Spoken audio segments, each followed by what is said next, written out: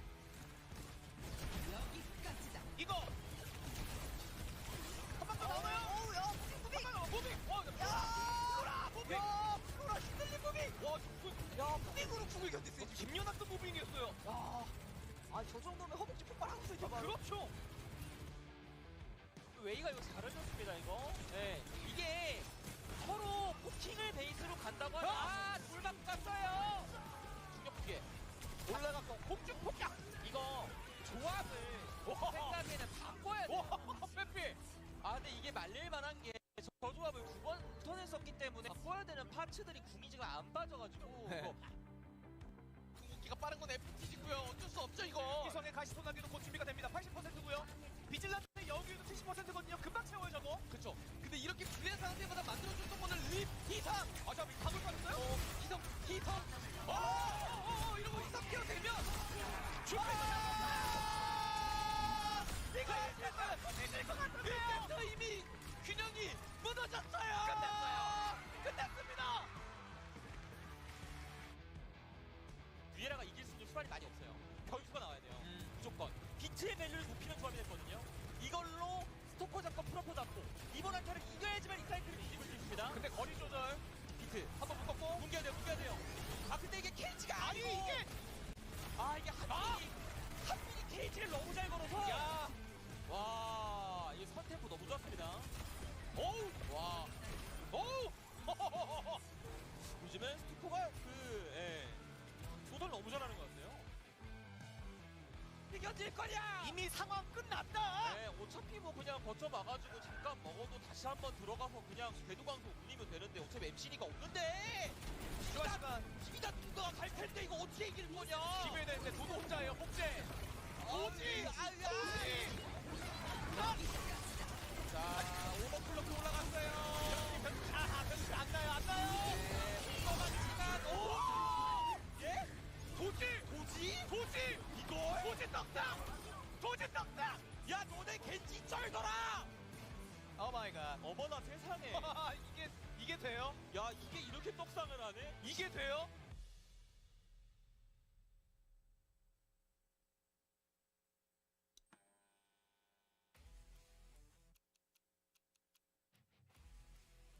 네. 선주 던지면 그냥 그 곳이 막 파괴가 됩니다. 아니 그것보다 우리 질풍이 너무 무서워요. 맞아요. 네. 여기 또 물리지 가죠. 와, 알파이 2명.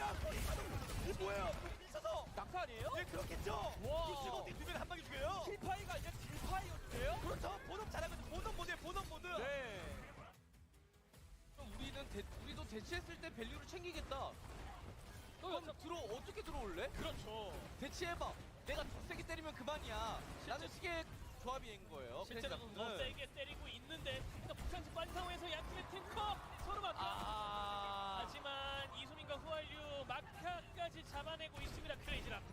그러니까 라마트라 메이를 쓰는 걸 이미 봤잖아요. 크레이지 라쿤이. 네. 그러다 보니까 한 번에 우르르 몰려 들어와서 뭐 할 수 있죠. 들어가서 오히려 쫓아갑니다. 잘 올렸는데요?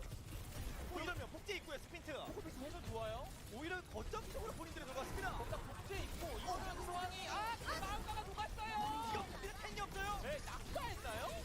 이거 와 낙타 아닌가요? 자, 그렇게 이미 2명 달렸고 네. 이럴 답이 없어지고 있습니다. 그냥 한 번에 게임이 도서버렸는데요?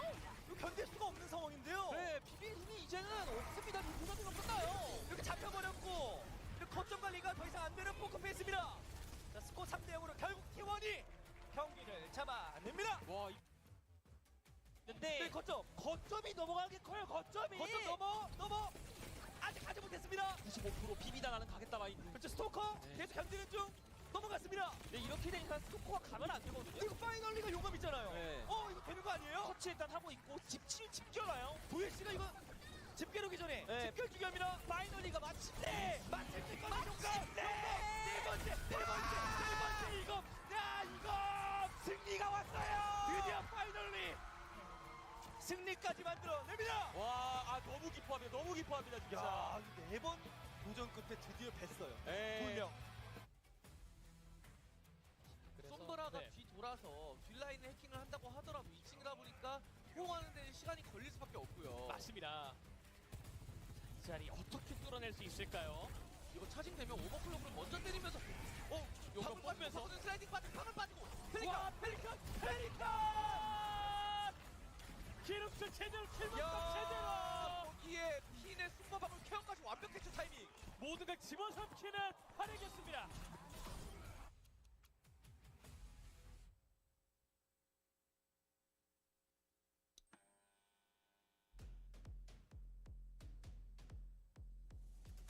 시그마를 아까처럼 세워놓고 포킹 형태로 그러면서 템을 좀 애매하게 만들겠다라는 생각으로 보이고요. 온라인에서 데미지가 나오는. 예, 라인도 라인과 함께 와 방울 와, 이걸 누가 예상해요? 라인이 나올 거라고. 이것이 낭만. 오늘 오버워치 한번 달려야겠는데요. 야, 진짜 이야. 진짜 다 나옵니다. 오리사 나오고 라마 나오고 라인 나오고 시그마 그렇죠. 나오고. 궁도 빠르거든요. 그래서 40초대에 그냥 화물에 비비는 거에 때려 넣으면은 이거 그대로 끝나요. 솔직히 그냥 화물 여기서 멈출 것 같은 그런 흐름인데요. 네, 그래서 애쉬 변수. 이제 변수밖에 없다. 네, 히트 스킬밖에 없다. 결정을 냈습니다. 선수 남살가? 위에 와서 바닥 들이거기 전에 잡아버리면 그만이야. 이게 소리파도가 충격 사건에 밀려가지고 이게. 바닥에 몸이 들어가지 못했습니다. 네. 헤이저만 살리면 궤도강선 자탄 준비가 되는 포커페이스인데 어떻게든 이 시리즈 헤이저도 눈치 하나는 잡아내야 돼요. 일단 스피드 잡았습니다. 근데 궤도는 깔린 상태고요. 헤이저. 그리고 궤도에 자탄이 있기 때문에 이건 테이커 자탄 헤이저. 근데 우찬이 또 교환복이 했는데 이거 로봇 계속 밀리거든요. 로봇 헤이저. 홀딩이 주는 방벽으로 또 키워댔고요. 미신 밥을 이러면은 빠졌고 우창 갑니다. 빠른 라인으로 와도 터치가 자, 근데 봐야 됩니다. 중앙에 가서 홀딩이 어려워요. 그렇죠. 여기 도로에 깔렸고 여기이랑 이거 밥 터지면 홀딩 불가. 터졌어요. 비트 누르면서 안쪽하는 파이콘입니다. 나왔어요. 이거 갑자기 프라우드가 이거 같은데요. 프라우드가 갑자기 한 2킬 해주지 않는다 모르겠는데 스토퍼 프리딜. 자, 그래도 동학이 날카롭게 물면서 치오를 바라보는 이것마저 털리면서 추가 시간 끝에 2점만을 허용하는 팔콘입니다. 이거는 그냥 집도에 믿고 하면 돼요. 그런데- 완막각이에요. 완막각. 라인을 잡았습니다. 이거 어떡하죠? 잠깐만. 실패가 잡혔어요. 이거 누가 들어가요? 20초. 설마 완막? T1? T1이 이걸 진짜 완막. 분위기를 완전 진짜 완막이 맞죠? 그럼 완막. 가짜 아닙니다. 완막 터지면 80%. 이러면 80%. 라코 급합니다. 진짜 여기서 프로가 터지지만 않으면 돼요. 거기 뭐 다 있는데 그래도 하나 썼고 밟아도 앞길을 가르면 되거든요. 하지만 여우길 있고 준비들까지 모릅니다. 직결로 여우길을 내버렸어요. 이러면 여우길 밸류 재료. 그래도 이게 교환. 잠깐만요. 복지 있고. 잠깐만요. 조빈. 대조빈. 이거를 넘어오나요? 그래도 아직 복제가 있긴 한데. 예. 이거 이렇게 줍니까? 지금 복지 써야죠. 네, 복제 있어서 모르긴 해요. 조빈 3명째. 이거 이 제트가 견디고. 이거 제스 가면 잡았고 교환. 안돼도 키가 큽니다. 이게 불트여가지고. 예. 이제 제트는 복제가 끝났으니까. 그렇죠. 어해주긴 어렵거든요. 이런 준비 체력. 이거를 와. 준비는 쉽지 않아. 이제는 추가 왔어요. 준비 네버다. 이거 서커스인데요? 우와. 와. 이야 이거 역대급 캔입니다. 아니 이걸 누가 어떻게 우와. 예상을 해요? 아니 궤도가 있고 가시소다기가 있고 복제가 있고 집결이 있는데. 솔직히 무조건 거의 웬만하면 상식선으로는 막히는 거였죠. 네, 그냥 끝났죠. 그냥 100이면 100. 이거 끝났는데 채널 돌리니까 약간 이런 느낌으로 본단 말이에요. 와 대단합니다. 네.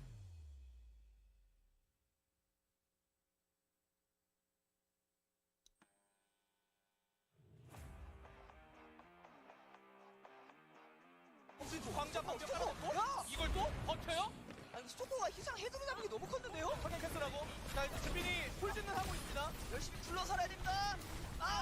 근데 여기서 니다 그리고 리비 살아남는 그림. 정리 완료. 자 여기 자리 싸움. 충격 시작 근데 좋았습니다. 많이 맞았거든요. 오 재미 잘 넣었어요. 근데 이거 모았어. 하나 둘 셋. 이걸 살아요. 본인도 죽었다고 생각합니다. 근데 문제는 이거죠. 다쳤으니까. 탱커의 자리가 비어 있으면 예. 라인까지 바로 도달할 수 있다는 거. 그 좁은 곳에 들어가면 다이너마이트 맞는 겁니다. 다이너마이트 한 3명한테 다 들어간 것 같은데요? 차이 보세요. 거의 2배요, 2배. 누르면서 들어가요. 하지만 뭔가 중간에서 끊어줬고. 중간중간 잠깐만요. 이거 못 봤는데요. 해주겠죠 이거는. 베르나르. 자, 이제 창과 함께 찍어냅니다. 와, 베르나를 상대. 게임 터트렸어요. 중간중간 날려버렸죠. 들어오면서 그냥 본인이 대제처럼 모든 걸 해결, 모든 걸 다 했어요, 베르나르.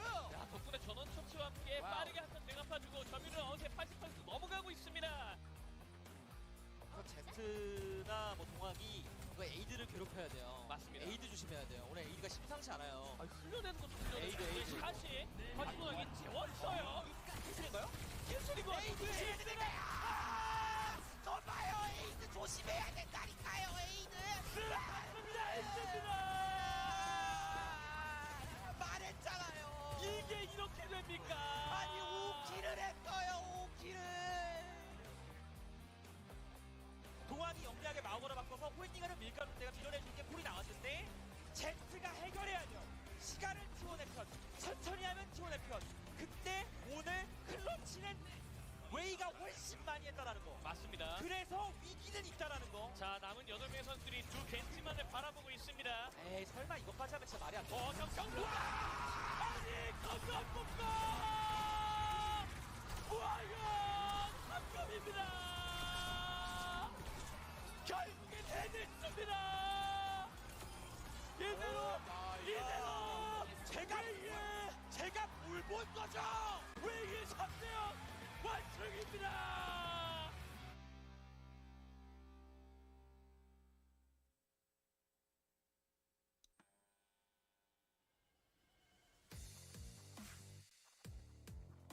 오늘 빼먹은 거라 이건 크레이지 라쿤이 상황 세팅 다 해놓은 거거든요. 이번 턴에 상황이 이게 세요 이게. 저희들만 일방적으로 나누려고!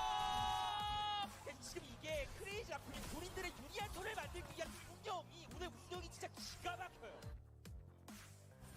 특히는 이 자리는 좀 사수를 날카롭게 하고 있던 프로파일도 이라도 함께 밀고 들어가요. 숨겨내기 없는 거 보면서 일단 가라. 들었고 에이드 잡아냅니다. 후아이도 교환.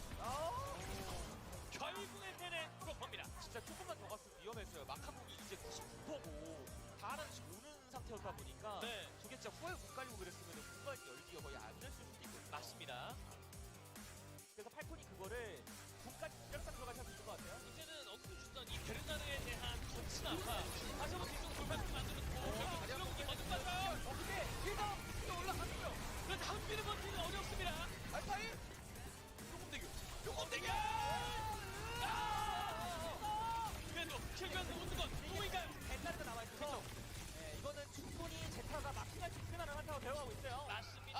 프로파까지 끊어냅니다. 근데 양팀가 진짜 수준이 높은 게 돌파하고 그 집결 켜진 이후에 박민스턴 배분이 너무 잘 되고 있어요. 지금 또 필더가 바로 집결을 올렸으면 모르겠는데 이게 돌파였는지 집결이었는지는 모르겠지만 스턴이 배분되고 들어가지고 필더가 타이밍을 놓쳤어요. 그렇습니다. 반대로 팔콘도 지금 어쨌든 완전히 다 녹아버린 건 아니고 대두도 남아있는 상황이라 이번 턴에 아나 오면 가자라는 폴이 나오는 것 같아요. 맞습니다. 아나를 유상하게. 이게 특전의 힘이죠. 모아주고 포함 깔끔한 정리까지. 야, 이경대 펌프와 옛날에는 자탄이 아니라 했지만 이제는 혼자 할 수 있어요. 맞습니다. 토끼를 빠지는 화유. 까지는 이었다. 일러 둘이 좀 지켜보거든요. 이경 그리고 놓치는 프로파. 이거 개소박이라고 봐야죠. 에이드가 이제 거기 때문에 마을 2점까지 있어요. 마카가 잡혀버려가지고 플랜이 없어요. 4으로 한쪽 왜 이렇게 많이 세 방으로 모든 플랜을 막아치고 있습니다. 역시 한때 DM이 인정한 남자. 네, 그의 한 줄은 인정받았거든요. 사실 한조하면 그냥 윈스턴 넥슨으로 뛰어들어가서 잡으면 되긴 하는데 네. We are launching the all-new XL2566X Plus, which uses the newly developed Fast TN panel and upgraded DIAC2 technology. This monitor has inherited the XLX monitor stand design. It has incorporated industrial-grade bearings into the height adjustment mechanism, allowing easier and smoother adjustment to the exact desired height. The new monitor series continue to evolve, refining details to ensure players can perform their best consistently in games.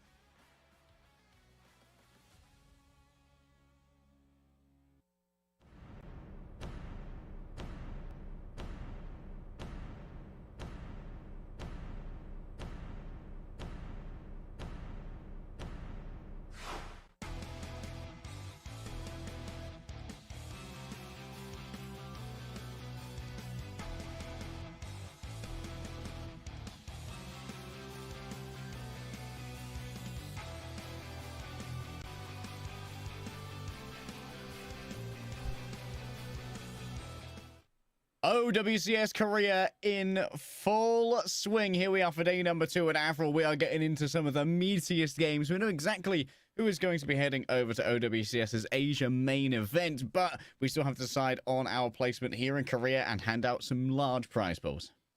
And we're already into the semi-finals here. Cleared 2 very interesting games yesterday. Maybe a little bit quicker than I imagined. 4-0, 4-1. It's like, well, maybe one of those we expected to be a bit over 4-0, but the other game, we were thinking it could have gone a bit longer in terms of distance, but at least it was still exciting nonetheless, and I'm hoping for much the same today because, well, we're already into the business end of the tournament, but now we're into like the more business end of the tournament where out of the top 6, we head into the top 4. Yeah, for those of you who missed yesterday, we had to say goodbye to 2 of our top 6 teams in From the Gamer and T1.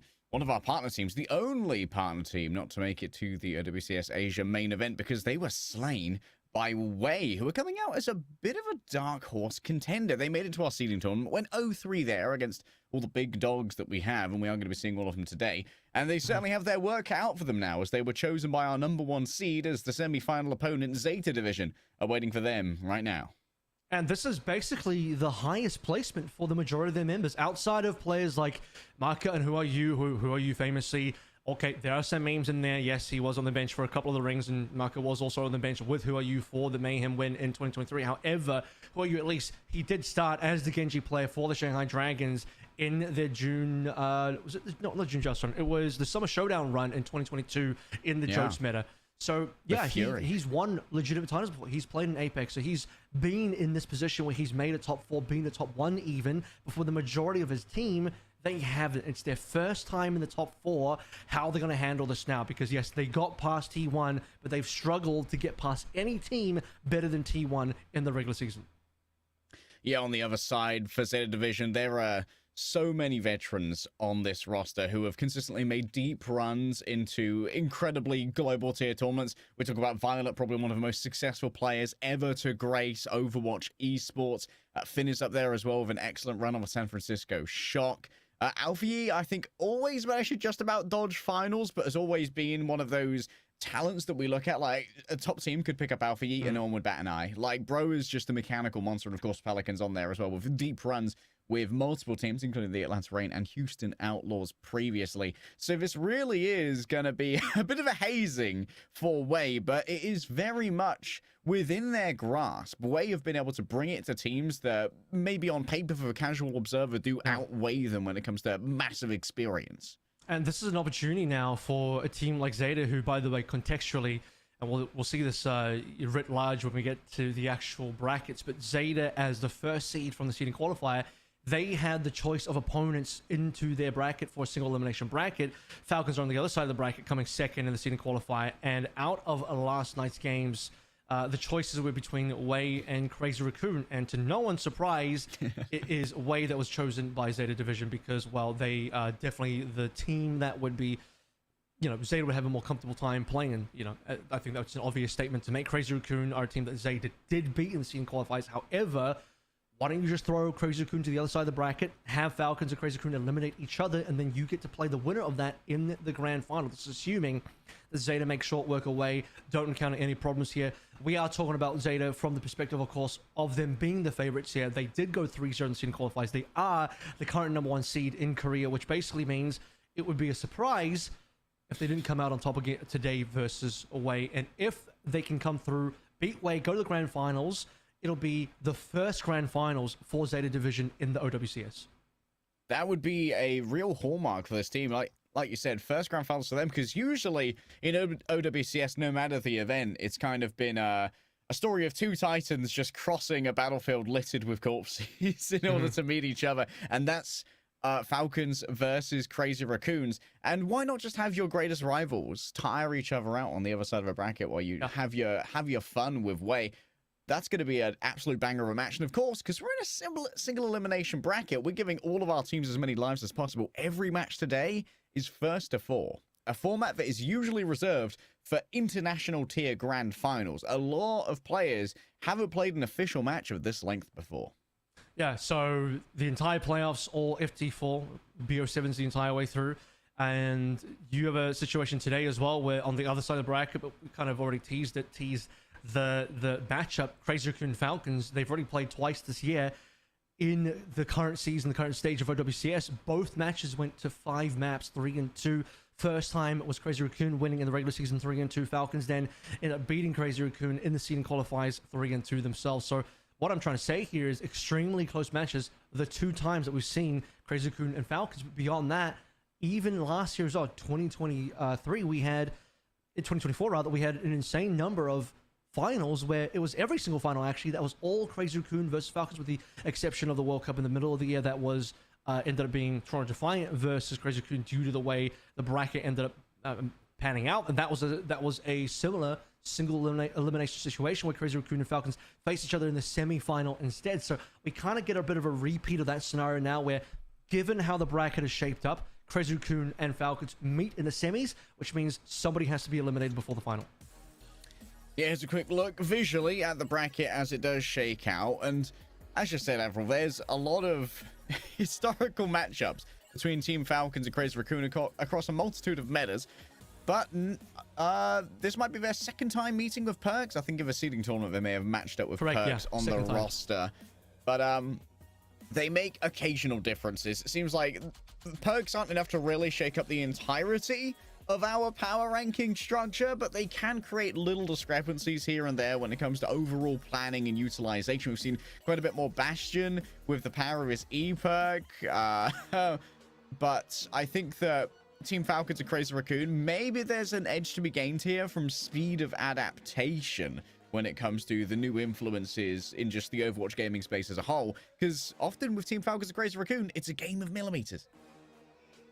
We're in an interesting meta post-Perks as well, where it's getting to the position where we are seeing mostly the meta shape into Malga favored. And that is extremely good for teams like Falcons, but particularly teams like Zeta Division, who recently, they've become the best Malga team in Korea, which essentially makes them the best Malga team in the world. And in this particular tournament, where if Malga is, and I'm pretty convinced it is now, the standard meta for actually winning the game, having the highest win percentage, Zeta have the best shot. This is their best opportunity to finally not only make the grand finals, but actually win the grand finals too. It's very much within their grasp. We see the walkout there from Zeta Division. Ready to get stuck in short order. You're right, like to recognize everybody on this team. Of course, Violet, one of the most recognizable players in the history of Overwatch. And we've seen quite a few teams opt into double flex support quite often in recent times. And for Violet and Finn, that is an absolute gift, even though Violet is incredibly flexible in their own right. Here's a look at Wei. Wei only have, I believe, one substitute on their team, and that's in the tank role. Milgaru is their additional player, the brother of Aid, and a bit of a ball enjoyer, does like playing the wrecking ball. On the other side, Peppy definitely wants to look out for on both the Malga and the Sigma. It's really interesting, the sort of dichotomy of different teams that we have here. I kind of break down the final 4 remaining teams in 2 categories. You have your ball enjoyer Ana based teams like Wei and Crazy Raccoon, and then your non-ball, non-Ana teams like Zeta Division and Falcons. And as the meta currently moves through its waves, I'm beginning to lean heavily towards the Malga non-Ana teams like Zeta Division. Now, let's talk about the starting lineup here. Alpha Yi is going to be beginning in map number 1. Why is he in there? Particularly to play the Pharah. You're not going to see Pelican until map 2 onwards in a similar fashion. Milgaru, the tank player, as you mentioned, being the sub for Wei. He is typically the starter tank for your opening control map. Likely to play heroes like Ball, but Ball has been banned quite often, particularly on the map 1. So Milgaru likely then having to move on to other types of heroes. Beyond that, you're going to see Peppy come in, play a signature off tanks, and he'll be the one to match Bernard today, because Bernard also has a very similar tank pool.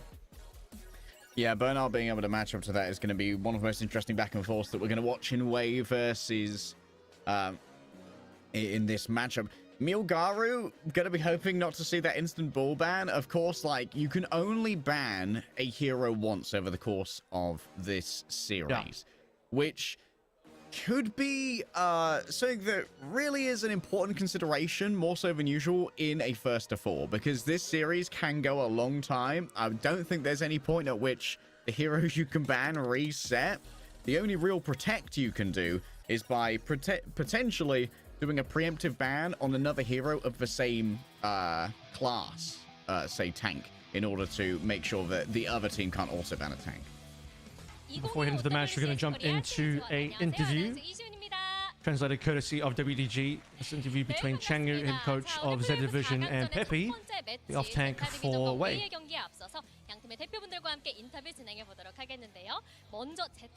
Interesting that Peppy handles most of the interviews. 안녕하세요. 제타디비전의 감독을 맡고 있는 창근입니다. Also to note that Rascal's the other coach for Z Division, but I don't think I've really seen much of Rascal on these interviews, so the Goon is back on stage. 네, 페피 선수도 반갑습니다. 자, 지금 현재 순위 결정전 1위 3전 전승에 빛나는 1타 디비전과 3연패의 흐름을 끊어내며 T1을 상대로 4대1 승리를 거둔 웨이가 일주일 만에 또다시 만나게 됐습니다. 제타 디비전이 순위 결정전 1위 권한으로 오늘 웨이를 선택해서 이렇게 맞붙게 됐는데요. 선택한 이유가 있었을까요? 저희는 웨이를 뽑고 싶어서 뽑았다기보다는 좀 더 이제 OWCS의 Why did you choose Wei? So this is in reference to Z Division selecting Wei as the team for the single elimination semifinal match. 부득이하게 웨이를 뽑게 되었고요. The answer should be pretty obvious, but we'll see what Changun says. 재밌게 즐기시기 바랍니다. 거의 관계자시네요, 지금. 자, 이렇게 And Changun Sen selected the match between selected for the match between Team Falcons and Crazy Raccoon. So he's selecting this to put Crazy Raccoon on the other side of the bracket against Falcons, which makes a lot of sense. Bro just wants to watch some good Overwatch, you know. 복수는 모르겠고 여러분들도 도파민 터뜨릴 수 있게 재밌게 가보겠습니다. 야, 맞습니다. 웨이의 경기 때마다 And for Peppy, 도파민이 팡팡 터지곤 하는데요. is it possible to get revenge on Zeta? 제타 디비전과 웨이를 인터뷰할 때마다 팀에서 부모님 역할을 하고 있는 후아유 선수와 베르나르 선수에 대해서 이야기를 나눠봤는데 Revenge is possible, and you can look forward to it. Of course, this is in reference to the fact that they played each other, Zeta and Wei, in the seeding matches, where Zeta dispatched of Wei 3-1, so there at least was a map win there. As you can see from the bloodlust in Peppy's eyes, he is driven by vengeance. 일단 웨이 팀이 이번 스테이지를 진행하면서 갈수록 주차가 갈수록 정말 무섭게 성장하는 모습을 보여줬기 때문에 저희도 오늘 정말 방심할 수 없다고 생각하고 정말 어느 하나 빠지는 선수 없이 다들 정말 잘한다고 생각을 합니다. 다만 역부족이지 않나. 아직 역부족이다 이렇게 강하게 견제가 들어왔어요. 어떨까요? 뭐 역부족일 수도 있는데 이제 한 세트 두 세트 따이다 보면은 얼굴이 좀 빨개지고 그러지 않을까 싶네요. 역부족이지만 한 세트 두 세트 따이다 보면 생각이 좀 달라지실걸요. 이렇게 페피 선수의 맞받아치는 능력이 좀 탁월합니다. 자, 이제 양 팀 결승까지 단 한 걸음 남았는데요. 새로운 챔피언의 탄생을 노리는 제타, 그리고 창단 이후 첫 결승 진출을 노리는 웨이의 경기가 시작됩니다. 그렇다면 오늘 경기에 대한 각오 마지막으로 한마디 들어볼게요. 항상 마지막에 저희가 좀 What are the preparations for today's game? 꼭 저희가 Is the next question. 팬분들에게 보여드리고 앞으로도 저 1타 디비전이 유지될 수 있도록 열심히 하겠습니다. 감사합니다. I lost last time, but I will show myself winning today, and that will be in reference for. I assume that would be for Peppy, given that they lost to Zeta. 열심히 하겠습니다. 감사합니다. Zeta went 3-0 in seeding matches.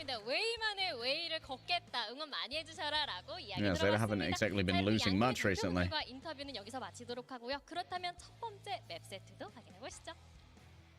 There will always be our way, so we will continue that. Well, that's great to hear from Peppy, and of course, he played with the rest of his team extremely well yesterday versus T1, but Zeta will be another beast. You can see here on your match sheet here for our maps. Possibility of going to 7. It is an FT4 today. 7 if we make it that far, but also, you know, if there's a draw in there, potentially we could even go further. Samoa up first. That alongside Lijiang has been our two most popular maps, Lijiang obviously being the most popular map, and also given that Samoa's selection, the one interesting quirk about this, and this does come through from higher seeds, so Zeta get at first choice, is this is not really that great of a ball map, especially compared to Lijiang. They've kind of denied the ball map straight away. They know Milgaru is typically the starter full way on these map ones on control, so one of the ways to effectively get rid of the ball is to just not even go to a ball map. Yeah, I mean, momentary aside, I love Samoa. Samoa, I think, is my favorite map that's come out of Overwatch 2. It's real nice, and like you said, not amazing for ball. I can't play ball, so it's always one that I enjoy going to. Malga does very well. It's true. Leg Day does not know ball. So I just play Sombra to try and make their life miserable, but we won't tell chat that because it's not a good look for me. You might see some Sombra today, unironically, because Sombra is starting to creep back in, but mostly as a ball counter. But I just don't know how much that's going to be prevalent. I think in the Crazy Raccoon series, that's more relevant. Jumpman stays in the whole time. The threat of the ball is ever constant versus a team like Wei. However, Milgaru is realistically only in for the first map. In fact, if we go back to a control map, I do wonder, does Milgaru get subbed back into the series if it goes to 6 maps? Because for those that don't know as well, when we move beyond 5 maps, so this is actually different from EMEA and NA. I learned this recently, but EMEA and NA, they reset their map pool on map 5, where you get to repick any map you want from any category, any role, any map type that you haven't already played in the series.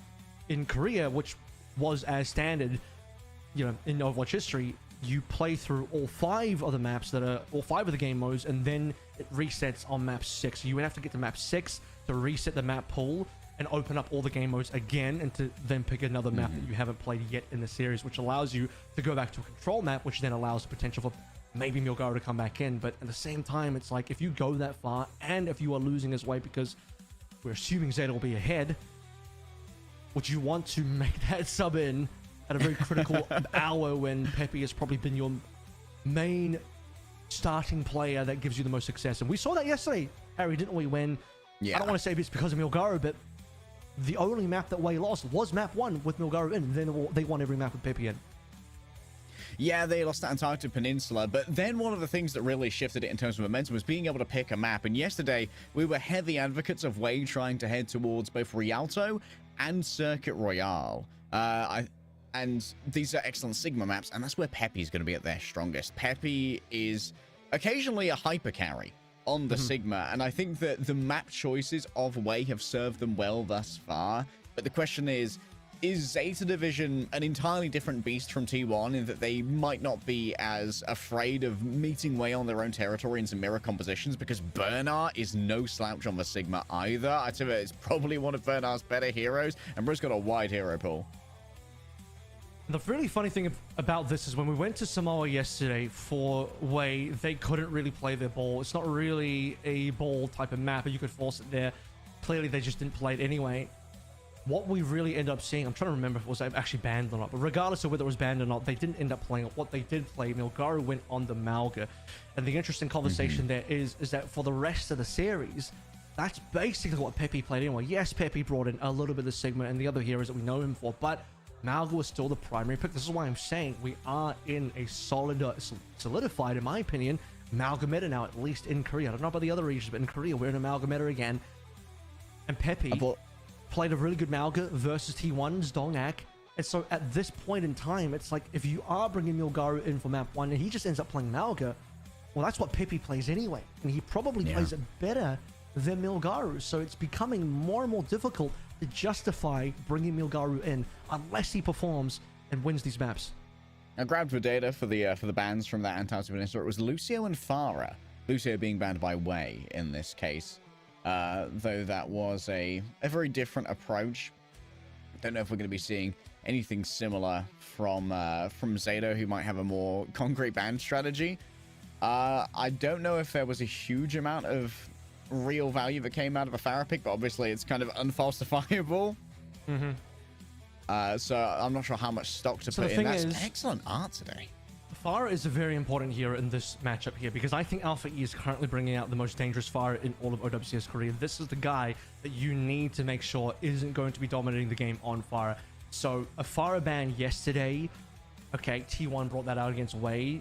I agree with you. I don't know if that's really impactful. Who Are You hasn't played much of that. We see Who Are You like 90% of the time in the Genji. We see him on the Tor. We saw him a little bit on Tracer.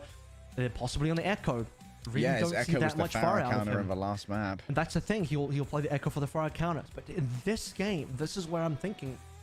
You already have Alpha Ian. You know he's in. Pharah, probably a very high priority ban for map 1. Because Pelican's going to come in for future maps. And actually, Pelican and Alfie play a very similar hero pool anyway. It's kind of like the Viper Zest situation on T1 for reference. Yeah. But more solidified for Zeta. I think it's clear what the substitutions are there for. And to me, the substitution is primarily there to allow Alfie to play the Pharah, and then Zeta will bring in Pelican to play everything else. Just for everyone wondering at home when the match is going to start, it's actually been ready for a while. Avril and I have just decided to continue yapping and not begin it, so sorry for that. Exactly, yeah. We do enjoy the sounds of our own voices. Casters control when the game begins, and for each person that asks when the game begins, I'm gonna add another minute to the timer. Yeah, I got my control board here, and I just pressed the +1 just to make it It's longer. tough but every fair, Kev. single comment. That's just how it Tough but works. I fair. don't make the rules. I don't do it because I want to. It's just those are the rules. That's just simply how the rules are done. Who makes the rules? Not me. That's all that matters. That's all that matters. That's the only way you'll. We've got to put a time. We should put a timer up. Put a timer up with an actual countdown. It's like a subathon. You know, every sub the time goes up, but like this. But instead here, it's like every complaint the time goes up by 1 minute. Like an anti-subathon, you know. In any case, yes. The anti-subathon. I think an anti-subathon would be Dark like subathon. Dark subathon. That's some great Genji art. We've had some very talented artists in our studio audience here. Yeah. Is that some people it would have to be. I don't know.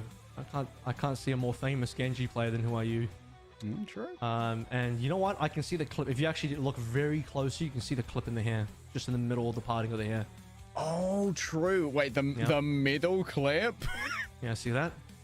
That's a new tactic. Gonna once again be looking for clips the in his hair, clips in his hair, and clips in the game as well.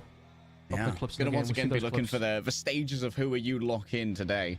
The top Who Are You scientists have identified various levels of Super Saiyan, which Who Are You goes through. The eye drops are the first step, and we'll see if... oh, here we go. He's on camera. Here come the clips. This means that Zeta Division are in danger. Super Saiyan 1 unlocked. Well, maybe actually no. That would be Super Saiyan 2. We didn't even see the eye drops. Yeah. Although he might do it in a different order. Sometimes camera. he does it in a different order. Yeah. Fun fact for the audience as well. This is only a personal anecdote from me seeing this live in Korea, but I'm pretty sure Burner might be the most famous player in Korea, at least in terms of fan size.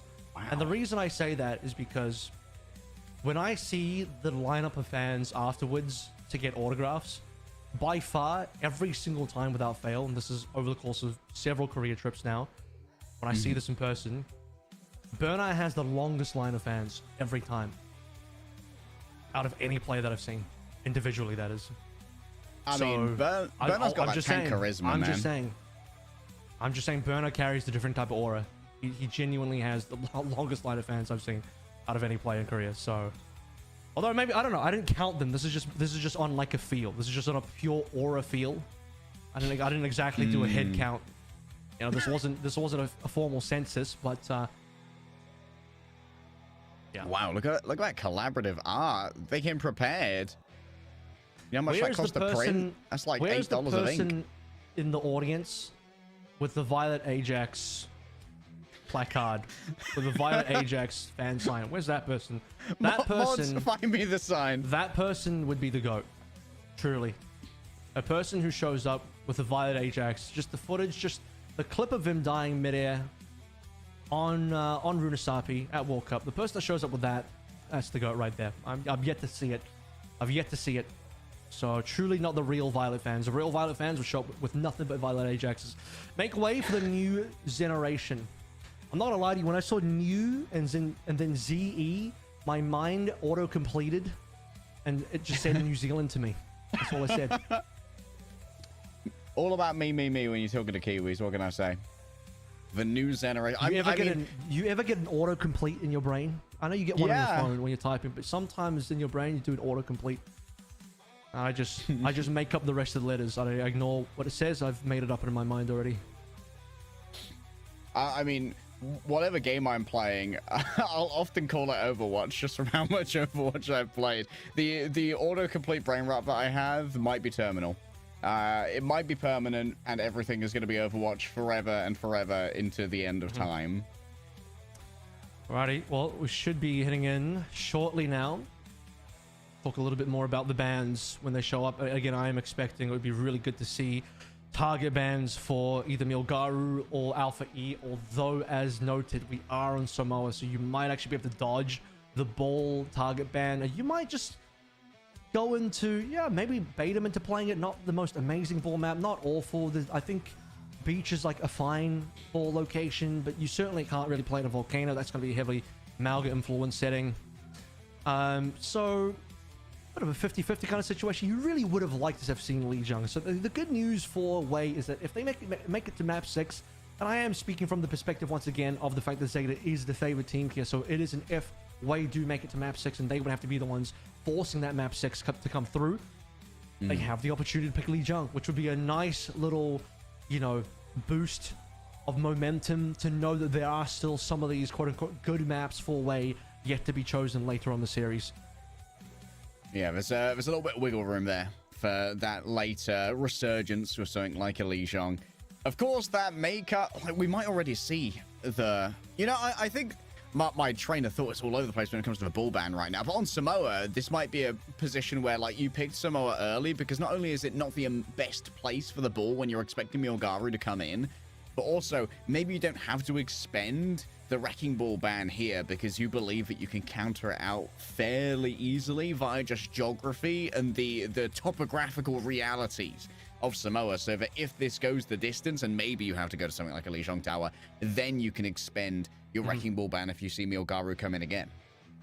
I mean, there are other maps where you could ban Wrecking Ball. The issue is that Milgaru probably won't end up playing. See, this is the kind of thing where saving a Wrecking Ball ban is more valuable versus a team like Crazy Raccoon.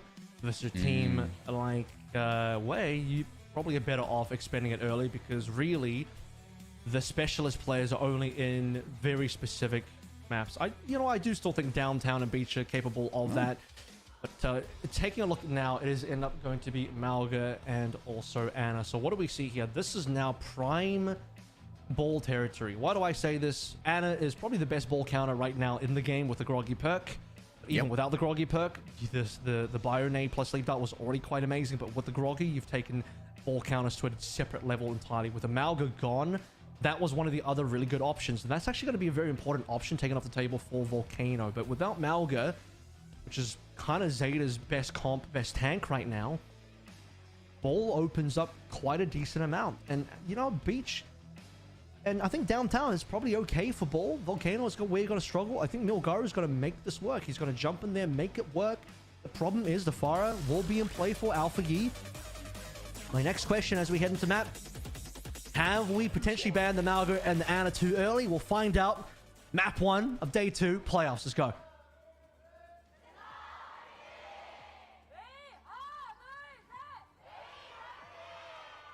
Crowd warming up.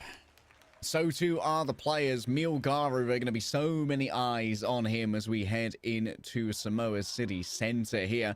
A little bit of wiggle room for the ball to try and maneuver, but they are going to be very heavily watched by these members of Zeta Division, and Burner's going to be able to chase him down easy. Yeah, nearly saw the Bastion come through as well, but I actually don't think it's maybe necessary here. I'd like to see the Bastion potentially against the Malga, but with that banned out, not going to be the case. As expected, Alfie going to come straight through on towards the Farah, and Bernard's alternate hero for this map, given that the Malga has been banned, is going to end up being Diva. I think the Ram probably would have been okay here as well, with a little bit of die pressure. Break Juno, a little bit of a default here for Zeta Division, and as we noted as well, the Anna ban did come through, which prevents Marker from playing it, although given the fact that Bernard is on the Diva, maybe the Anna wouldn't have a good anyway. First blood and second blood already done. Oh yeah, if you hadn't heard, who we're using here as well. Obviously playing his signature Genji, and bro is already doing bits. Alpha Yi dunked on from the top, and look at that. Instantly evaporates away from a Pharah onto a Genji of their own to try and meet the Master in his territory. And Aids also swapped over here onto a Sombra of their own, maybe to try and shut down that defense matrix and Bernard and leave that D.Va a touch more vulnerable. For now, no cap has come on through. Bernard's the main recipient of that hack, but everyone using cover at the moment to just stay in these more safe locations. A well-placed Virus will allow for some follow-up onto Alpha Yi. Who Are You gets the better of their counterpart once again in that flex DPS role, and Bernard's going to be forced to flee away and cede first capture.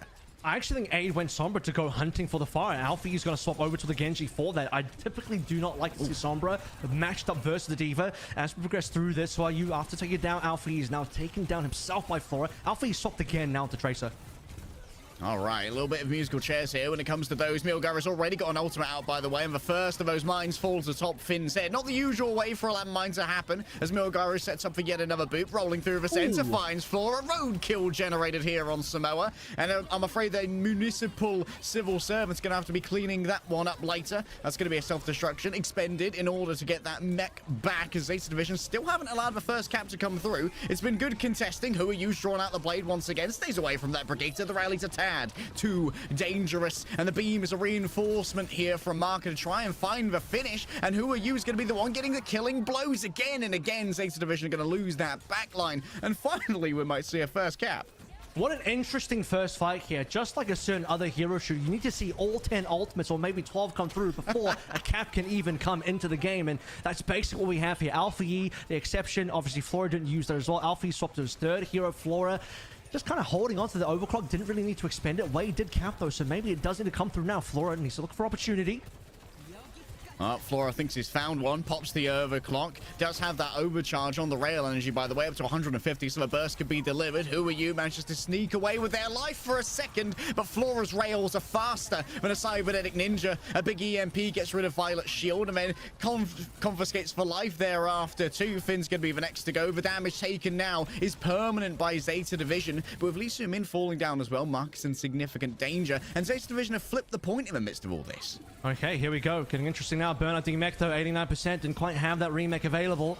Way is sticking into this one quite cleanly. You've allowed Milgar to play the ball. We've banned out most of the decent ball counters. Stuck ourselves into a ball versus D.Va matchup, and Bernard is, I dare say, struggling a little bit here. Milgar still cleaning up. Massively cleaning up, actually. And everything you see now with the ball, if Zeta Division, even if Zeta Division go the way we expect in this series, could have some troubling implications for a matchup against Crazy Raccoon, potentially, who are also one of these teams that do enjoy the ball-in. Alpha Yi back over onto a Pharah. Nice movement tech there from Milgaru, just staying aloft and staying sky high before returning to the healers. Swan ultimates coming through. You notice how difficult it is to shut down Milgaru, though. First one coming in now. Marker aggressively wait. Looking for Alpha Yi, actually. Who Are You? Just diving on him. The support from Milgaru. Two of these divers, including the tank, running at the Pharah. Just off-map acrobatics to hunt down that Pharah. They want Alpha Yi at all costs. No disengagement right now. It's going to be a forcing forward by the auspices of the beam and the rally. Violet and Finn make sure that it's an overwhelming force to try and get onto point. Way have been scattered to the 4 wins, and so they're going to have a troublesome time contesting this. But Milgaru just going to roll around and milk some more percentage.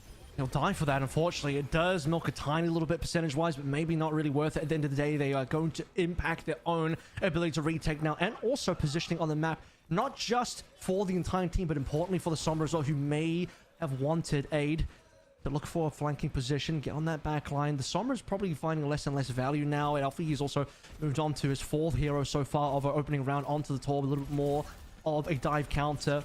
Decent versus the ball, but even better versus now the hands that Milgaru swapped to.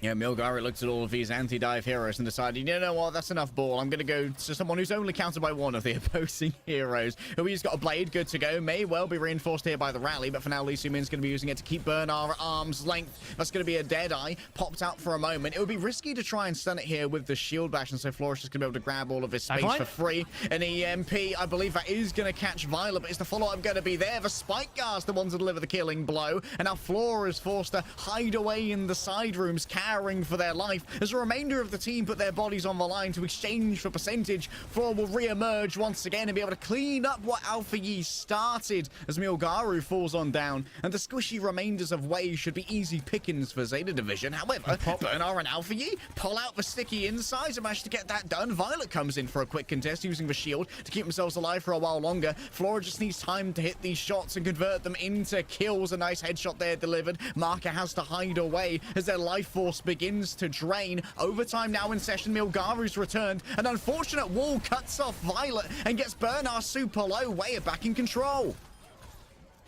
Barely, though. This cost them so much. I was going to say about 30 seconds to about a minute ago, they spent 2 ultimates, the EMP and the Blade, just to get a singular kill. This time they're going to get Bernard down. Remake is going to be available. Wei, they took a long time, even after getting Violet down, to actually get the flip over. You notice Zeta Division ended up milking an extra 20% of the point to reach 99. Speaking of which, both teams there now, but Zeta have the superior ults. Molten Core comes on through. Just zones off a good amount of the point. It seems like no one actually got rooted there by the downpour. Excellent evasion coming through from Zeta Division. Lee Sumin overwhelmed by the rally. Even with their own, they didn't have enough HP to make it work. It seems like they've got very little value out of the ultimate so far. Aid almost has the EMP. It might all be popped at the last second, but Marcus already down. All of the damage is permanent. Who Yu's going to be surviving on just a singular sliver of HP and can't stand up to Flora. For Spike Guards, not enough. Even if Alpha Yi's already fallen down, Marcus going to take time to get back. And Lee Sumin's wild skating antics are going to be put to bed by Zeta Division as they are given a run for their money, but will claim first sub-map. That's going to be one of those classic moments where I come through and say once more that the losing team actually probably should have won. Yep, no, put another penny in the jar. Wei, I think that was a fumble. I think they had that one locked down. They had a very strong situation to be able to take away the round. It begins with the aid while you play the EMP that largely doesn't hit the target, but at least gets Violet. But they spend an extra blade to take down Violet. The subsequent fight afterwards takes so long for them to actually finish. It was something like 70-ish%.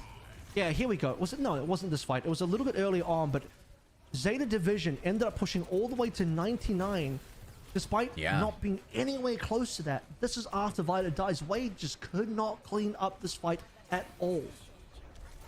It was a bit of a mess. Who are you? We saw there with a desperate attempt to try and get some pressure on Flora before falling. When you've only got 1 HP and no healers, sometimes it could be about that that last-ditch attempt. We're heading over to the beach next, Avril, with some changes over, including a Farah and an Ashe.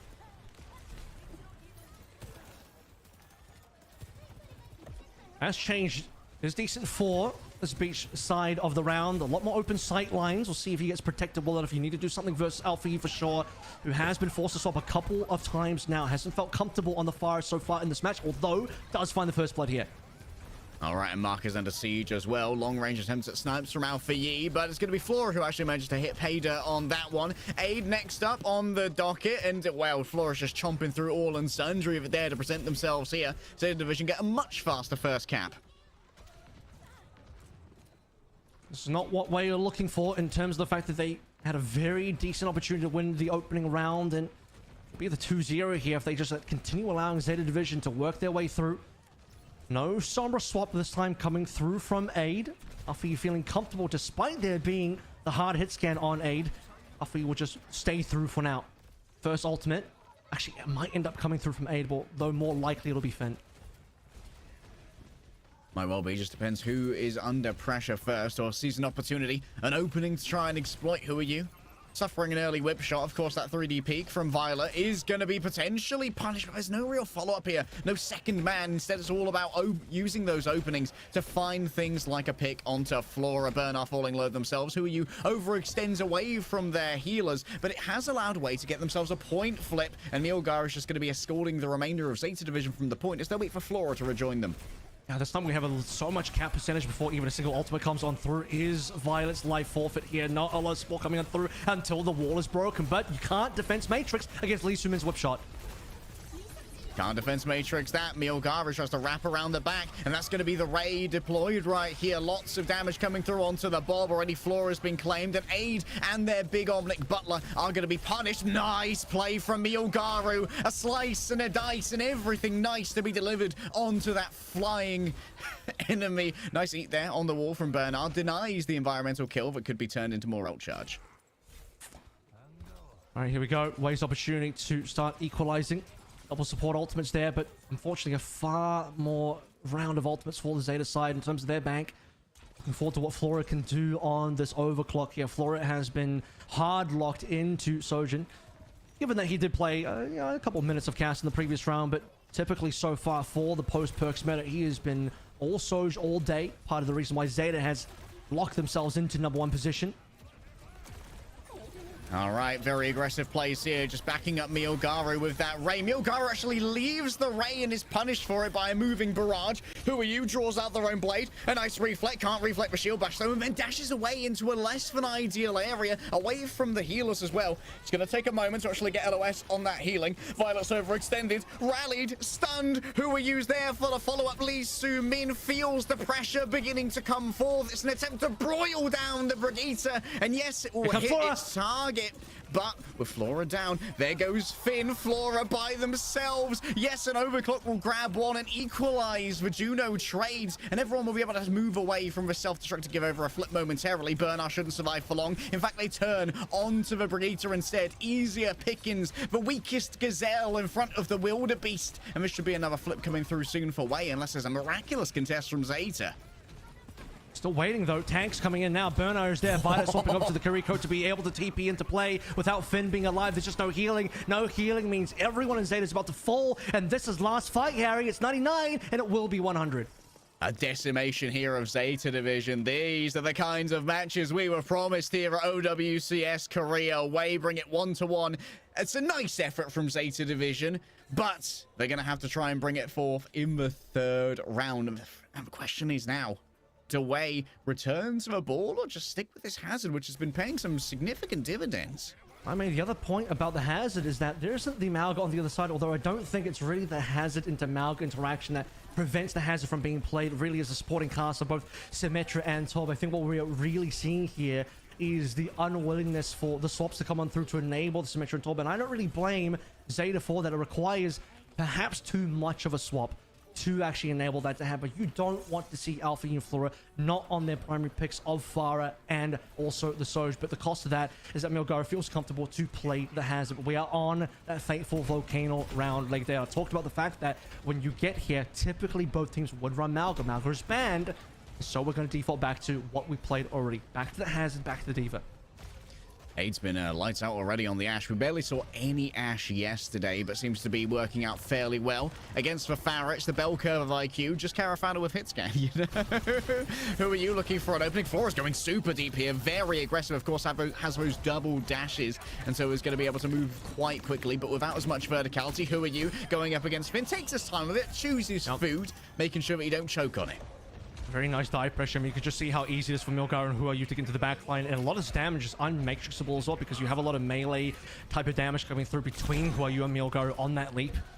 And the fact that the walls also do a great job of blocking a decent amount of damage. I think Aid is definitely taking a risk playing Ashe. Oh my god. Decent shots at Alpha. He was not expecting that. Good read from Aid to detect the possibility of a flank. The reason why it's risky is you have shorter sightlines compared to the beach.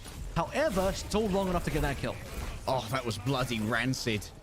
Unreal aim from Aid, and like you said, it's all about that shorter range, and Bernard's going to be appreciating that now. Goes over on to the Hazard themselves. Who Are You? Exchanging fire here with Alpha Yi, who's managed to match up here on the Genji versus Genji, playing in their own territory, so there's ease of access to healing, and Aid now just needs a little bit of care. Eyes here onto Finn. Not another disgusting two-tap this time, as Lee Su-min's going to be suffering on the other side. Spike Guard gets out some pressure. That forces out Violet, but already Wei have lost a huge amount of their backline in squishies before Milgaru can really find any... Oh, interesting wall. Oh, we just see the instant swap from Burner. I mean, not instant swap, it did take a while to get in there, but he has chosen the Hazard here. And with that, they have been able to get the flip over. They are behind on this round. But given that they have, I think, to be slightly more of a correct composition to play with the Hazard, given the Genji and the Soj, that's what we've seen in the past. Should fare just a little bit better. Aid with the Bob, though. Great retake capability here. Nearly 5 ultimates for Wei. They should be able to overwhelm Zeta. The off-tank pressure. Well, the off-angle pressure is significant here. An attempt to get away from that shield bash when it's the major danger, but Who Are You faces with the beam coming in as well. Who's got plenty of staying power as well as the finishing blows. But for now, it's going to be Marco who grabs the first, answered by Flora. A huge amount of this is gone. Who Are You is just getting stuck in right now. Bro's here for a melee brawl, and Zeta Division aren't ready to get the fisticuffs out against Wei. We're going to need the POV of that one a little bit later. Hit up Obsogen for it. 4K from Who Are You? My goodness. Genji, father has returned, and all of his sons, Quake and Horror, out for Yi being one of them. So he'll have Blade now, and he'll have to prove his own worthiness. As Wei are in the lead in a massive direction as well. Marker going down, though, is problematic. Oh, Alpha Okay, Yi taking out. The Godfather's gone. 3 players remain, make it 2. And now just Aid in a little bit of a hostage crisis right now is going to try and get themselves onto a point to stop the cap and then force the execution. Zeta Division now have to hold this essentially for the rest of the game. Bob is actually nearly there again. So Aid. At this point, he definitely does not need to swap anymore. Bob will be great for the retake. Can they get there, though? Lee Soo-min onto the Kuriko now, his favorite hero. Wei may be lacking in the ult department minus the Bob, but they do have a little bit more time to play through. You do not want to be too patient here, though. Zeta might even just decide to force something as well with the downpour. Have to note that it is deflectable. You has proven that. Did that yesterday. This backline in serious danger. Flora going to be asset number 1 that goes down potentially. A nice downpour through the walls and attempt to defend yourself from the assailing of Alpha Yi. But for Wei, this is chalked, and we don't have much time. They have to fast reset. They got to stagger. Who are you? This is disgusting. You never see a Genji stagger. He's going to fall off the map. But where have they have the time available? 86%. They need to touch. They don't have the best touching power here. They need the Bob, and the Bob can be blocked. Look at the Zeta now diving towards spawn. They want to get straight in there. Straight onto the point is Aid. He's going to get the touch enabled. Hasn't had to burn the Bob yet, but that is going to have to come now. The Bob impacts onto Bernard, who forces out the spike guard. It should be a quick burn of the Bob here, especially with all the headshots for R Aid is available. killable, by the way. Yep, he's dead. This has made enough space, though. It's going to have to be 4v5. Aid has made them their ultimate sacrifice here for Zeta Division as Milgaru brings down the roots. 3 players rooted in place. The value's there. Who Are You gets 1, but Alpha Yi trades it out. Look how low Finn is. There isn't really anyone to follow it up. Aid swaps over onto the Symmetra to try and return more quickly with the teleporter, but Marcus under pressure. Lee Soo-min's doing their best to come on through. The Kitsune rush is available. Almost blocked out by the wall. They made it through. They're not on the point. Zeta Division just is through pressure alone, forcing Milgaru from the point, clutch it up. Yeah, and Lee Soo-min was blocked out. You know he wanted to touch, but he was blocked out. What an excellent wall placement from Bernard. Just couldn't walk in. He's booped off the entire point by the repeatedness of that wall. And just in the just before the touch can be enabled, you see in the corner of your eye Aid walking on as the Sim. But what a tragic ending. Another situation where Wei are just ahead, but they just allow the game to slip through their fingers ever so slightly. We harken back to the second to last fight, a scenario where Wei essentially are in the lead. Who Are You get staggered and they just couldn't get back, and Aid has to sacrifice his own life to touch. My goodness. Map 2, leg day. Gonna have to wait to see what happens, I think. Oh yeah. We'll see you right after this.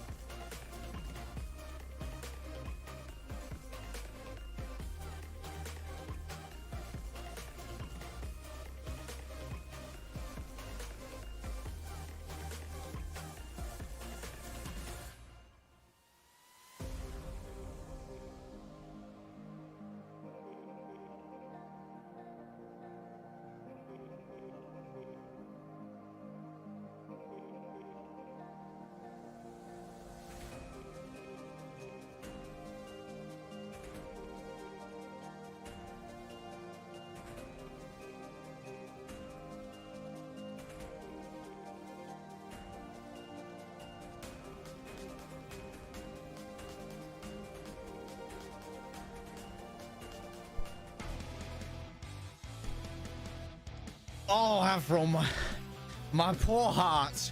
That was only map number 1.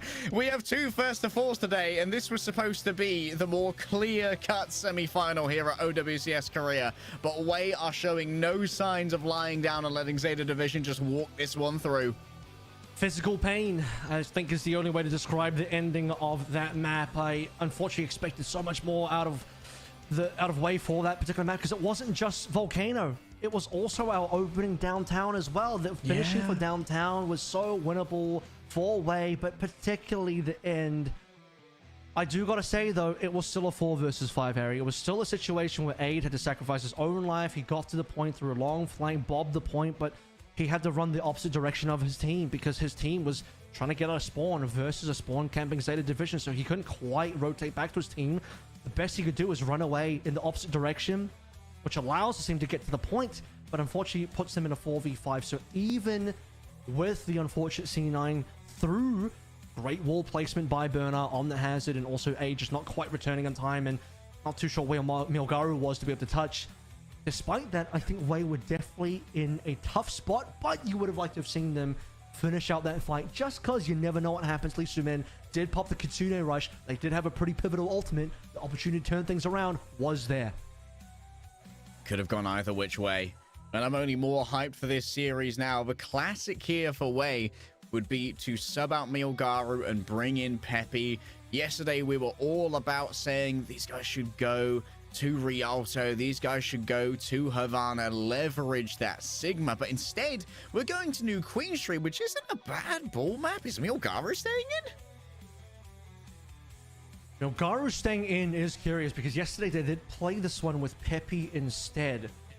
So, okay, they're changing things. I'm not going to lie, that Milgaru played pretty well. If it's Hazard again, I actually don't know if it's Ball. I have a funny feeling we may be back in a Hazard, although Malga is not bannable again, at least not by Wei. Zeta will not be banning Malga today because that's their hero. They want to play the Malga. Yeah. Curiously, Wei kind of slammed T1 yesterday. They got a full cap on New Queen Street versus T1 yesterday by playing Peppy on the Malga. Is that going to happen again? One swap that will come through is Pelican for Alfie. Already discussed pre-match. This is going to happen.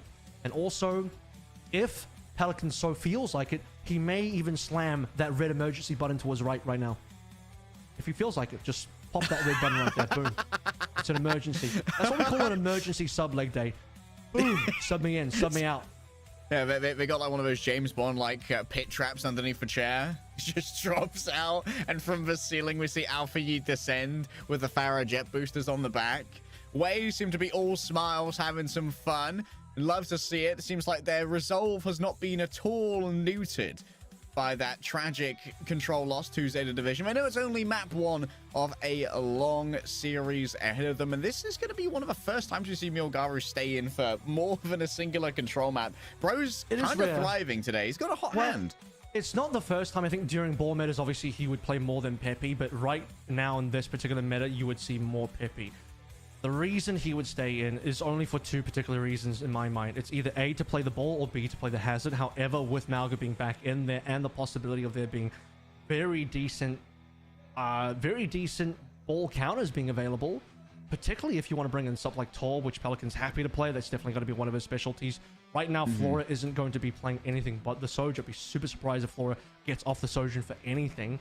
Tor being available for Pelican, which is actually one of his better heroes. Pelican is...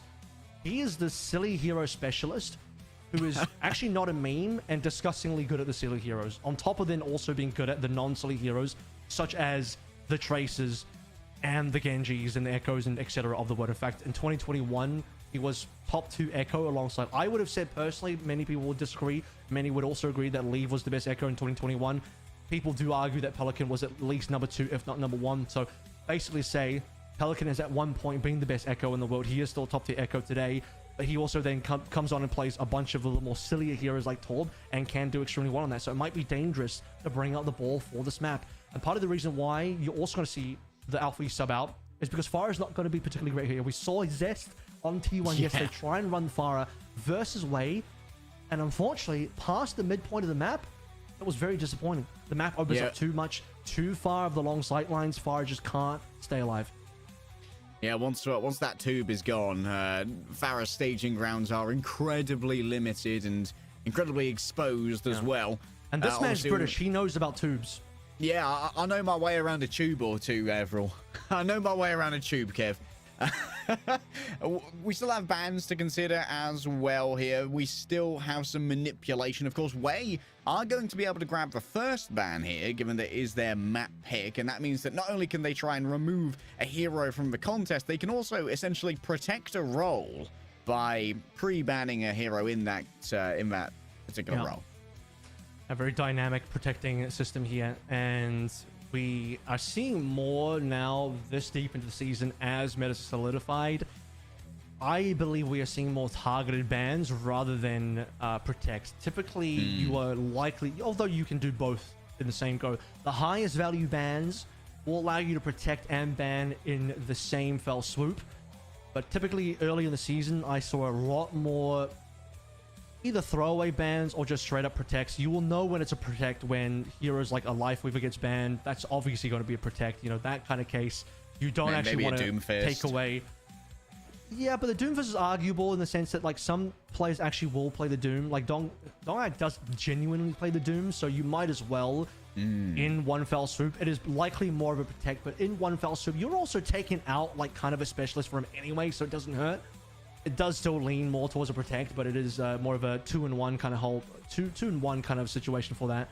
Yeah, we'll talk about where the bans go because I didn't quite have time to talk about before, but I wanted to mention that Ana Malga ban on map 1 is curious in the sense that for both of these teams, those are kind of the signature heroes in many ways, outside of the obvious ball, but the ball only really shows up for one map, potentially two.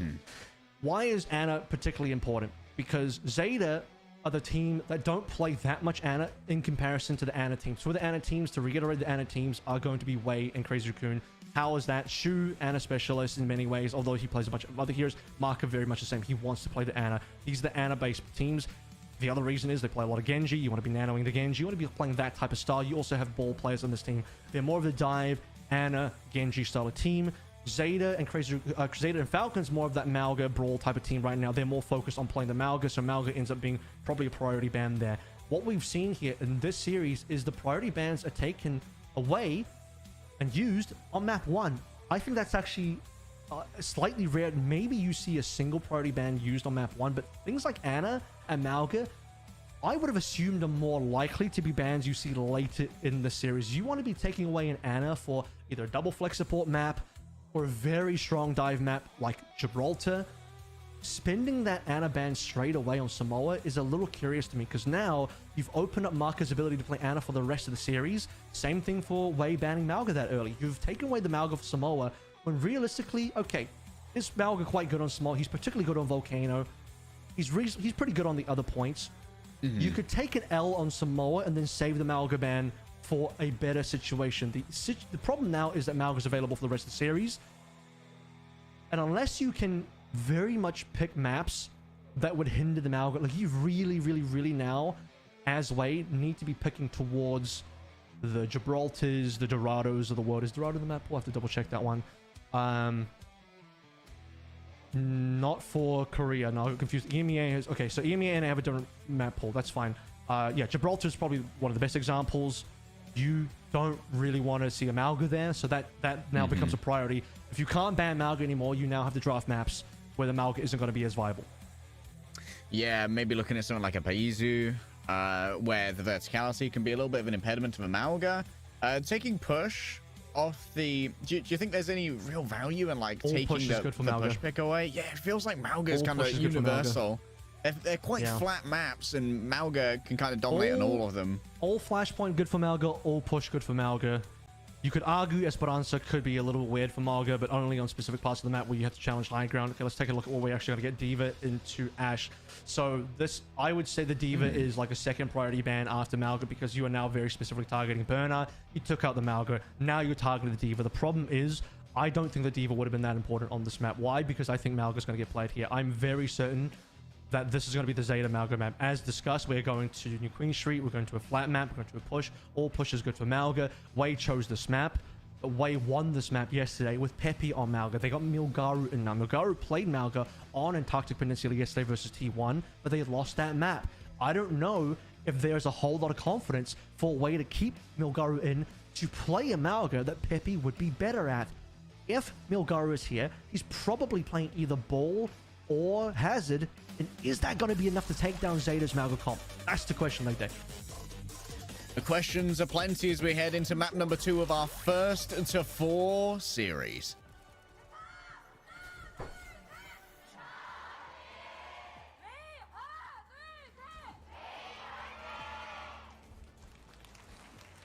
Anna locked in for Marker. That'll be one of the better choices versus Burner here. And what you'll notice in this setting as well, for people that may be a little bit less familiar with pro meta, you're thinking, well, why doesn't Zeta just go Kiriko forehead? Because Juno plus Brig is the standardized support composition you want to be playing in Malga comps. So you're not going to see Kiriko. That doubles the value of Marker on the Ana. So you will see great value from Marker here in terms of countering the Malga. What is the other way that they can counter the Malga? It's going to come through the Bastion. We were kind of critical about the Bastion yesterday, but the more I think on Ari, the more I realize the Bastion is there to play into Malga. That's Aid's job today. Yeah, the Bastion certainly makes a lot more sense with the Malga up on the other side.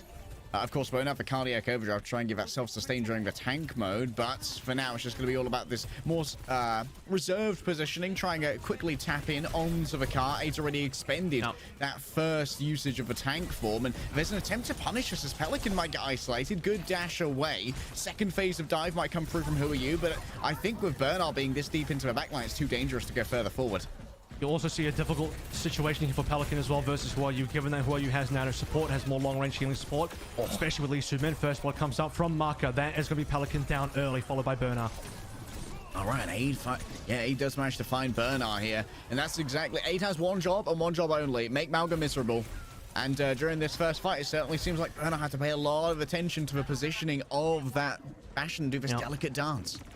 I mean, I know Bastion is kind of like Malga at home, but at this stage you have a Hazard plus Malga at home, which might just be better than the Malga itself. That on top of the fact that it's going to be a little hard to protect Burner in these situations. He's going to be susceptible to a lot of that close range damage. Where Zeta will win is going to be the long range damage, so that combo is nice. So that's what you got to do, sleep that. Where did Bro go? Omi just disintegrated. It was Schrodinger's tank for a while. And wait, they're just continuing to blast on forward here. Zeta have already given up on the Malga. I mean, consider this as well, though. Marker had nano boost so quickly, people don't even realize that, wait a minute, does Marker only 15%? No, he already used nano boost because he got it that quick. He got nano boost before anyone else had an ultimate in the game. Oh, Marker showing exactly what Florida Mayhem saw in this player, and Bernard seeing the exact same thing out of position. There's an attempt to punish there, but already so many members of Zeta Division have fallen away. Bernard's going to be able to escape with their life and turn it into ult charge. That'll get Violet and Finn over the line, but the ball is still moving, and Wei are just happy to disengage.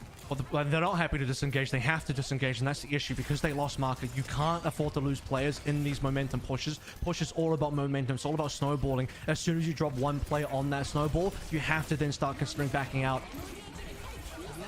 Daddy's home. Marker's arrived once more. Who are you? What? Oh, well, Marker with a... Marker's double in the midst of all of that beaming as well. There are two support ultimates here from Zeta Division. Violet raises their shields to the sky like they're an LA Gladiators fan. It works out for this to stop a route coming through, but Lee Su-min on the off angle has been too much for Finn to deal with. And while Bernard is still alive over here, I'm not sure if they've really got the help to try and survive through this. A javelin spin to have a little bit more in terms of survivability, but Wei are just going to once again fade away into the ether. Okay, well, unfortunately, Four-Way, despite winning that fight, if they got Violet now, I was going to say they can't really snowball forward because they lost members, but with the additional Violet taken down, maybe they targeted Marker. I think that's the correct target. It prevents Wei from moving up. That's also the only ultimate Four-Way. Milgaru under significant pressure here. All eyes on this tank, forced into the corner, attempt at a bullying, and the violent leaps unable to get too much in the way of escape. This should be Zeta Division taking some control at least of the point. Wei should be on 80 to maybe 100 meters by now, but Zeta's defenses have been solid. After the swap over to the Orisa, their staying power has increased. They're much better at taking down certain targets, especially long range. Bernard Spears have been great. Bernard, I would have said last year in 2024, OWCS was the best Orisa of 2024. Smurf might have been the best Orisa of 2023. Bernard right now is still top tier. 8 long range, outsnipes for her. Impressive. Every single angle is dominated right now by Wei. They just have so much long-range poke. Oh, if that hit, that would have been an absolute highlight clip right there. For now, just doing the admin, keeping everybody topped up. Bernard surrounded on all sides, and Arissa's at her most vulnerable when having to move. And like you said, you want to continually disengage if you lose someone on the defense of a push.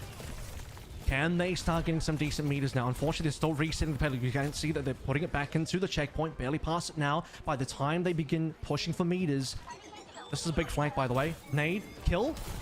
Oh my goodness. Well, goes down, but Milgar has already been gifted over that nano, and the follow-up might well be here from Wei. They still have Lee Soo-min to heal through all of this if it's going to be necessary. But this entire time as well, the bot do be moving. He's pushing down the barricade, and Bernard's just not pointing the javelin spin in the right direction. Was too busy thinking about Milgaru to worry about the Bastion from downtown, and still Timmy's pushing. They're going to invest even more. The Kitsune rush now. Aid is throwing out so much damage with the increased fire rate that Violet just melts before his eyes. He may have lost the Kitsune rush. No, it's at least put down, and Wei, they think they've got enough of this.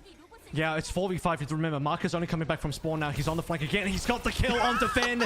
This might be doable still, but he is a target. Marker has to be considerate of his own life. If he survives, Wei can keep pushing. Wei need to reset the payload. Bernard is solo on the bot right now. He's ulting, but he's dead on the bot. Aid's got him. Marker's just a marauder, man. Always on the other side, always coming in from an angle you don't expect. They're going to try and ledge guard the Genji here, who are more than happy. Wei can cap out right now. They can cap out entirely. Out comes the blade. Goodbye, Finn. Yeah, the beam comes down, but it's nothing but a firework of victory in favor of Wei. It was a turncoat the entire time. Aid's under pressure, but guess what? Marker still on that off angle, untouched, unfazed, unbothered. Who are you? Taken down by Bernard, and Bernard's finally found the clutch factor that's needed. Looking over towards Milgar and prioritizing the point. Wei are probably going to get staggered on this disengage. God's willing, that is enough for Wei now with 124 to 9 meters. This is consistent with Avril theory, which says, this is the big brain theory right here. The team that is currently winning is more likely to win. That's right, you heard it from me, right from the horse's mouth. That's insane analysis. Team that is currently winning, more likely to win. You'll see that I'm correct at the end of this map after 3.5 minutes, so watch out for that one real quick, guys. 124 to 9 meters. In all seriousness, Wei have done more than enough. Despite not capping out, I would have said 100 meters would have been more than enough. They pushed so far, expended so many Zeta's resources, forced Bernard uncomfortably now onto a Doom, which really should not be what he's doing. Marker again with a beautiful flank. Double nano as well, bros, putting out even more damage on the flank. What are you gonna do when Marker just apparates out of nowhere? Man just forms from the shadows. Nothing personnel, kid. Puts a nade into the back of your head. Now we wait.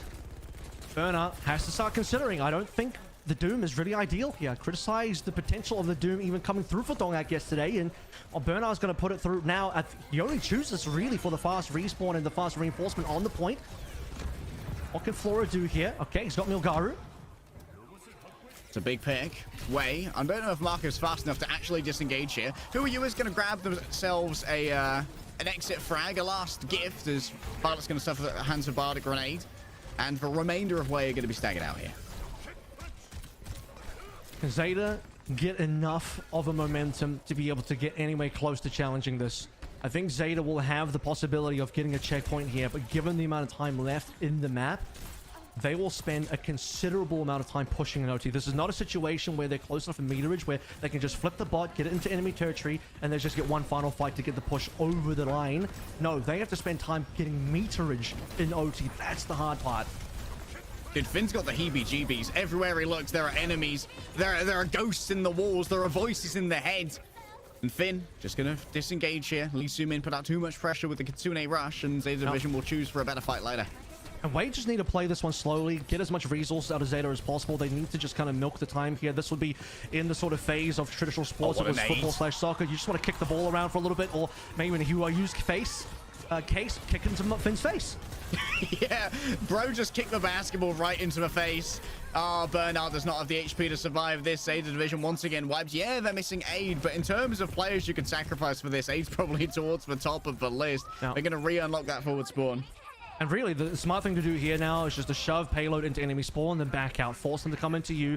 Be the defenders yet again. Force Zeta to be first on ultimates. You want to be last on ultimates. Are they going to flank? Okay. They're going to nano blade flank, in fact. Oh, Nano Blade flank, but I'm more worried about Marker with a Nano, to be honest. Yes, we've got Finn on the opposite side. Pelican caught within the cage. Your Nano won't save you now, boy. You're stuck in here with me. Bernard over on to the Orisa, but your cringe tank counterpicks are no match for my Chad Anna on the flank. Finn noted for staircases full of doom, and the artillery is too strong with 45 seconds remaining. Yeah, the one place of the map where you can't be when the artillery strikes. And with this amount of time remaining, I mean, Wade could, if they wanted to be greedy, just continually push to try and get that full completion, but they know, play this one safe, don't push too hard. Force ultimates out of the enemy side. Every ultimate you spend has to be responded to by Zeta. Zeta can't afford to be conservative about this. Way of the team that has all the power in their hands. They can choose to play slow and conservative if they want to. They can be a little bit more aggressive. Marker is taking this game well beyond his own hands. He's really just completely molded it now. Sphora has nothing to add to this game. Bro is just watching the time go by right now. 10 seconds remain. Bernard has the touch, doesn't really have the health to do so. And once again, Marker under some pressure. Here comes the big blade from Pelican. Not really going to have much of an assist in the way of something like a Nano. Lee Sumin's expended their own Kitsune rush here, and who are used to be warded away by the opposing Genji. Should be finished off by a quick swift strike once it is reset. But Finn's been taken down in the midst of all of this. The high ground siege gets some value. Marker on the off angle. If there's any person you don't want on the off angle right now, it is going to be Mark, who's just been delivering so much damage. Finally, some push given over. Double Nano might well be the punctuation point at the end of this. It's a full period that's been applied to Zeta Division, and they're going to be in detention after this period as Wei put them in the locker and they lock the door. Perfect grammatical finish for Wei there as they close the book and write the story of New Queen Street. I think really letting the ink sit in as they crown themselves the kings of New Queen Street really is a royal finish in terms of the way they were able to cleanly dispatch of Zeta there. I mean, look at this. Just nothing for Zeta to really speak of at all. 12 meters might as well be 0. 124 meters away might as well be the full 140 cap. They had the capability of capping. They didn't even need to go that far. Marker carried that map, but it wasn't just Marker. It was the entire read on the meta, the counter swaps, the Bastion coming on through, reading that it was going to be, in fact, a burner Malga to come into this map. The most obvious thing that was going to be played. The Who Are You advantage on the Genji was obvious as well, given that they have a Nano combo. They have the Ana in there. There isn't the Ana to start with on the other side. Huge map. Let's see what happens after this break.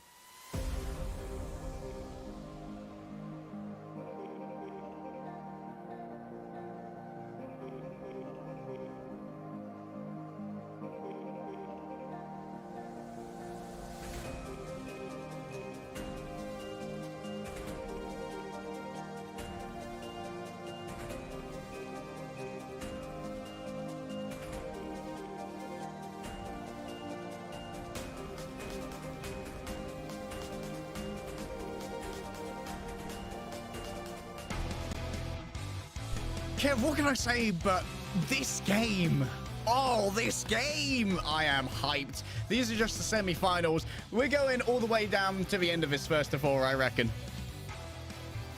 Certainly with that map win. And I was saying as well, Wei could have won our opening map. Imagine a situation where Wei are actually 2-0 up right now. That is in an alternate universe, also in a very alternate universe, because given the rules, I don't think Zeta would have picked New Queen Street as map 2, so perhaps Zeta would have chosen a map more suitable for what they would like. I actually think taking away Coliseo and Esperanza is a nice opening move from Wei. That's probably a far more favorable map for Zeta's comforts.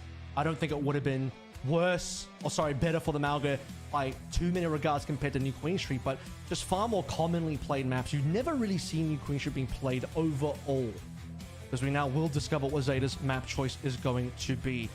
I think a Flashpoint would do well here. We're now in the position where, again, Malga is available for the rest of the series. Okay, so is, though, the Ana and the Bastion. More questions need to be asked now about how Zeta want to handle that. They know Malga is still the overall meta. They want to play Malga, but what can they do against the fact that Ana is no longer available to be banned?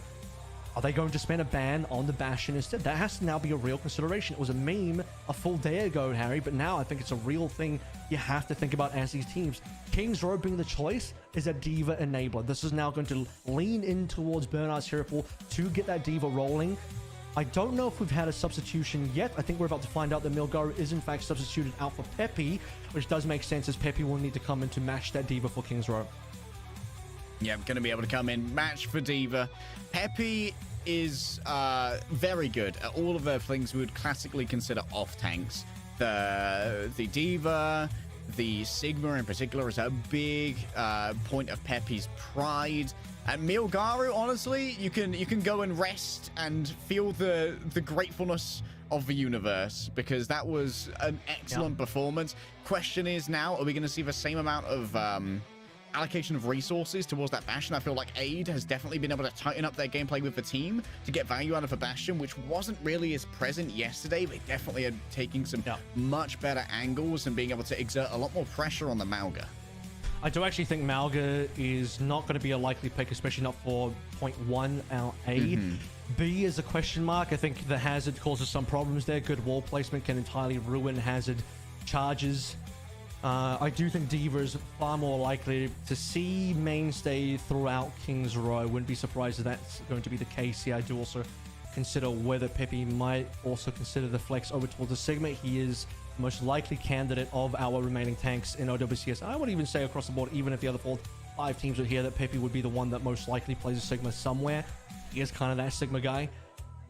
So bans are getting kind of tough now. A lot of signature bans are gone. 3 signature bans on Ana, Malga, and Diva are gone.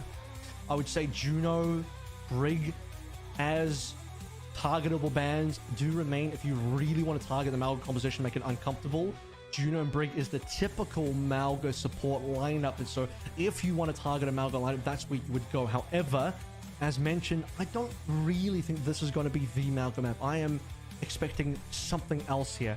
So gonna have to navigate around the Divas. That being said as well, pretty sure Bastion is not going to be a factor on this map either. Yeah, those Malga matchup bans are likely going to be saved for a more Malga-friendly zone, where we might occasionally see, if we go to a flatter map, especially for Flashpoint, we'll see something like a Bastion ban coming through from the side of Zeta, and maybe it'll be answered by Wei saying, okay, so no Juno for you. We'll get rid of your speed. We'll get rid of that huge amount of healing. Here's a look at what's coming through for Kings Row. Kiriko into the fire. I'll talk about the fire first because it's a little bit more obvious here. Okay, Alpha U's not in, but Pelican can still play it. It's not like Pelican doesn't play the fire. You just have Alpha U currently on the team specializing in fire, despite also playing the exact same hero pool as Pelican. That's just kind of the division, the Zeta division if you will, of how Changun likes to sort of divide his two flex DPS members. Fire is strong on this map. I think this map is a little curious in the sense that Diva would be pretty decent in countering the fire anyway, so I don't know if it's a worthwhile ban in that regard, but can be a bit of a dangerous choice for Kings Row, so just get it out of there. Kiriko is interesting. That's more targeted towards Lee Su-min. I don't know if Wei are that likely to go towards the Kiriko anyway for this particular map. I think the Lucio Kiriko is potentially an option, but double flex support might actually be an option here as well. Let's see what they do.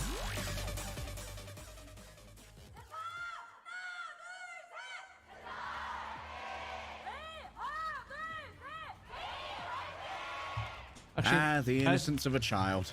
as About I to think witness about so it much now, bloodshed.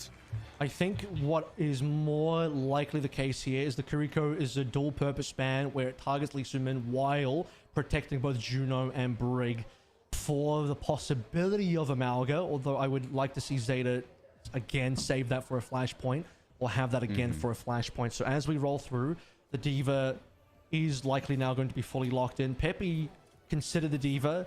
Lee Soo-min also considered the Ana here, as Marco considered the Zen. So I did mention double flexible. That was considered by Way, but they're going to go in and lock in the Malga themselves. Zeta Division will scout that. They're going to lock in their own Malga. The question now will be, does Violet go over towards the Brig to match the Juno Brig?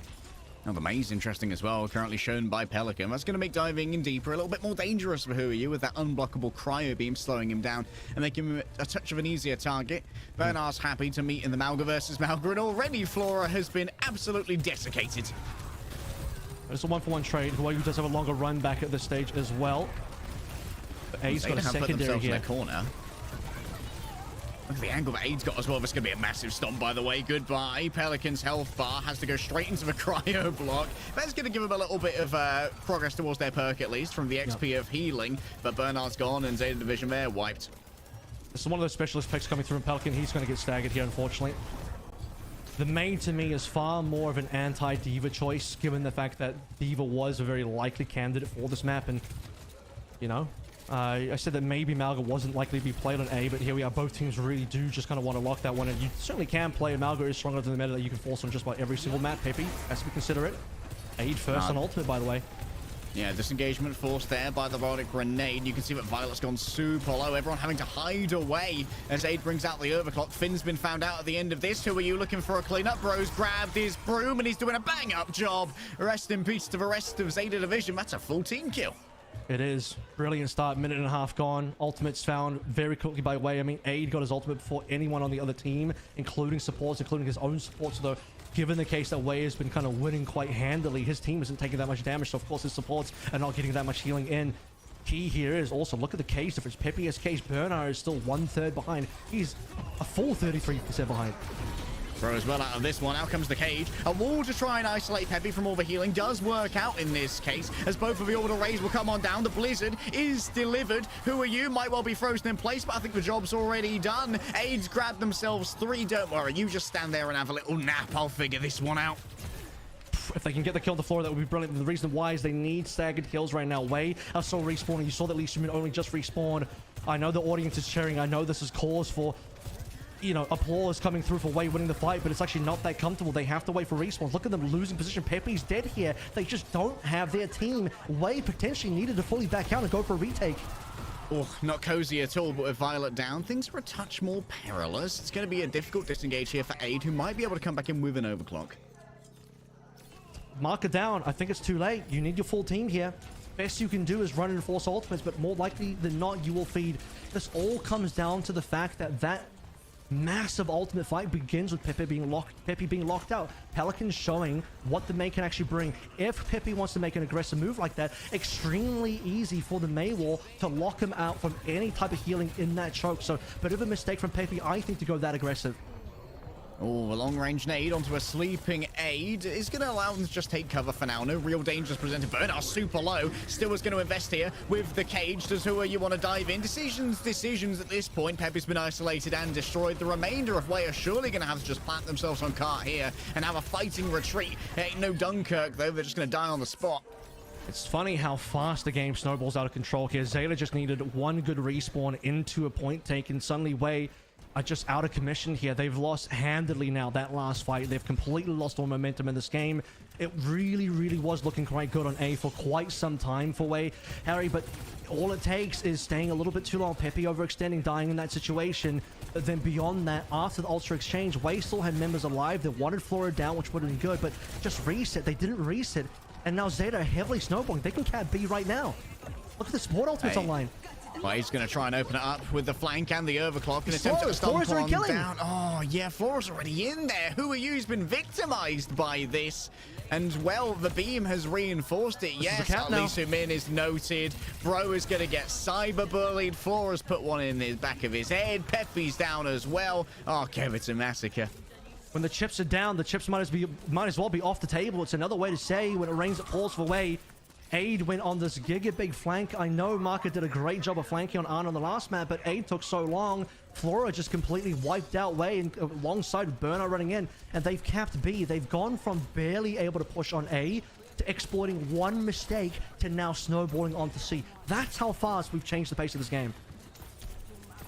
Lee Soo-min holding up. Out comes the Nano Blade here from Pelican. Looking for Juno. Manages to find it. Lee Soo-min's next up on the docket. Slice and dice. The supports are gone. The damage is permanent now for Wei. But who you can maybe make something out of this? No, instantly taken down by Finn. Aid with the overclock gets absolutely nothing. This has gone from bad to worse. It is. Who you didn't get a chance to blade there either. They lost their support line. Double support ultimates used so quickly, and no blade to come through from Who You as Pelican does what Who You would have liked to have done. One sleep on the floor, but might not be killable. Decent blocking by Burner. In fact, a punish onto Who You. Now we're staring at the face of a cap. Pepe's going to have to cage here. Where did Bro go? He's dead. He's dead. 3 players inside the cage. Maybe there's something that can be done here with the Sojourn. Who are you suddenly going to be arriving here? Out comes the Blade. All of the supports going to be looking at them. Instant execution onto Pelican. Very much necessary. But both of these supports here are going to make it very difficult to get some real value in towards the backline. A well-placed by the grenade is undeflectable when it hits the floor. Violet goes wide on the sleep. Pepe's come back on the Doomfist. And with ultimates available, things are going to get very complicated once Finn arrives. The Venture's a last-ditch attempt to contest. And, well, the torpedoes are going to be more than enough to deal with that. Mac, all they can do is skate back and make annoyed froggy sounds as Zeta Division roundly complete King's Row. Consider again that Zeta, after recovering and punishing one mistake from Wei, snowballed to the end of the map. It was looking bad when they snowballed their way through B, and then you said it goes from bad to worse. It got ugly towards the end there. There I go. Said it again. It was ugly for T1 yesterday. This finish for Wei, extremely ugly for them, but very well played by Zeta. They knew exactly what they needed to do. Wei never recovered. What they need to be doing in this situation for Wei is slow the game down, put it back into a recovery situation where they can find a fight on their terms with ultimates. But they're forced into these engagements where they're trading ults, losing these trades. I mean, what most critical was the double ult from Lee Soo-min and Marker towards the end there with who are you not even able to drop in that blade. And really, this could have been, the stem of the bleeding could have been entirely, you know, tourniqueted, if you will, if it was just, okay, massive ult trade at the spawn point of Zeta on A. We win the fight, but we have long respawns. Everyone back out, get off the point, don't chase, literally run for your lives. Full retake. Zeta are not going to chase you. They don't have the respawns to chase you. They're going to go for the point and cap. You will get a full wave of fire respawns. You can even give away 2 ticks. You respawn, fight again in the neutral, hope for the best in the retake, and if you win, you can full hold. But what actually happened for Wei? They stuck around, lost, snowballed, had the entire map capped out. You got to open an Overwatch triage clinic, man. You've got your coaching credentials on show today. Pepe swapped over now onto the Sigma. And never before have I seen so much like blood in the water as Zeta Division just being able to swarm all over Wei. It was absolutely a shambles of a defense after that first point. Never recovered, never put their foot back in the ground solidly. Flat-footed for the entire rest of that defense. And Aid now 1 HP, lucky to survive actually. He was, Someone's gonna as heal him. noted. Right. Oh, that's a great wall. Okay. As noted, Aid was first on ultimate for the defense. What's interesting about this is now both DPSs on the hitscan side are actually on the Ashes. Lots of poke coming on out here. Aid isolated. Bernard just sitting up on top, happy to casually bully the Ash as they are going to disengage with the help of that speed ring. Oh, Aid's in trouble. He's going Oh, Violet, we That's know where you are. That's a big kill. Aid would like to know your location. They can get respawn advantage off that. So this is the point now where you have to start pushing and pressing the pedal forward if you are Wei, establishing point control. Can you clean up a couple more members here? Who are you? Forcing that cryo block could be big. Survivability of the Mei has gone way down now. And Wei, they have control of the point as well. Sigma's going to be able to fairly easily lock down these entryways. Already Bernard's going to be under significant pressure. That's the Dynamite actually managing to hit Paydirt, not eaten up in this time. And now with Finn in the sights of Aid, if they can finish this one out, surely it's going to be a completion of a first point cap here. Bernard's looking elsewhere, distracted by the shiny objects. And it's just time to die on point and reset, go next. Yeah, Pelican actually managed to get first ult there. I'm surprised because I thought Wei was about to find first ult, particularly Pepe was quite far ahead, and that may have been required to be expended if Zeta were able to get an ultimate on there first. But interesting matchups here as well. I was going to mention a little bit more that we see now the Diva come through from Burner. He originally wanted to play the Diva on King's Row. So as I mentioned, I was a little surprised we ended up at Amalgamator on that last phase because I expected Diva, and that's what Burner expected too. He's playing Diva right now. I did also mention Peppy, the possibility of the Sigma. It already comes on through. Felt it was maybe going to be risky for A. Better on B. He wins A, gets to play B. Now with the Flux, now with potentially getting that perk online in the next few seconds as well.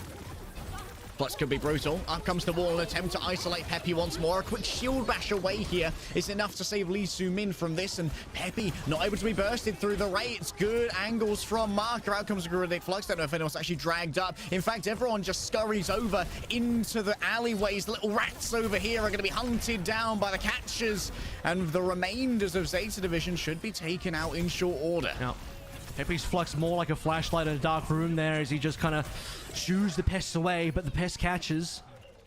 And trying to think of the animal that's quite good for it, but escaping my mind right now. No, it's one of those very long kind of anyway, like an otter looking thing. Anyway, that's besides the point. They got the guys. What we want to talk about here is the Flux came through. Who are you then caught on the opposite end? So they managed to round up anyone fleeing outside the Flux. Still well played here. Bob now for the retake. I've been thinking of a ferret. I can't quite remember. Who are you ready to go? It is a ferret. Yeah, correct, it's a ferret. Ferret law, let's go. The stream of the year, ladies and gentlemen. Floor has already thrown out the Bob. Controls a little bit of territory. High ground advantage here onto Aid. And who are you as they're going to set up with this blade? Big right click coming through. The burst damage is real. Violet and Finn kept at arm's length. There's an isolation onto Pelican. Is unable to get too much due to forcing out that cryo block instead. Now it's going to be Finn who's under pressure. The right clicks are as clean as ever from who are you. Feeling low, the cryo beam can penetrate through that deflect, but I think the damage may have already been done here to the Zeta Division defense. Suman's going to try and break this one through. Gets Violet down early. That prevents Violet from rallying himself. If Wei can just stay in this, they can find a couple more ultimates. I mean, just the supports right now are battling through so cleanly. Peppy, he's got Flux. This is capable now. May well be. Flux, going to be big. Already some mobility. No, Peppy, the miss. He didn't have the coach gun. It's okay. It's fine. Peppy was just distracting them with the amusing sideshow of cosmic lights while the remainder of Wei managed to tear through Zeta Division. 333. Is it enough to match the time bank? 158 is immense. You really cannot afford to lose a single fight here if you're Wei. It may take that long, about a minute and a half for you just to slow push your way forward, win a couple of more fights, but a single reset on Wei means they will not match the time bank. The most important thing here to talk about now is the fact that Wei must finish the map with time remaining. If they do not, and we go into OT, they can only draw once we hit the time bank. Oh, hoping not for a draw. Both of these teams so desperate to get further into this series and not face down a potential extravaganza. The hazardous returns. Zeta Division are kind of loaded for bear when it comes to their ultimates here. Plenty of staying power. Out comes the orbital ray. Is going to be mirrored here by Finn. Oh, the Blizzard is going to be eaten by Peppy. What a big win from the tank right there. Who are you chased down by all of this unblockable damage? Does mean that even with the Blizzard going elsewhere, it is going to be Zeta Division finding a touch of valuable stability. And now we get into the phase of the game where for Wei, it is just about finding any amount of time. They will not match the time back at 158 now. But can they get something? Even 30 seconds is enough. They just need time. Just time to force us into a time bank. Aid finding a pick on the floor will be the beginning of that, but they need more. Payload distance is not enough. Can Wade get more? Wade with Aid is going to need a lot more than that. Burner is bionated. Who to go for? Looking to try and grab Finn. That's the ideal pick. The follow-up's not there, though. Oh, unable to really get the shots in onto target. Maybe A didn't have the angle in this case. A big anti coming through onto Bernard. Is going to be finished off in good time by Peppy. Pelican noted as well. Bob in towards the back. The remainder of the team may well move forward, but it looks like it's isolated Marky in the back, so healing's not going to be as available. Lee Soo-min has actually picked up the Ana now, picking up the signature of Marker. Out comes Nano. Going to be straight in onto the blade. Following in after the Ash. Loses them for a second, but it's okay. Gets their bearings right back, and Bernard's mech sliced and diced by thousand-folded Nippon steel. Bernard stunned out by an accretion. And now Pepe's going to plant their bare feet down upon the point and dig in those toes rally. and say, come to me. Violet's rally is going to be a huge amount of pressure. Pepe under that, unable to survive. Lisa Min was unable to deliver an aid in good time. And Who Are You has disappeared into the mists of time. The Zeta Division holds steady. At this point, the goalposts have moved again. Unfortunately, they move in the wrong direction for Wei. It's no longer about trying to cap with time. Now it's about capping at all. Unfortunately, once they cap this one, I'm assuming they won't have any amount of time. Now, given what is available for Zeta, they have a lot of delay available. Blizzard, Orbital Ray, you're just not going to see Wei with any time, even with the cap. Getting forward down is nice, but that's not the ideal target. You need a support. You need Finn dead here. Gotta get rid of some of that sustainability. Violet, of course, able to sustain themselves with that shield. Oh, the brutality. Oh, the humanity. Goodbye to Wade. Bernard just absolutely road kills them with the Diva swarming over, and things are looking dire for Wei. Yeah, can they even cap now? Can they seriously even cap now? Marka needs to get back straight away. Lusumin is slightly staggered. If Pepe gets staggered as well, could be lights out. Look at the time remaining. Pepe's down. That's horrible. And he's caught himself a later respawn alongside Who Are You. They're gonna have to go for a touch. A's already swapped over towards the Venture. This is not looking like it. This is not looking like a finish at all. Now, Pelican still has Blizzard, mind you. There's not even gonna be a touch, I'm afraid. A desperate attempt, but it's all going to be for naught despite quite the performance on point A of the defense. Wei, they lose their momentum and they struggle so hard to get it back. Zeta Division just tighten up all the screws and make too few mistakes to be exploited. Zeta, as the on-paper best team in Korea and by extension best team in the world, is not the type of opponent where you can afford to make even singular mistakes. It will get punished, and it won't just be a singular punish. It will be a snowball that will last until the end of the map. As a reminder, Zeta punished a single mistake from Wei's defense, and that allowed Zeta to snowball all the way to the end with a giant time bank. And had that not have happened, had we had a situation where Wei could have stopped Zeta at any other point on A or B, likely could have been a full hold, very different result of a map. Wei's map choice next. See you after the break.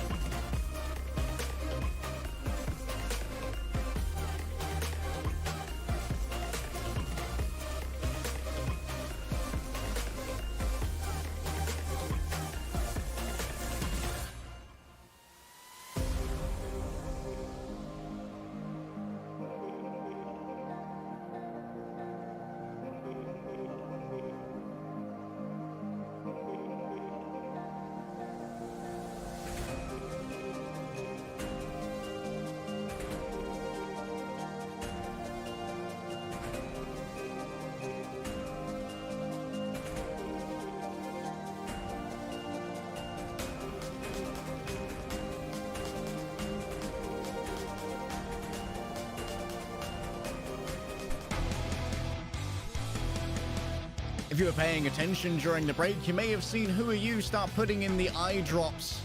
The Super Saiyan transformation is in progress, and Wei are going to need it after a shellacking they received on King's Row, Kev.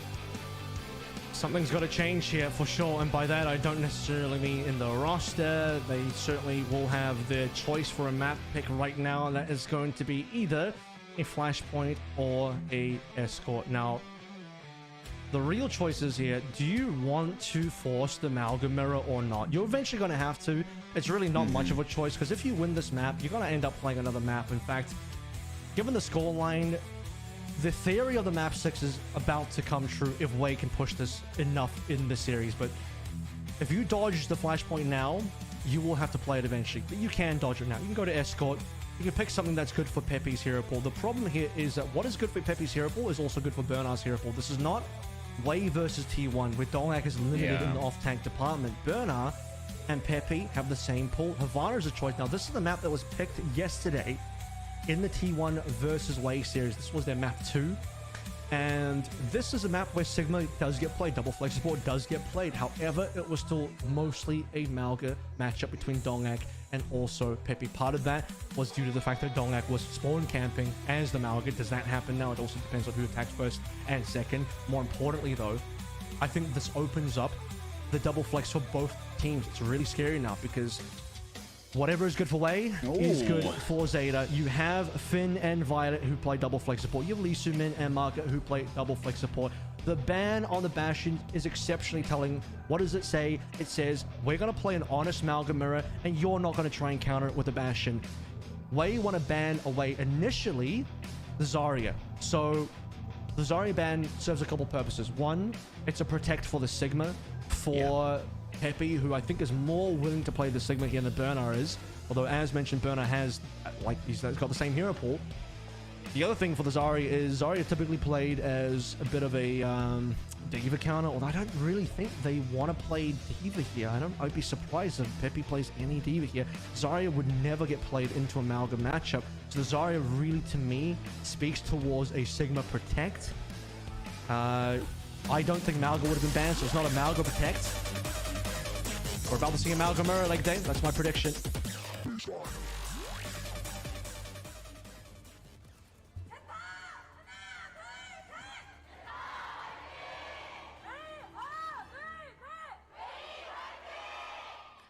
I cast my mind back into the heady ancient past of about 24 hours ago.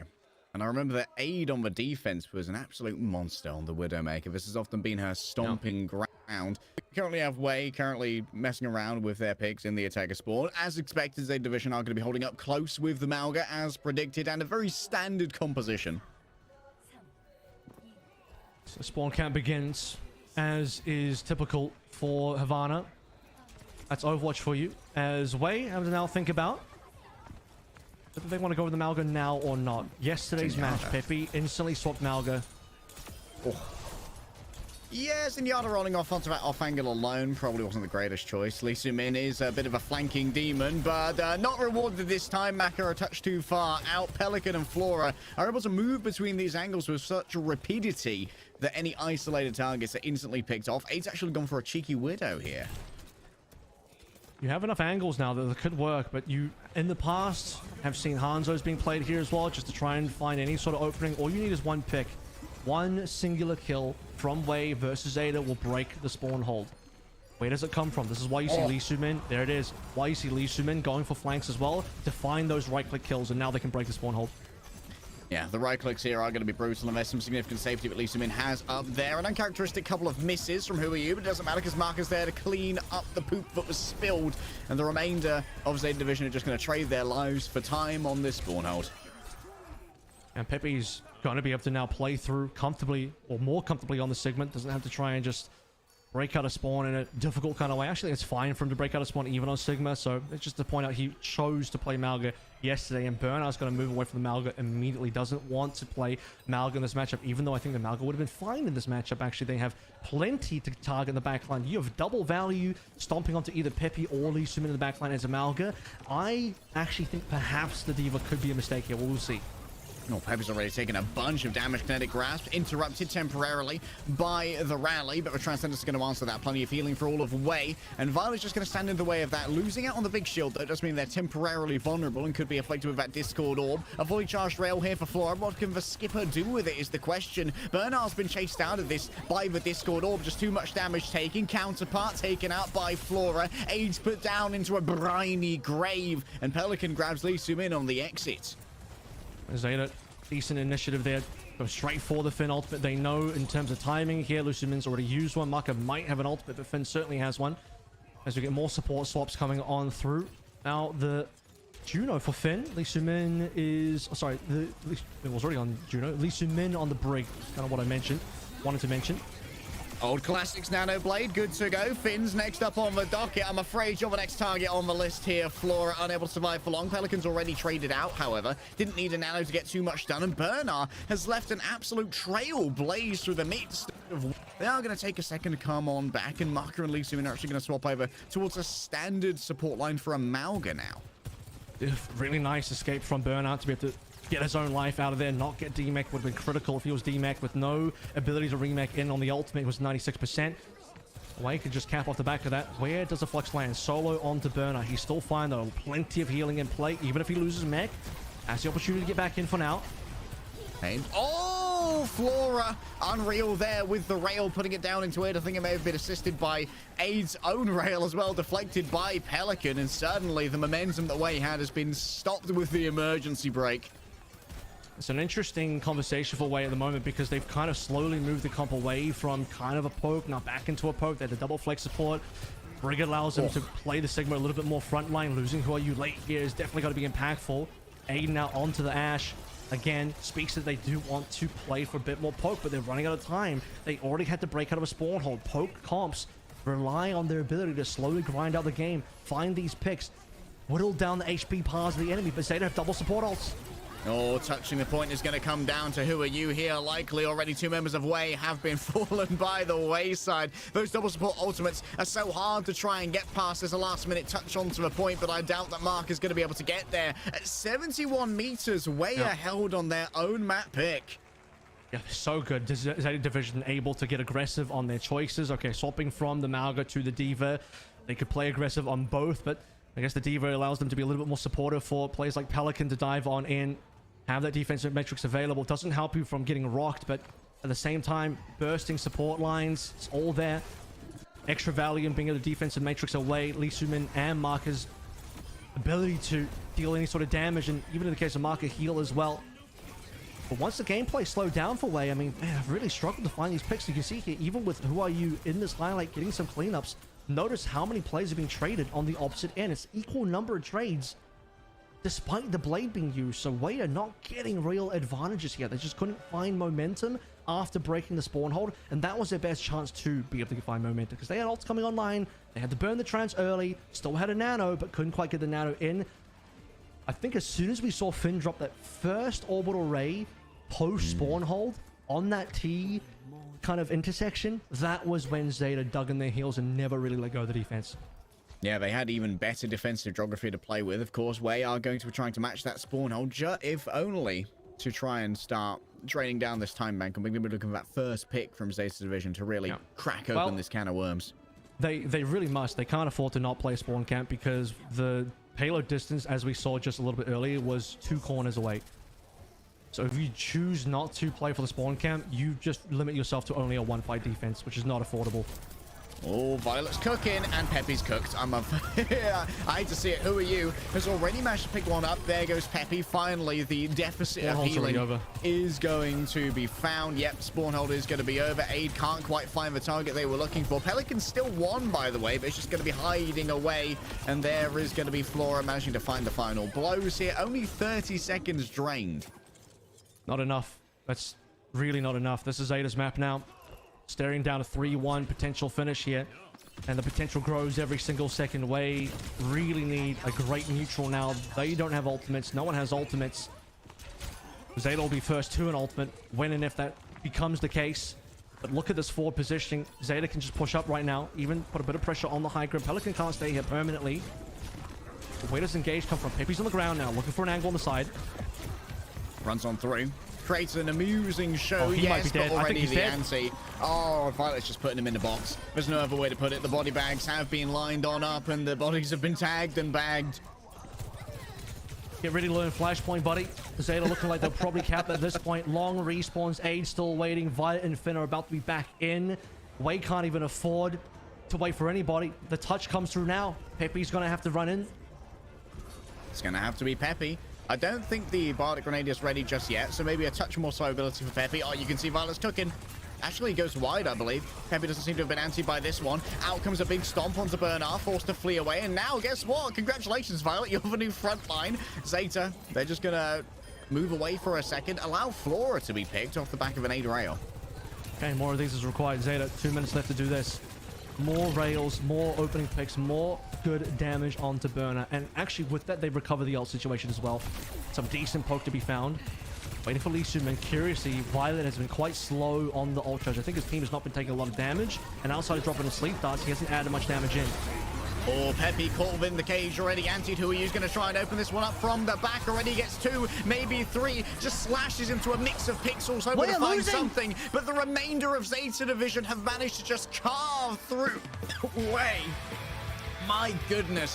Where did Pepe go? Violet has just absolutely cooked him every single time, unfortunately. Choked nearly as hard as Wei did there, I'm afraid, like that. That was crazy. Yeah. Wei... They actually had that fight locked down. Who are you? Instantly finds double support at the start of the fight. But what is the difference maker? Burner has cage. So 2 DPS, 1 tank alive, runs through the entirety of the other 4 members for Wei. That should not have happened. You have a double support advantage, but you can't take down 3 members. And also, unfortunately, we see from Huayu's POV, he was swinging at Flora, doesn't manage to get the kill. If he kills Flora, brings it down to only 2 members available for Zeta. Could be a difference maker for holding on to the defense, because Flora did in fact pop the overclock and add damage to secure that final fight win and cap for Zeta. In the danger zone now for Wei. They're up against the wall with match point on the docket. Can they survive? You can only find out right here after this break.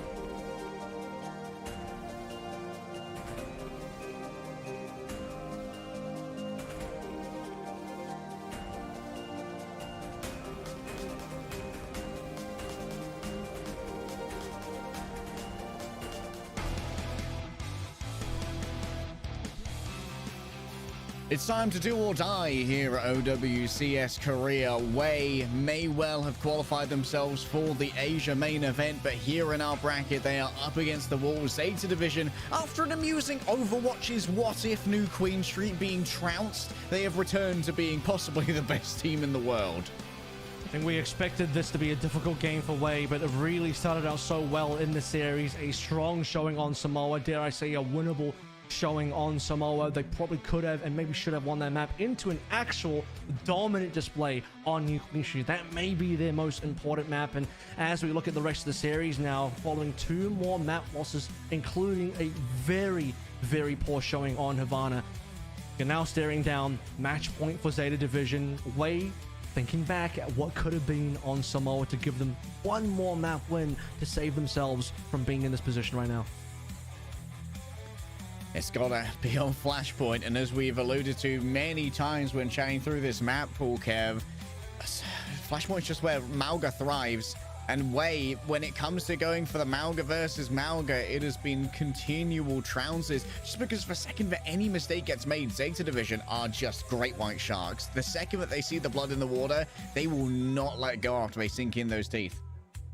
Surasa, we knew it was going to be a flashpoint. It really didn't matter what one it was going to be, but if you are Wei, Surasa is better for the ball, which means likelihood of Milgara coming in should be subbed in for this one, alongside the fact that likely we are going to see more Mauga, likely we're going to see potential of even Hazard being played, which is another specialty for Milgara, as the first adopter of the Hazard, I might add, in OWCS when Hazard came on in. Alongside that, it's going to be Alpha Yi once more for the possibility of the Fire, but even if Fire isn't going to be particularly viable here, depending on how the match goes, how the game goes, has the possibility to just play anything that Pelican played anyway. But important to note here is if we do get back into a Mauga matchup, Ashen is available now. Anna is obviously available. So if we do get into sort of a, okay, maybe, I don't know if you'll actually play the Anna, but because Brig Juno's standard, but we know what the counter choice is. The counter picks here for Wei is to run on the Bash, and that is going to be the way they win a Mauga mirror. So Zeta need to answer for that at minimum. That's been the plan thus far. Milgaru, at least today, seems to have been the greater counter strat to Zeta Division. Even the map that he lost on Samoa did seem like it could have gone either way. A couple of inches here and there, a different decision in 1 or 2 fights, and it could have been 2-2 that we were facing down right now instead of a 3-1. But this is a first to 4. This is a series with some serious strategic depth to it. And well, if it's going to be Wei bring themselves back in, they're going to have to do it with all of the remaining maps picked by Zeta Division, and the map pool reopened after this one. And that's the problem, right? Because I talked about, okay, well, what if Wei can get to a map 6 here? They can go Lijiang, can't they? No, not if it's Zeta's map choice, which it will be if Wei can win this. And I don't know that Zeta will want to go to any map choice that may end up being decent for the side of Wei. So among the control maps remaining, I mean, they're still Antarctic Peninsula, which will be a little bit uncomfortable. That was the map that they Wei lost yesterday versus T1. Oasis as well. Actually, Oasis would probably be fine for a ball. You just don't want to dodge Lijiang, I think, if you are on the side of Zeta. But I don't even know that we're going to need to go that far, because this could just be lights out right now. This could be the end of Wei's run in the semifinals. It won't be the end of the season, because they will qualify nonetheless into the Asian main event, having reached top 4. But they want to go further, and I think they have the potential to. They showed on our opening 2 maps that they have the potential to match Zeta. They showed even on King's Road that they had the potential to match and beat Zeta, but they just kind of slipped slightly, and one slip cost them the entire map. Unfortunately for Havana, it just was no chance there. Sometimes you get on these types of maps and you just get heavily outplayed. Nothing really that you could have done there. I think their comps were likely fine. Maybe they could have just played Amalga the whole time. Even when they did, still looked pretty ugly. Zeta definitely had their number there. If you've become a fan of Wei over the course of this series, being less aware of their team or their players, fear not if they get eliminated right here. They have managed to qualify for the OWCS Asia main event, where all of our teams will be battling out to attend our Stage 1 LAN in Hangzhou, which is going to be an absolute banger. And you never know, with a team like this, maybe even more time in the oven might be just what they need. Survival now for Wei. Zeta knew what they were looking at when they picked Wei into this. They knew they would get an easier pathway through into the grand final. Now only one map stands between that and happening. Importantly here is the last very important choice for ban that I didn't bring up yet, which was the Genji. We saw the Genji ban yesterday from T1. It did impact Who Are You, but Who Are You, and it was on this map, and Who Are You ended up swapping to Torb, he ended up swapping to Echo. This time around, they need the Genji more than ever. Yesterday, it's like, okay, we don't have the Genji, we're ahead, we're better right now, we'll just beat T1. This time around, Who Are You was, despite losing on Havana, the key factor of them being at least minimally competitive. You saw, even in that last fight before the cap came through, Who Are You nearly single-handedly won that fight for his team, but then his team lost the subsequent 3v5. Well, now without a Genji, the carry potential goes down massively, and if Aid is on a Bastion as well, the carry potential of both the DPSs has gone down massively. Troublesome here for the side of Wei. Still or die, time to lock in.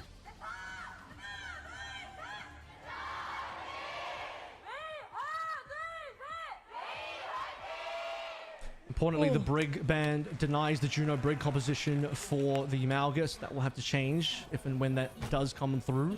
Magaru is not going to go for it, though. They do still have the Bastion in play. They are predicting that Burnout will play the Malgus here. They predicted incorrectly. We'll see if Aid ends up swapping. He's going to have to, because I can't imagine Bastion into D.Va is going to do anything. Alpha Yi on towards the Torb. They predicted that Milgaru is going to play either Bull or Hazard, but most importantly Hazard. And they've guessed correctly because, well, that was the most likely choice for Milgaru. He's really not going to play much else except those two heroes. Man, that Bastion's going to be a big target for the Rivet Gun of a Torb as well, after some consistent long-range damage. Who Are You on the off angle is going to be struggling with that turret as well, especially if Alpha Yi does opt into that level 3 perk, having made it all the way. Alpha Yi's already lost it to Marker, though. He's managed to find a good angle onto that one. Violet taken down by Milgaru, re-entering into the series with a bang and an explosive dive. Flora falls low, and Zeta Division is just going to call this one early. Well, the good news for Wei is the lack of a Brig for Zeta Division does prevent them from having more peel, more anti-dives. So, despite Aid being on the Bastion here, Who Are You and Milgaru working together on these dives allows them to get aggressive here. Should be a pickup here. Finn barely surviving off the back of some additional help from his teammates. When Matrix is there, though, it is more difficult to dive still.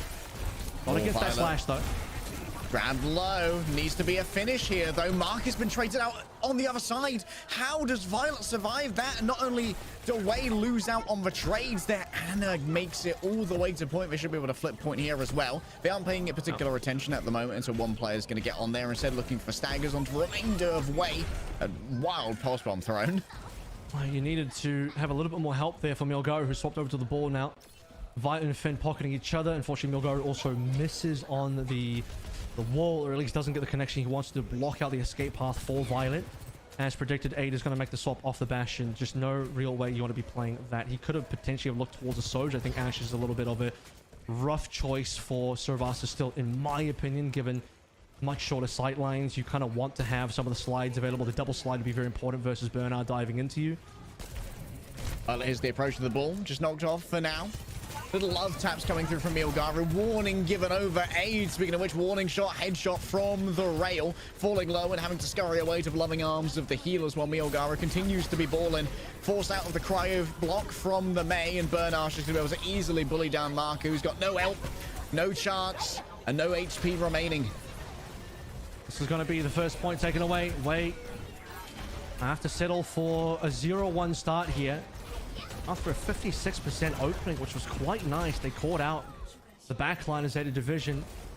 For the second time, Milgaru went in for the dive, just wasn't enough. There's going to be contest, but I think it's for naught. I mean, yeah, just need to reset here, unfortunately. And Who Are You now back over towards the Echo. Milgaru, as mentioned, on the ball. The problem, though, this time around is Echo is both really good and bad into the D.Va. You do have the capability of burning with your laser through the Matrix, which is fantastic. But Burnout can also fly into your face and just kind of burst you down as a D.Va with the amount of burst damage a D.Va has. All about finding that initiative. Maybe presenting a tasty morsel to tempt in the D.Va and then grabbing a counter to that dive. Milgaru noted in the back. Actually, Vanana's come forward onto Who Are You. That's a lovely knockoff there from Milgaru. The map awareness gap for a moment. Milgaru sends Flora to the abyss below. Who Are You is going to be escorted out here, but the healing's not enough to save him from Violet. Somehow, Wave managed to drop everything here, and Milgaru's super low. Look at the heals being eaten up here by Bernard. Milgaru is going to have to go and pick up a health pack instead, and despite a first cap here for Wave, it feels like Zeta Division has such an absolute monopoly on point presence. A free remake given over courtesy of that self-destruct. Milgaru is going to be taken down, and Zeta get another quick flip. So well played by Burner. He knows the exact limits of what he can do here. 1 versus 2, even against a Kitsune Rush versus 8 and Lee Men. Block out most of the damage, wait for rockets, and then just rush in there, burst down, use that very critical and signature D.Va burst damage just to completely destroy the opponents. And even while losing his mech, knows he's got a free remake in there. Even on the baby D.Va, can just get that pistol whip on that kill. Speaking of which, Who Are You? Decent flank of the Alpha E caught unaware. Surprise there, given over. Look at the remainder of Zeta Division. They are just all joining Bernard on the flank. And yes, it's a point flip that allows for the control to be turned around as well. Milgaru noted on the approach, an attempt at a sleep. Oh, the wind-up kind of messed with him there. I'm not entirely sure. The knockoff not going to be coming through, but how about you check out these mines, Bernard? Put them down just for you. Milgaru plays with his food as the remainder of the support line is going to be absolutely eviscerated on the off angle. The remainder of Zeta Division have very little choice except to flip over the point in the midst of all this and then allow Bernard to fall. And the flip over the point is really important because this now allows Wade to not only be further ahead, much more further ahead on the point than they otherwise would have been, but it prevents Zeta from being in a one-fight scenario where if Zeta were above 80%, if they cap, they win. Here, there is a retake scenario for Wade, even if they lose the point. They've evened it now. I just need to wait for some ultimate. Zeta should go immediately. They have ult advantage, and if they recognize the timing, they can get a good timing now. Oh. Speaking of which... yeah, you want to talk about timing. Marcus is just that guy when it comes to this. And Nano comes out, that's onto Alpha Yi. It's going to be a lot of engineering pain coming on through, as it was actually a copy onto the Ana coming through from the other side of Who Are You. Bernard falling super low. Could be beamed here if only Who Are You can find the angle, and indeed he can. Baby D.Va next to fall down, and Wei have recaptured their form here to grab this control point. Yeah, still not familiar with the marker flanks for Zeta Division here. They were caught out time and time again in New Queen Street, and now once more Mark will show himself to be that capable player. Might even receive a POTM if Wei can bring this one back from the brink, which they're currently trying to do 1-on-1 now for Surasa, and they needed that play. They needed something to turn it around. Another good Bionade. Setup is brutal. Vitek is even better. Violet under siege. An attempt to maybe knock someone out, but Aid is already doing bits on the point right here. Flees away from a Bernard who desperately wants to remove this Ash. And indeed, it's just going to be that burst damage from a micro missiles. Leaves him in a trouble disengaging, and Bernard's still on his case, leaving Marker to a fate untold for now, but we'll be able to double on back. Heal up that Ana. It's going to be a first capture here. Down through the ceiling goes the self-destruct. Bro's trying to hit a TikTok clip in the midst of all this. Yeah, unfortunately, he's up against a professional team who can just all run away from that bomb and kill the baby D.Va, which is exactly what happens. Zeta kind of throwing away their game a little bit. Not too sure of Bernard playing that kind of move. You'll notice, by the way, that Milgaru has to be really tricky with his engages now. He's actually picked the extra time but extra damage on the power drive. Because of that, he can get slept in mid-air super easy by Violet, which you can see by his engages. He's always trying to out-angle Violet to make sure that Violet does not have the time to find him before the slam comes in. What is that nade? Alpha Yi under siege has to pop the overclock just to get the additional health to survive the forthcoming assault. Flora's going to move on forward here. That's going to be the overclock given over again. 150 rail charge means a lot of burst damage, and that's directly into Aid's head. You don't need the body shot, but you know what? My guy just likes to show off now and then. The copy here over onto Viana, cross healing between two Amaris. I ain't talking Farah Ana here. I'm talking Ana action. Even the sleep not to come on through. Who are you flexing now? And that's going to be 2 points taken. This is really nice. A massive comeback for Wei, and consider the fact that they also had a decent advantage on their first point before eventually losing it. This is now becoming a very, very winnable type of map for Wei. Suddenly, I feel like I do know the way. Milgaru going to be scouting out this palace positioning here from Zeta Division, and will be feeding over that information to Market to set up another one of these nasty nades. Note that Who Are You also has the extra time, or the duplicate, the super duplicate, not the one that targets allies there. So that's why you see him able to spend a little bit more time. And Anna, by the way, for those that are curious, is the standard Echo target when available. Just dropping the extra Bio Nade makes a huge amount of difference. Also very easy to farm up in Nano. Milgaru just scares Burner away for a second. Going to continually bully that tank, doing additional damage on the roll throughs. And of course, the Pack Rat perk means that Milgaru has excellent sustainability by themselves, taking 100 extra healing from all of those. Wants to stop the contest. In comes the minefield. Flora's forced to flee away, and Bernard's now isolated. Going to give over that biotic grenade and the nano as well. Who are you? Even going up against Marco, still manages to find a way forward onto Finn. Marco with a beautiful sleep. The follow-up's good. Way have recaptured the magic. And they need to cross their fingers now, let nothing slip through, because for Wei, the possibility of a map 6, or rather a map 5 here, but well, to get to a map 6, you have to get a map 5, so this is the map 5, so I was correct the first time. Possibility of map 6 is on the board. Parker, nice night landed nade. Sleep dart as well. Goodness. The connection to that was excellent. I mean, this is looking fantastic now. Wei really are in control. They need to just, again, make sure no mistakes happen from here, and we will be going to map 6. Oh, this is terrible. How's OBS Sojourner going to choose a POV of the week when Marcus had 2 of these maps now?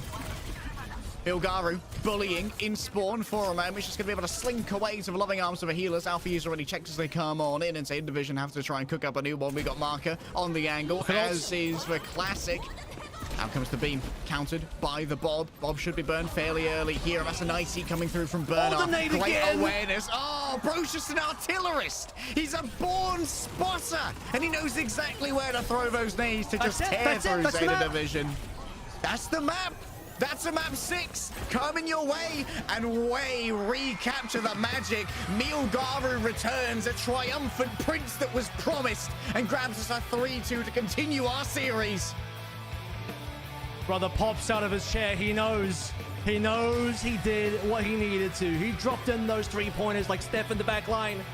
My goodness, those nades were connecting beautifully. The flank on that second point as well, flipping the entire momentum, losing that opening market point, down 0-1, then 3 in a row. Wow, the confidence for Wei now back in action. This is still a salvageable series. The difficulty now will be the map 6 game mode reset.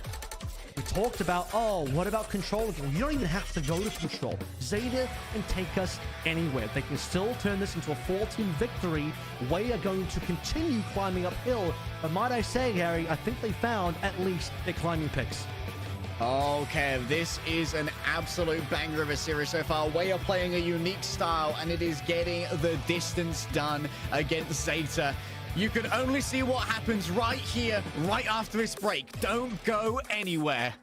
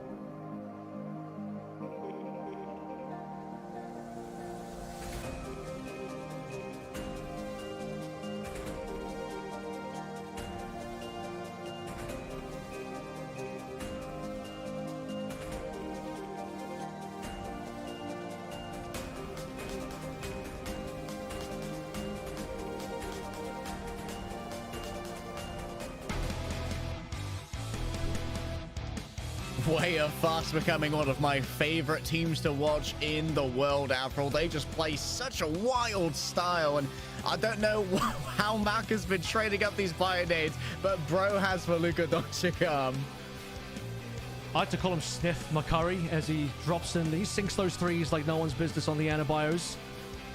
Zeta felt that for sure. I mean, this is becoming a legendary game. This doesn't even matter who wins at this point. Way have pushed Zeta so far. Dare I say, Way have kind of pushed Zeta further than either Crazy Raccoon or Falcons did. Even than themselves. Zeta went 3-0 in the seed and decided matches. 3-1 victory versus every team they played. This is now a 3-2 series, although the caveat would be only because we're in a BO7 FT4 scenario. If this was an FT3, Zeta would have won 3-1 by now, so it would have been another 3-1. However, we're going to bend the rules here a little bit. It is a 3-2. That's the current scoreline. We can make it a 3-3. The map pool is now open. You can see all the blacked out maps are the ones that cannot be chosen. They can go anywhere, and Zeta still want to go to Lijiang. And I said this right at the start, that Lijiang was going to be one of the favorable map choices for Wei. Zeta choosing this is extremely ballsy on their end. And I say ballsy because Milgaru is that guy. He's going to come through and potentially play ball again. And it was so good on Surasa. They super struggled against it. I mean, they tried. And this is even considering Genji was banned. Genji was banned and they still struggled against the ball, and they had the opportunity to ban the ball. We've looked through it. Ball is available to ban. Nobody has banned ball just yet. The first ban is on a Lucio. So what are we really preventing here? Lucio Ana-type compositions. Lucio Juno. What are we enabling? We're enabling Juno compositions. We're enabling Brig compositions here. The Soldier's gone here as well. I mean, at that point, you're kind of impacting Flora's hero pool massively. Flora's only realistically trying to play the Soj. If it is going to be ball, full way, I'm expecting Flora to come through on the cast here. I don't think Ashe is very playable here. Flora on Tracer would be a mistake. Hate to say it, but I don't think he has enough carry potential free to prove me wrong here if Flora does in fact come out big. But on a map 6, Flora historically has not been amazing on Tracer. It would be tough. Maybe the Sombra has to come through for Flora. We know Alpha Yi is basically going to lock in that Bara. Giga Chad picks here. Let's see if it pays off.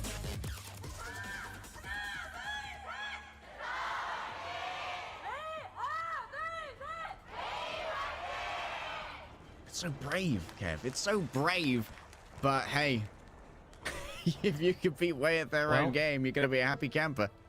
Tell you what, even when Way get their maps sometimes, they go to Havana and it's a complete nightmare. They go to Queen Street. It's exactly what they wanted. It's a fantasy. But here right now, hard to say, even when Way get their maps, what the result is going to be. We're not even going to see a ball straight up. They predicted correctly that Bernard was going to start on the Malga. Bernard could have started on the Diva. Starting on the Malga, and they have the Bastion ready to go. Bastion can't be banned anymore. For one of his nasty boobs here already. Who are you? Putting in some work towards Violet. Gets rid of that armor, but a little more than that. Alpha Yi flying a little close to the sun. Gets singed by the miniguns of Aid.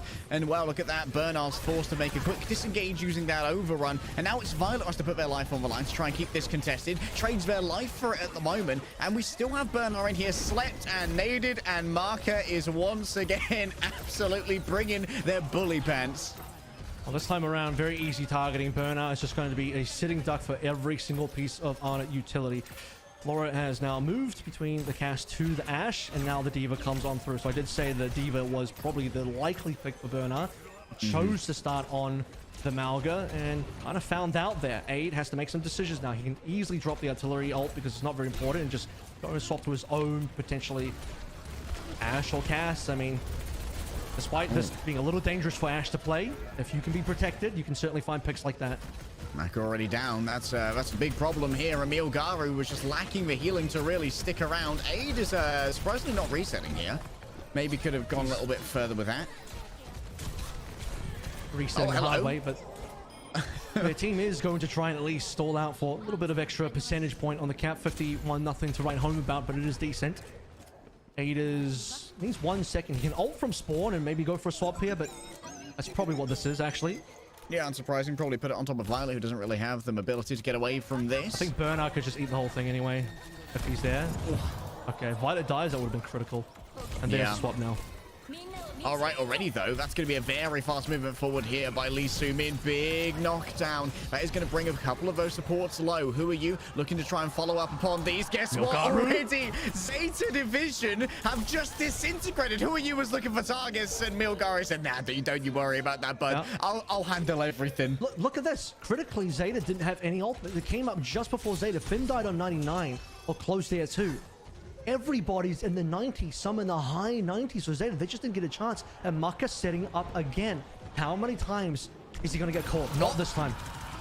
Yeah, Steph McCurry identified. No nade coming through at this point. Who are you also caught out trying to follow up on that? Milgaru's just going to quickly run away, grab themselves a boop on the way out, and remain evasive as Zeta Division just going to pile on to a point. Milgaru's still trying to play up against this. Lee Soo-min gets themselves a nasty headshot. Flora is isolated, and that's going to force out the Bob in what should have been a pretty easy 3v5 here for Zeta Division.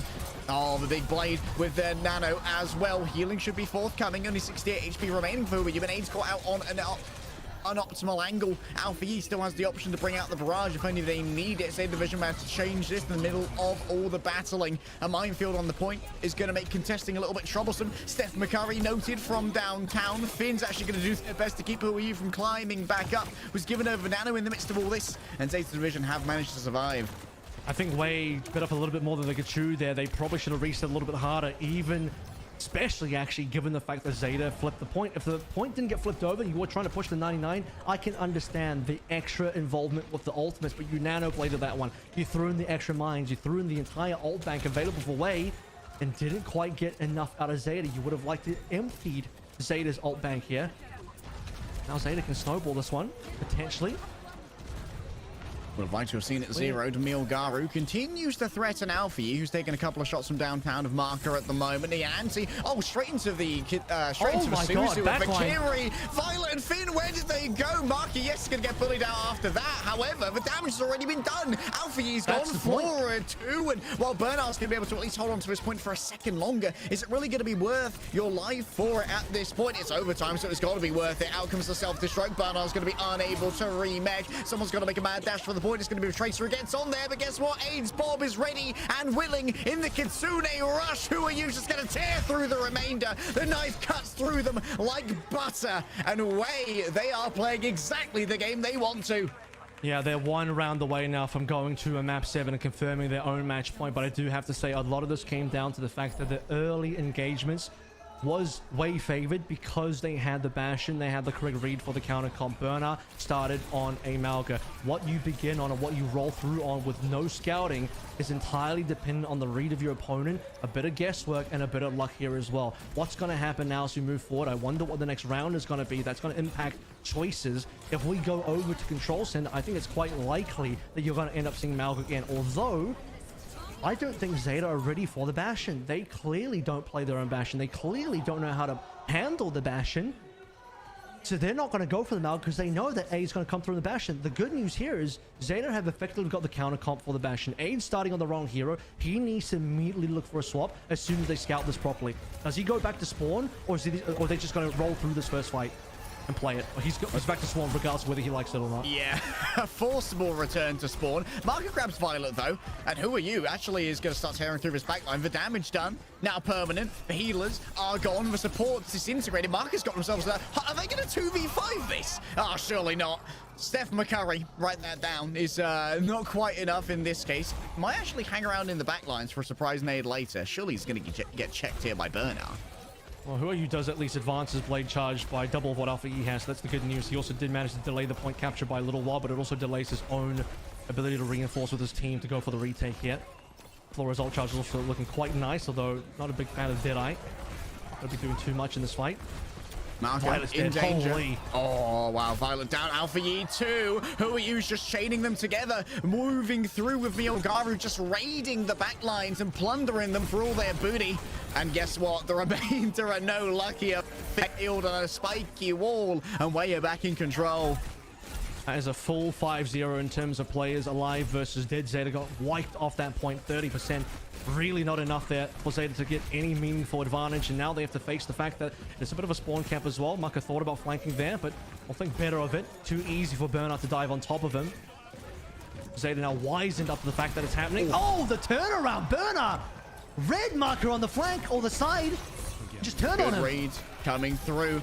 Even with the spike guard, the damage is too much for Milgaru to bear. And as quickly as this point was turned, Zeta Division turn it around. What awareness from Burner. I mean, all it took was that one turn. If the sleep dart lands, it's all over. Burner has slept. It's a free Bionade, and Wei full engaged. They have the ultimates in place through as well, and you're looking at 60% plus for Wei. But Burner having the wherewithal to turn at the last moment with Matrix up, mind you, is enough. That's going to be a Nano Blade. The old classic. That's one down. Violet instantly gone. And Finn's going to be the same. Flora's just sat there waiting for heals. Come back, please, Mini-Pack. I desperately need you. And Burner up against the wall, up against the Horde. He can't stand alone. Flora trying to make it happen. Alfie's drawn out the blade, but it's just a sideshow. The skipper's getting it done. He's skipping the dishes. He's going straight to dessert. And yummy. Alfie also pulled through the blade there for the extra presence to allow Flora the space to play through. And once again, who are you? The critical member he couldn't quite take down, similar to what we saw on Havana, was Flora. He thought Flora wasn't going to be a threat. He pushed Flora out. And actually, you talked about the mini pack. It did come back, and that saved Flora's life again. Who are you? Just couldn't finish off the last target. And that allowed Flora to capture that and clutch it. Oh, Violet's transfer back here with the rally. No chance for these supports to try and escape. Mark is just going to be bullied all the way out. But guess what? Who are you has already done so much. He's an absolute monster. This is the prince we remember. The prince that was promised by Lunatic High in the dwarven texts of yore. And now brother is looking like Tom Brady winning another ring, putting up these numbers at the age of 59. Still rocking around. Unk still got it. He's still the Genji father. Every Genji before him cannot last in front of Who Are You. As we're looking at dire straits here. Percentage points going up. Both sides. Burner now back on the Malga. Safe from any aid Bastion. Forward comes the Kitsune Rush. Everybody's got that extreme rate of fire. Who are you? Just confining the supports to the outside. They're going to be looking at a briny grave over here as Milgaru heads over onto Flora. Flora wins it out with help of Burner. But Burner's betrayed out by Lee Sumin. A 1 versus 1, and Lee Sumin doesn't want to deal with this. Age is overextending. A double headshot will put him down into a grave real quickly, as it's going to be an extended fight on the outside. Who are you? Fed over into it. The healing can't be delivered. Lee Sumin's trying to get it done with Marker, and still Zeta Division going to look for the flippers. Alpha chains together kill after kill and rescued Zeta Division. Wei need to respawn very quickly and go straight for the point here. This is a very difficult situation now. They have to touch. You do not want Who Are You be the one doing it. Aid. TP's available. Couple of swaps here now. Lee Sumin on towards the Ana. No time for a Nano Blade, but there is a Juno ult. Unfortunately, on both sides, Zeta have the better ults here. Wei have a lot of work to do. Annihilation good to go. Who Are You draws out the blade, trying their best to try and hunt down Alpha Yi, evading for a second. They're exchanging the slices. Alpha Yi gets one over on the Elder Gods. Your Eldritch powers have been flaunted by an upstart. 1-1. It's patricide as Alpha Yi takes down the Genji father, and now Zeta Division with the superior ultimates towards the end there. It was the second to last fight that was the critical one, though. It leaves both Lee Sumin and Marker on long respawns. It allows Zeta Division to have the extra ultimates as well, banked up from that previous fight win. Aid now onto a Symmetra. I think we've seen it before. Samoa, they're just struggling to get back on. You remember the Volcano. They C9 that one, even with Lee Sumin dropping in the extra Kasuna Rush. This time around, not quite as devastating. No C9. They touch, but just couldn't find the value. Too many ults. Who Are You focusing his blade on trying to shut down Alpha Yi instead of getting trades on the other side? I do wonder if he just targeted the supports as he always does. Could he just have equalized the trades and kills and maybe allowed Wei a better way to try and win that? A different decision, a different timeline. Here we are on a different map. It was always going to end this way, 1-1. It all comes down to this. A miss on the dynamite right there.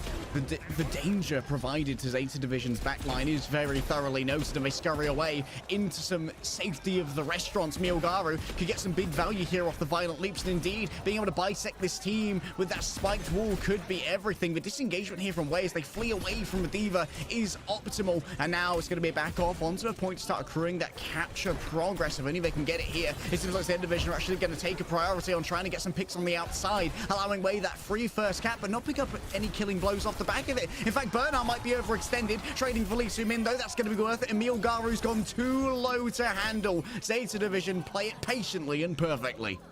Yep, even despite the damage coming through, you saw Aid free firing on the sidelines, late death onto Marcus. That's going to impact their ability to retake this point anytime soon. In fact, should be up to Zeta to potentially set up a spawn camp here. Not the best spawn camp because, well, they don't have super brawly frontline tanks. Look at the ult charge as well on the support line. I mean, they're really going to snowball this one. Wei are going to struggle. Milgaru onto the ball now. And they rescue this one. If Wei have a chance of winning this point, it will be through quite the deficit cap percentage-wise.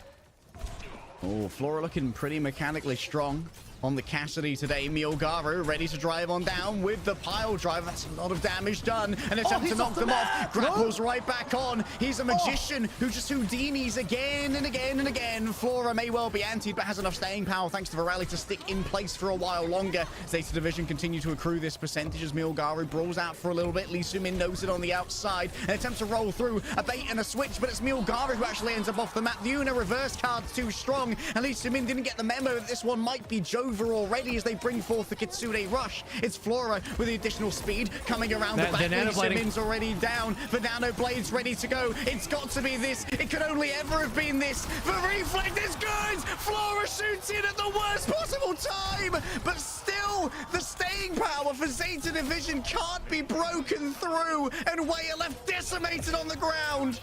Yeah, they're now just potentially feeding more ult charge over as well. They're just throwing ultimates into a lost fight, and this is the problem. We've seen Wei in these desperate situations get even more desperate, and now they come out the back of that with the worst case scenario. They reset into a giant deficit, not only on time and percentage, but on the ults as well. Zeta have just about locked this in, locked the grand final, and Wei, they're running out of options. Hell's Heart stab at Yi, or is it just Alpha Yi? Already Marcus down. Who are you's gone too? Yeah, Violet's gone, but it's going to be a massive clutch here from Milgaru with the minefield. It's going to be anything for Wei to survive about over here. Flora closing in on Lee Soo-min, who just does not have the DPS to make it through this one. Actually, Houdini's away. Milgaru is controlling the point. It should be a flip over rather soon as the roll through comes back again, but overtime starting to tick down. Someone's going to put their body on the line. Lee Soo-min has arrived once more. Marcus taking their time to get back here. Seemingly, Wei have managed to grab themselves a bunch of kills off the back of this, and they've just got to stick on the point. I don't want to see tragedy again like Samoa gave over. Violet expended the rally, and Zeta Division has routed for once. A perfect fight for Wei. They needed that so badly, being as down on ults as they were. And in a situation where Zeta, despite losing, Violet making critical error there, it may not end up impacting their ability to win. Unless Wei can now snowball this properly, they go into now a Malga matchup. Burnout back on the Malga, taking a lot of damage early. They have to wait for Finn's ultimate. Can't really engage without the orbital ray yet. He's dead. Okay, they can go now. Pulse1 gets nothing. Lee Soo-min still has the Kitsune Rush if only they want to use it. Moving in onto Who Are You. Sends it in. It needs to be done. You need to stand up in front of the Malga. Who Are You really needs to get for Juno, but the evasiveness of Finn is too much to deal with. Milgaru's grabbed Flora on the other side, but the clutch factor of Who Are You is missing. Milgaru incredibly low. Lee Soo-min and Marka can't get there in time to keep this healed on up, and Marka's playing around the peripheries for now. Lee Soo-min desperately dodges away. Alpha Yi on the pursuit, trying to get these healers before they can come on in. It's Zeta Division back in control of a point, and while Wei may have given it their best and they've gone themselves all the way to Asia, they're still the kings. They're still the #1 seed. Zeta Division are a division above. Wei have locked in the top 4. The best result for the majority of the players on their team that they have ever reached in their Overwatch careers, and they can be proud of the fact that they pushed Zeta to the brink. Considering that Samoa was winnable, considering that Lijiang Tower was winnable, this could have been a map 7. Very minor mistakes sometimes, a couple of moments where they just put in a little bit too much extra to try and save losing situations, but where they were winning so cleanly, so well. They had a good read on the meta. They had a good counter-comping against Zeta Division. Zeta Division kind of left stumped in several cases in terms of how they were going to deal with the meta choices from Wei. Zeta's still the more experienced team, led by this guy on your screen. POTM goes to Violet. Honestly, a hard to call pure team for Zeta because it did seem like a very large team effort. Everyone had some good individual moments. But right at the end there, despite the rally being thrown in awry by Violet, as I mentioned, very likely not going to impact the result of that map. They were already so far ahead. They made a very nice last-minute counter swap back over towards Amalga, giving no opportunity for Aid or anyone else to go to the Bastion. Aid wants to go to the Bastion anyway, but doesn't have a team to play through. They use pressure and time against Wei, and it all comes down to so much of the early engagements and the early snowball momentum you can get. And we saw that writ large, particularly on the control center, where they went into the Bastion early. Milgaru went on to the Hazard. They were expecting Amalga. They were hoping for Amalga, and Bernard delivered the Diva, especially with that very, very critical side turn onto Market, which I think was potentially a map-turning moment for Zeta to win Lijiang Tower. I think the words of the day for Zeta Division: consistency, reliability, and variability. Bernard being able to not be locked in on that Amalga really was important to be able to get those early advantages in the fights, kind of preempting the preemptions of Wei as they came on in. Violet's highlight reel is, of course, very heavily centered on the Brig and was consistently a thorn in Pepe's side, and even on the offense of Havana as well, absolutely bullying Pepe out with those Bardic grenades again and again, knowing just when to go aggressive enough to destabilize a Wei push. Now they find themselves in a great position to win their first ever grand finals for Zeta Division. We have, especially important for, I think, for Pelican, not Violet because he's won plenty of championships, but for Pelican, who is yet to win an actual Tier 1 championship. He won Contenders of Korea many years ago, but since then has been second place after second place after second place. Of course, before we go into our next and final match of the day, let's take a chance to interview the POTM Violet with translation courtesy of WDG. 자, 이제 단 한 걸음만이 남게 됐어요. 결승 진출 소감 들어볼까요? 진짜 결승 진짜 정말 오고 싶었는데 이번에 또 우승할 기회가 생겨서 정말 좋습니다. 네, 그렇습니다. 자, 오늘 정말 세미파이널다운 부대가 펼쳐졌죠. 가장 긴 한타가 나오기도 했고요. 조합, 물고 물리는 싸움. Just one trip to the finals. How do you feel? I really wanted to go to the finals, so it's a nice win. 오늘 경기 흐름 전반적으로 어땠을까요? 오늘 경기 상대가 좀 예측하지 못한 맵을 뽑았다 생각하거든요. 예를 들어서 뉴킨 같은 맵. 그런 부분에서 좀 How was the game overall today? Is the next question. 어떻게 잘 이겨냈던 것 같습니다. Scary, I imagine. 그렇군요.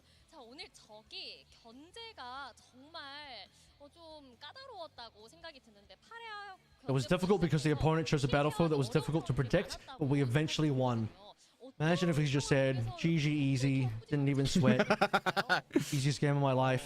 Didn't even have my monitor on. I was playing with a Wii Fit balance board. 그렇게 오더를 해서 좀 끌었던 것 같습니다. 그렇군요. 그리고 마지막에 또 레킹볼 홈런을 치셨을 때 기분이 어떠셨나요? 이겼다. 딱 여기서 이겼다 하고 직감이 오셨군요. 네, 그렇습니다. 자, 그리고 바이올렛 선수 최근에 이제 도파민기라는 별명이 붙은 이유가 좀 도파민을 쫓아서 공격적인 플레이를 하기 때문이다라는 이유도 있는데, 근데 좀 최근엔 좀 달라진. How did you feel when the last wrecking ball was blown away?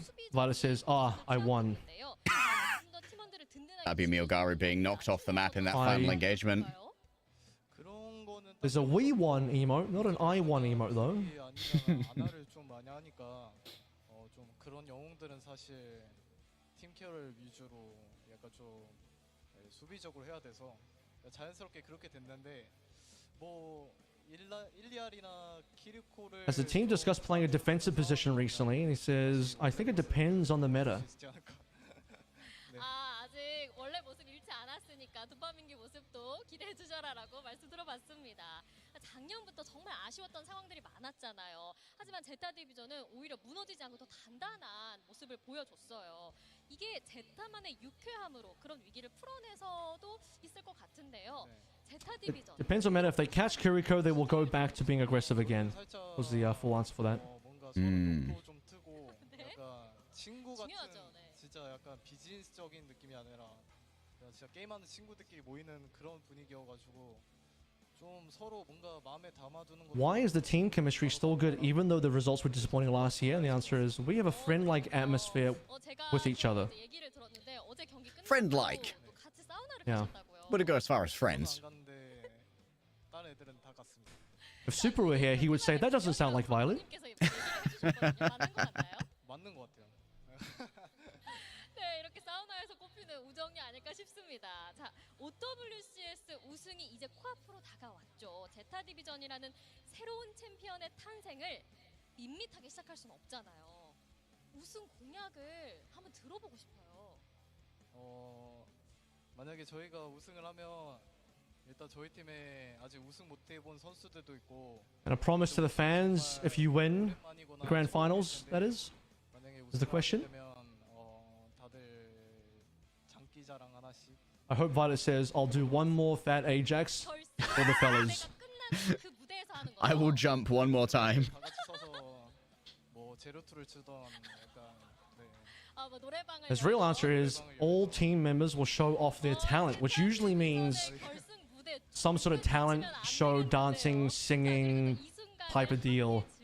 So, public humiliation like that is what that is. No, yeah, it's a fun little thing for the fans, a little bit of fan service. Ah, can't wait to see Zeta idol. 간절히 원하시는 팬분들이 많을 거라 생각하는데. And finally, a word to the fans. 꼭 이뤄냈으면 좋겠습니다. 항상 응원해 주셔서 감사하고 내일 잘해보겠습니다. 파이팅! 파이팅! 자, 이렇게 마지막에 팬분들 He says they will desperately want us to win, and we will achieve it tomorrow. Thank you for always supporting us. That's the interview with Violet. They have a lot to look forward to tomorrow. First time OWCS final for the team. Obviously, they did play a final in Soup Invitational, but for OWCS, Harry, it's the first one. How about this, though? Falcons Crazy Coon, Harry? Oh, it's going to be a banger. Don't go anywhere. This was apparently the warm-up. See you on the next side.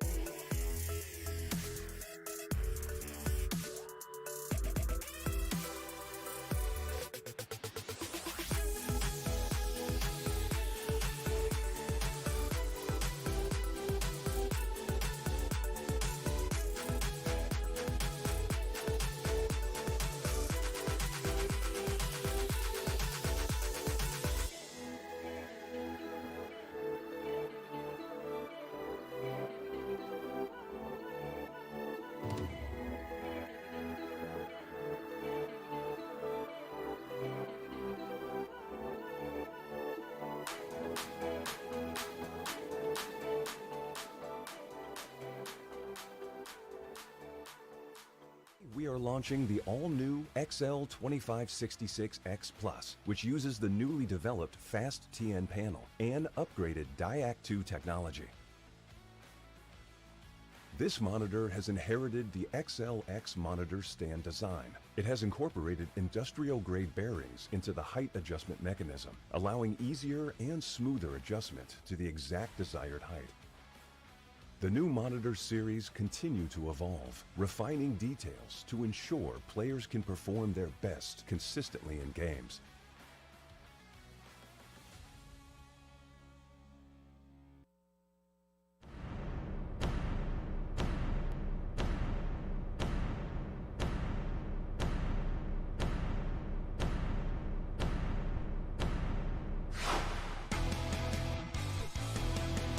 OWCS Korea is entering the final straight, and the game that always looms on the horizon when we look at the landscape of Korea has once again come up. It's going to be Team Falcons, Kev, going up against Crazy Raccoon.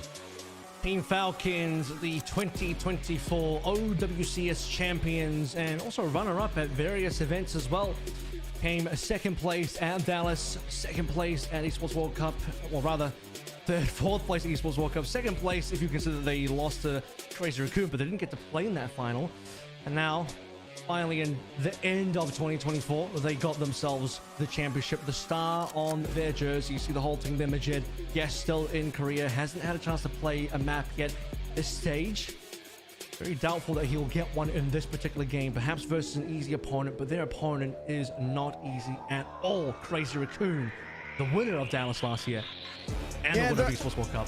They're about as tough as they come, being led the way by the 8'9" gaming warlord, dominating the skyline on land. Lip is a sight to behold. And there's a reason that everyone looks forward to this particular matchup. Just titans of mechanics in every single area. Question is, are they going to be more enthusiastic than the others? Someone doesn't want to do some hand touching. It's true. Icky. Hand sanitizer, ready to go, hopefully. But here we go, starting lineup, no surprises. It is the standard 5, no substitutes, no Smurf anymore, no Happy anymore on the team, and no other tanks. It's Hanbin all the way, who needs to carry the flag forward for the team in the tanking role versus Junbin. Although that being said, not expecting Max to come through for Crazy Raccoon either. Standard starting lineup here. These guys, every single time they clash, it is lights out. I have the record here in front of me, Leg Day. It is 14 matches over the course of the last 2 years. Well, I should say 1.5 years. Full 2024 OWCS matches, plus everything we've had in Stage 1. 14 matches between Falcons and Crazy Raccoon, with the current record standing at 8-6 in favor of Crazy Raccoon. The gap has been closing, but it's been closing because Falcons have been able to start bringing things back. If you look at the last 5 times these two teams have faced off against each other, 4 out of those 5 have been Falcons wins, including the Grand Finals Championship for the World Championship last year in Stockholm. Late game scalers, potentially. Our Falcons. We've got ourselves a coaching interview here that's going to be translated by WDG. On the left, we have Mr. 9000 himself, Mr. Lamatra versus Mr. Crazy Raccoon. It is Coach Moon. 안녕하세요. 팀 팔콘의 코치 나인케입니다. 네, 나이케이 코치님 반갑습니다. 자, 그렇다면 크레이지 라쿤 팀도 만나볼까요? 네, 안녕하세요. 크레이지 라쿤 감독. Who has a I Love Croatia badge on his jacket. Oh, wow. Big fan of Croatia. Yeah, big fan of Croatia, guys. 두 팀이 아닐까 싶은데요. 4강 결승에만 오면 계속 만나는 두 팀이 올해도 또 만나게 됐습니다. 그런데 4강에서 만나는 거는 조금 이른감이 없잖아 있지 않나라는 생각이 드는데요. 4강에서 만난 소감 한번 들어볼까요? 네, 저희가 사실 4강에서 만날 거라고 상상도 못했었는데 뭐 이렇게 만난 김에 저희가 재밌는 경기 보여드리도록 해보도록 하겠습니다. The question is, the two total rivals meet again in the semifinals this year. How do you feel? 그렇다면 크레이지 라쿤 팀은 소감 어떨까요? 이제 그만 만나고 싶어요. 왜요? 이제 좀 정도 들었지 않았나요? It's an unexpected encounter, but I'm going to show you a fun game because it has come to this, and that was 9K's answer. Now Moon says, I want to stop seeing you. Probably because out of the last 5 matches, they've lost to Falcons 4 times, but they did go 1-1 so far this year. Simply disband, please. 시즌만 되면 기세가 오르는 팔콘이기도 한데요. 반면에 작년에 상반기에 모든 리그에서 우승을 했지만 단 하나 OWCS 코리아에서는 우승을 하지 못한 크레이지 라쿤 팀도 있습니다. 자, 그렇기 때문에 오늘 경기 쉽사리 예상하기 쉽지 않은데요. 자, 오늘 경기의 승부의 판가름 어디서 날까요?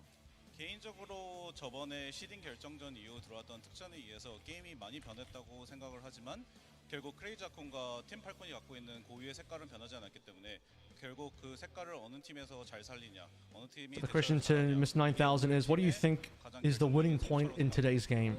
어느 팀이 본인 팀의 색깔을 잘 살려서 I think the team that brings out the team's unique colors will win. Colors will win, rather. So, talking a little bit about the team styles here, the stylistic differences, which I'll dive into after this interview. 네, 맞습니다. And Moon says, I agree with 9K. Enough reason he doesn't want to see them. Keep stealing the interview answers. 두 팀 모두 완벽한 승부의 균형을 맞추고 있는데요. 그 승부의 균형 오늘 깨지게 되거든요. 오늘 예상 스코어 한번 들어볼 수 있을까요? 예상 스코어는 4대1 정도로 예상하겠습니다. 왜냐면 저희가 아직 지브롤터를 다시 The team's record is completely 50-50. What is the expected score? So the 50-50 is in reference to this year's scoreline between the two teams being 1-1. 살짝 떨어지지만 그래도 4대1로 승리할 것이다. And 9K's response is expected to be 4-1 because it looks like we'll lose in Gibraltar. So clocked. 이스페란자 빼시죠. 빠른 상이 네, 그렇게 하고 4대1로 네. 자, 이러시면 안 됩니다. 자, 그렇다면 OWCS 코리아를 대표하는 라이벌 매치인 만큼 And then Moon says, I think Falcons will win completely, excluding Esperanza. He actually thinks Falcons will just win, but Yeah, excluding Esperanza. And he doesn't think they're going to win Gibraltar. 상대팀에게 지지 마십시다. 올라간.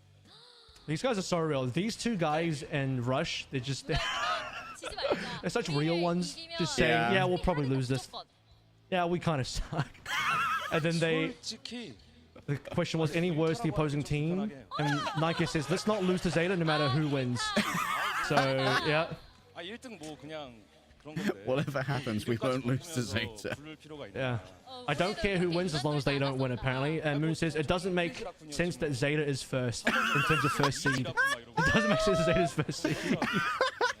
That's so funny. The establishment of Falcons and Crazy Raccoon trying to keep Zeta down. They don't believe in these upstarts. 돈독한 관계를 유지하고도 있습니다. 자, 양팀 대표분들과 이렇게 인터뷰 나눠봤는데요. 그렇다면 맵 세트도 확인해 보실까요?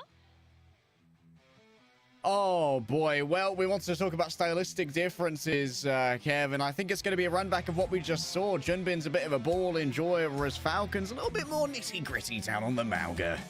Yeah, that's it certainly is mostly, I think, you know, we do talk about the ball and the Malga difference, but to me it's more of an Ana team with a dive difference versus a ball brawly type of team difference. So first map is going to be Samoa, as chosen by Falcons, and obviously so because this is a good Malga map. I think of the control options, this is a great start for Malga. They all play Malga the whole time through. Crazy Raccoon, they would have preferred the Lijiang start had they had the first map choice. They are the lower seed though, so they don't have that choice. Will ball be played? It is possible. We saw Milgaro play ball here. But at the same time, Crazy Raccoon have been kind of falling apart a little bit on their ball win rates. So the question now becomes, do they adopt a little bit of what Wei was cooking? It's what we said about the Wei versus Zeta matchup. Similarly, Zeta is the Malga Brawly team. Wei is the Divey Ana team. Crazy Raccoon is the Divey Ana team here. They have Shu. They want to force the Ana. On the other side, you have Harbin's Malga, you have the team play of the Field of Chio backline on their Juno Brig, which they want to be able to capitalize on. Proper can play just about everything, but Genji has been his go-to for most of the season. Although that being said, the Torb introduction recently has been a bit of a key pickup for Proper, as he takes a bit more of a supportive role in the team, allowing Stalker to then pick up the Sojin, pick up more carry duties on the type of hyper carry heroes. Yeah, Stalker and Proper have been an absolutely lights-out duo when it comes to the damage roll. Of course, they are going to be very thoroughly challenged today, and this is going to be a series with a deep pool of data to download. As with all of our others here in Korea's playoffs, we are going to be going first to 4, so this series has some real legs to it. And the last time they played was a 3-2. The scoreline is Crazy Raccoon winning Lijiang Tower, Falcons winning Esperanza.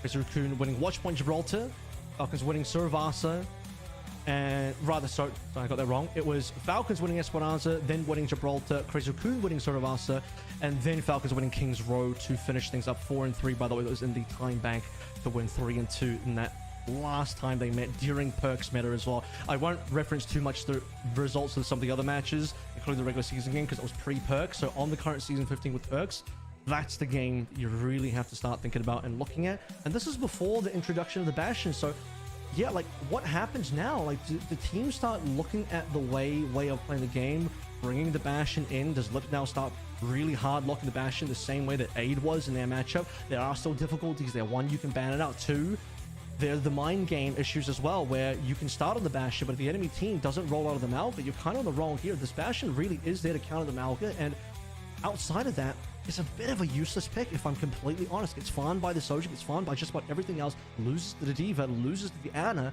It is very much the hardest way that you can, not the hardest way you can counter Malga, but one of the more heavy ways that you can try and counter Malga by really going all in one specific hero to do one specific job. But outside the job, it's a liability to the team.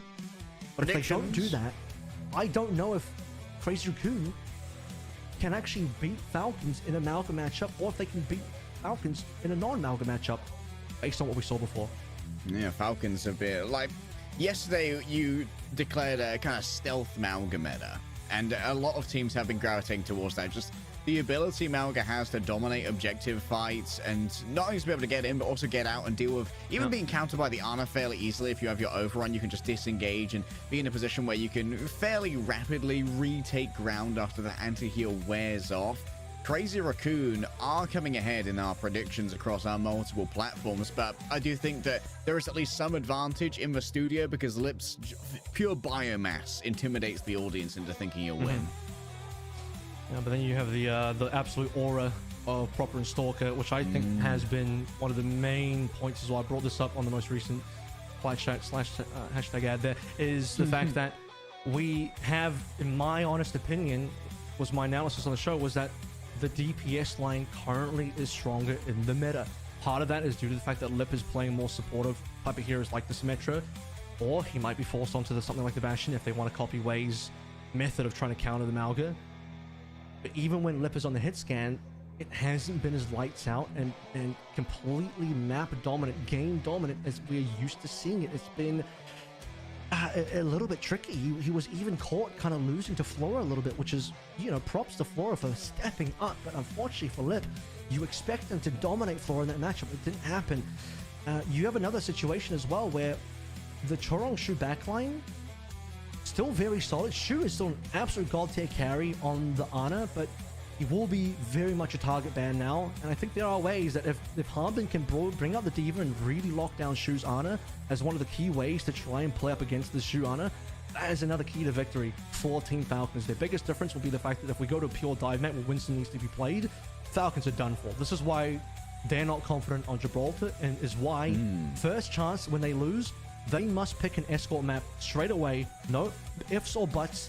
Get rid of the escort pool. Just get it out of there and don't allow Crazy Raccoon to have a Gibraltar in the back pocket. If we go to map 6, Gibraltar becomes available again. But in the first 5 maps, eliminate Gibraltar from the possibility of being picked.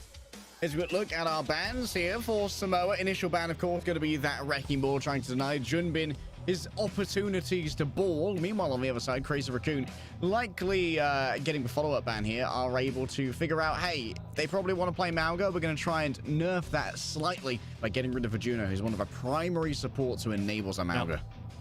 One of the Malga enablers, which means you're going to have to end up playing a bit of either Lucio or Kiriko. The Kiriko might be fine just for the fact that it's very likely Shu is on Ana here. In fact, I think it's almost a given.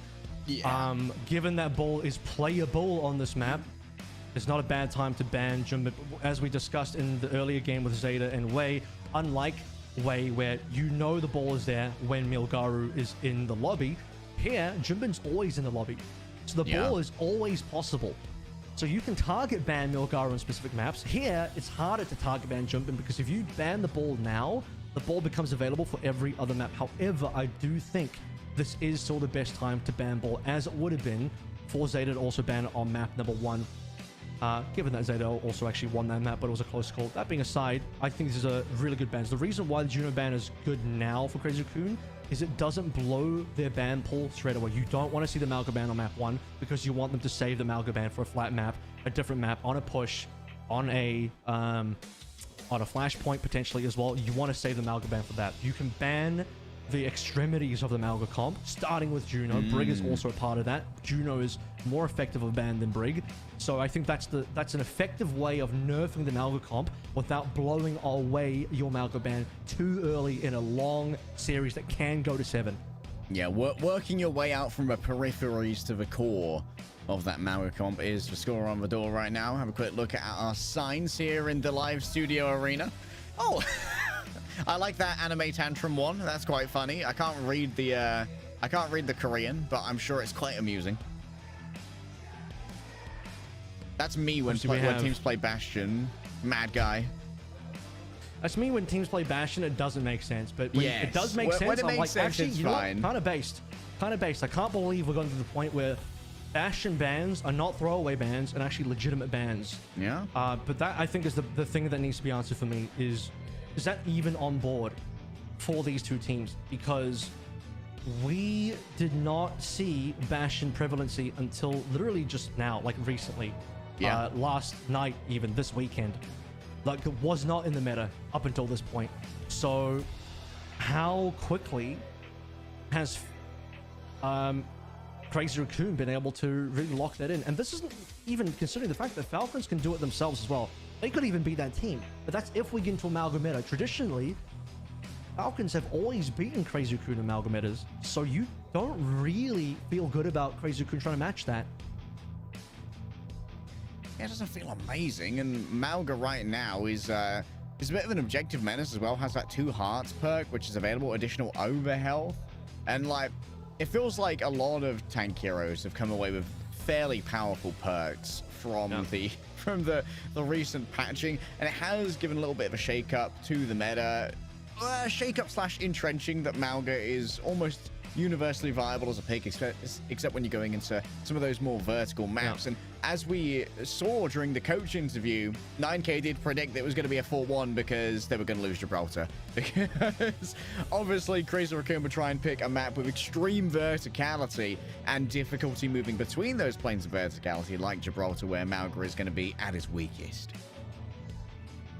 And then subsequently as well, we had the Esperanza call where Crazy Raccoon did lose Esperanza to Falcons. That was a close loss though, so I don't know. Moon was not feeling great about Esperanza. I think he should feel better about it.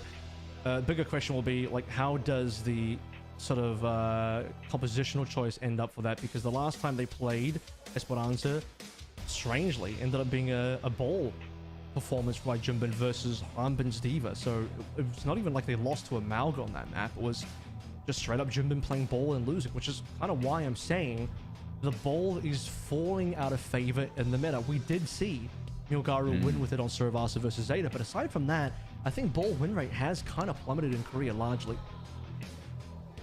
Yeah, been left by the wayside. Milgaru and Marka at least putting on a show with it. That's that's quite an angry raccoon that appears to be shouting. I think I noticed a sign earlier that appeared to be someone's battle tag, maybe advertising for a duo on the OWCS Korea stream. I mean, sometimes you just got to get your name out there, bro. Grind set. I respect it. What happens when you get too many friend ads? I was like, I can't handle this. It's like being an attractive person on online dating. There's too many matches. What do you do with all this? You have that problem all the time, Kev, I imagine. I just... Inundated. What do you do about a leg day? What do you do about a leg day? They just love the esports casters, you know, they can't resist us. I wasn't talking about me. I was referring to, obviously, asking for a friend. I was talking about you there, so... Oh! Can see Proper's PC when you write being leg replaced. day on the profile, they're like, you know what? That's what I need. Stuck leg with that day. eternal mewing face. It's a gift and a curse. Yeah. Proper's entire PC needed replacing, by the way, which is why Kev and I are continuing to have a little yap prior An entire to this. PC needed to be replaced. Proper's entire PC couldn't handle his aura. It's true. And needed to be replaced.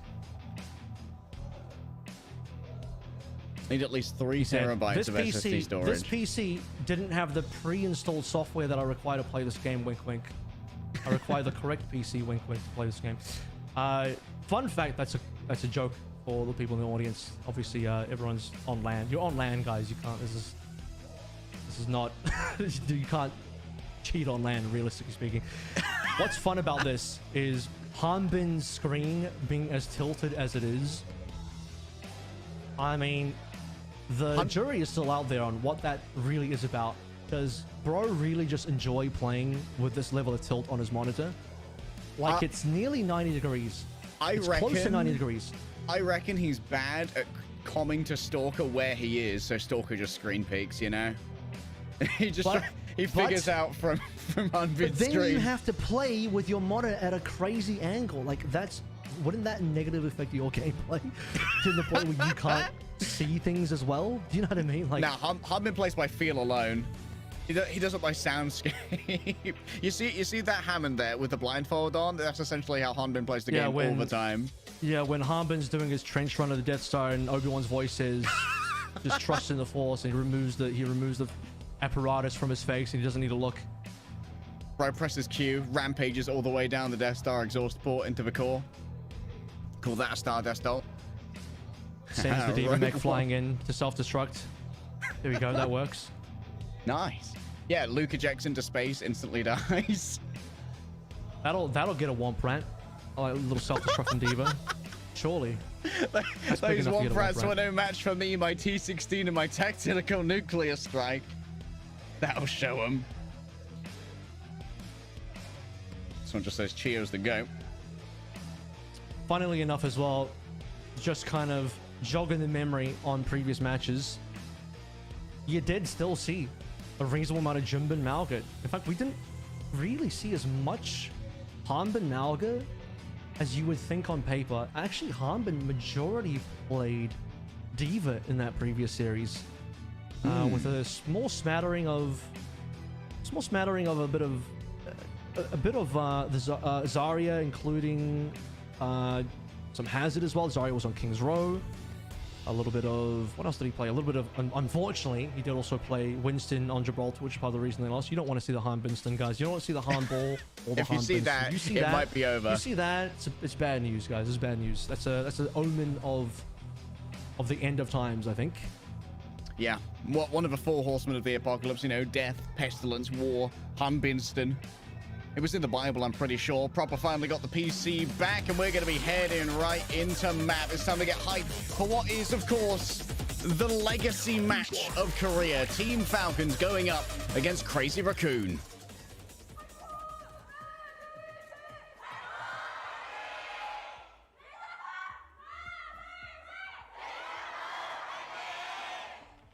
Under any other circumstance, this could be considered a grand finals preview, but in this format here today, no complaints from me, as Falcons, Crazy Raccoon in the semis, where the loser ends their run for playoffs. Only one can face Zeta in the grand finals. It's do or die for the first time in OWCS between 2024 and 2025. One of Falcons and Crazy Raccoon will not appear at an OWCS final. Mad to think about. In our coach interview earlier, we said we don't care who wins so long as Zeta loses. True General Hux approach. We'll get a lot of Star Wars references in today. Stalker taking to the air on the Farah. There's going to be some early poke here onto the Jun Binston. Yep. And a great read from he's saying as well. He normally starts on the Farah. I wonder if the scout comes through, Stalker considers a swap. Normally you would actually see proper potentially look at the Farah and Stalker on the Soj. Falcons have swapped that up today. And Chunbin already forced off that high ground here, just giving a nice purge for Stalker to operate from, and Heesang's going to be looking to find a way in and attach these sticky bombs to the Farah when she least expects it. For now, he's playing a little bit further back. Very reserved position. Hanbin puts their body on the line, on the point. The focusing beam isn't quite able to connect. Hanbin's going super low, but the healing should be there as our team's jostle the position. Yeah, that could have been a very early cap and the neutral done for if the DMEC came through immediately. Look at the healing on field, though. That was all into Hanbin's backside. No hammer, no armor healing perk required for that. And it means we're going to get a fairly fast nano, especially now proper taking down Lip. You might even just skip the nano to win the first fight. I mean, losing to Proper is nothing to be ashamed of, but he did point out that Lips had a little bit of a cold streak recently. Junbin's gone very deep here, looking to try and dismantle Chio's defense. Still, it's going to be a while to cap this. I've got a weird feeling of deja vu from the last match we cast, where it seemed like this first Samoa point took forever to cap there as well. Well, that's the good thing about Junbin staying in a little bit longer. He knows his limits well. He actually takes a lot of damage, but doesn't die. That brings the Dano over towards Shu, who pops early. Fielder needs to be next. Chio goes down. Nice finish there from Heesang. That's a beautiful focusing beam. Junbin doesn't get too much more off the nano, but that's a terrible nano. Oh, and a uncharacteristic mess up there from Fielder. Actually just nanoing the dying mech of Hanbin. There's nothing to be done. That ult is just lost into the ether. And Crazy Raccoon get their cap. It's been so many times. I don't know what it is, but post perks in season 15, I don't think it's anything to do with perks. But me as a nudicer, I have noticed the fact that a lot of Annas have been whiffing their nanos, where they just nano a target that dies immediately, as in the nano doesn't reach the target, and they whiff it, and the target's dead. Here, basically the case where Hanbin loses mech as the nano comes out, and he doesn't actually receive the nano. Duplicate ready to go if it feels to be needed. Heesang's going to pick up their own Pharaoh right now, moving in onto the mother Amari. I'm sorry, I'm a fake daughter, but I'm a real threat. Fielder finds the business end of Chorong there, and there's going to be an attempt to try and stagger out Hanbin. A body block from a Pharaoh is a little bit of a rare occurrence, but Heesang's going to be able to fade away fairly easily. Yep. Masterclass from Crazy Raccoon to be able to hold on to a dying point with Lip going down early to then recover it. Mega punish onto Chio, subsequent punish further onto Hanbin, and now snowballing their way further in. Shu under pressure. Well done by Hanbin. That's what they needed. Oh, Chio actually brings in the beat as well. Even with the ultimate, even with the person advantage, feels that it's necessary here. Team Falcons just wash over Crazy Raccoon, and they put up no resistance here, just calling it. Yep, tempo beat coming on through as well, and that's well played because there's nothing really to counter on the other side. You don't have to hold your beat to play for a large counter. With proper going Tracer, Heesang matches on his own Tracer. That means air superiority now for Stalker. Only has to be careful of either Lip and Shu, which no small feat to do here, including the fact that Shu absolutely can damage or sleep you out of the air. So yeah, at least doesn't have to deal with an echo. Overclock good to go as well. Those constant rail guns are going to be dangerous for the Pharaoh, taking to the sky to avoid Junbin, and that's going to be a nano barrage. Goodbye, Chorong. Goodbye, Lip. They never stood a chance. Shu's next up on the docket, and it's easy pickings for Stalker, who just munches his way through the opposition, and proper finds their counterpart in Heesang. So, despite me saying there's not really great or important counters on the other side, one thing you do have to be considerate about is the nano clock. Shu onto Lip. Heesang back onto the Echo, dealing a little bit with Stalker. Stalker here, getting to fly free a bit. Air superiority. Did notice the fact that Heesang wasn't on the right hero there. Now swapping back, proper taking down Lip, courtesy of a flanking Bayonet from Fielder. And Overclock, not a problem if there's no Sojourn to be using it. Shu under pressure, being shepherded over towards the point. A small hostage situation occurring here for Crazy Raccoon, as Team Falcons will turn around. And wow, oh dude, the cleave damage. It actually put the nano over onto Chorong. When he stands alone on the point, it's an easy disengage here for Team Falcons, and not really too much gained off the back of that nano. Junbin close to the primal. Yes, so there's some staying power, but Team Falcons are still in control. Well, the most important thing is what you mentioned. Falcons didn't lose points, so yes, they kept Chorong alive, which is required. If Chorong goes down there, you have no supports, and then it doesn't really matter what you do after that. Shu under pressure. Proper's going to go for the 1v1. Loses! Proper didn't quite have enough blinks and recalls. Proper should have considered that a little bit more. Oh, Junbin has to pop the primal to survive this one. Hanbin loses the mech. Self-destruct going to be given over a free remake, but only if the pilot can survive. And guess what? It doesn't matter if the mech is back, because the rest of Crazy Raccoon's have been put in the bin. Good news for Crazy Raccoon is, yes, Shu live, but also nano sometimes not required. In fact, often not required. It can be overkill to do the nano clock combo. It is lethal, though. Lip doesn't need it this time around. Overclock, just raw, is fine. And Falcons now, it will look like the potential of a bit of a tempo beat from Chio. It's going to have to be 82 and counting. Crazy Raccoon, last fight. Falcons on 99. Only need a singular one themselves to get it flipped over. Rally versus beat. Beat will allow you to get a lot more aggressive earlier. Well placed stick could change everything. Hanbin, already the recipient of a bardic grenade, is going to get healed up here by Fielder, and that will convert into a nano charge as well. Yep. It's going to come down to one fight to try and decide it all as Chorong holds on to that rally. For now, it's just jostling for position. Proper eroding that space away. Junbin's taken about a gorillion damage right now. Has to pop open the shield. And that's going to be the Barda grenade as well. A well-placed sticky, however, is avoided by Lip, using that slide away to get to himself some safety. The Nano, good to go. However, it's going to be onto Stalker on the barrage. The damage is so much. Junbin with the right click gets the final blow. He's going to move over onto Relucio Copy. It's going to take him on to build up that that sound barrier here as Shu goes all the way to the back to try and force out Shu from this angle. Gets themselves a full heal off the back of that double nano. Junbin's able to come back in. All of Crazy Raccoon's healers have been taken down, and Crazy Raccoon is still in control of the point. So guess what? Hanbin has to stay here, and all he can do here is cry, weep, and beg for mercy as the focusing beam carves through the mech, and the pilot Diva stands no chance against the overwhelming tide of Falcons.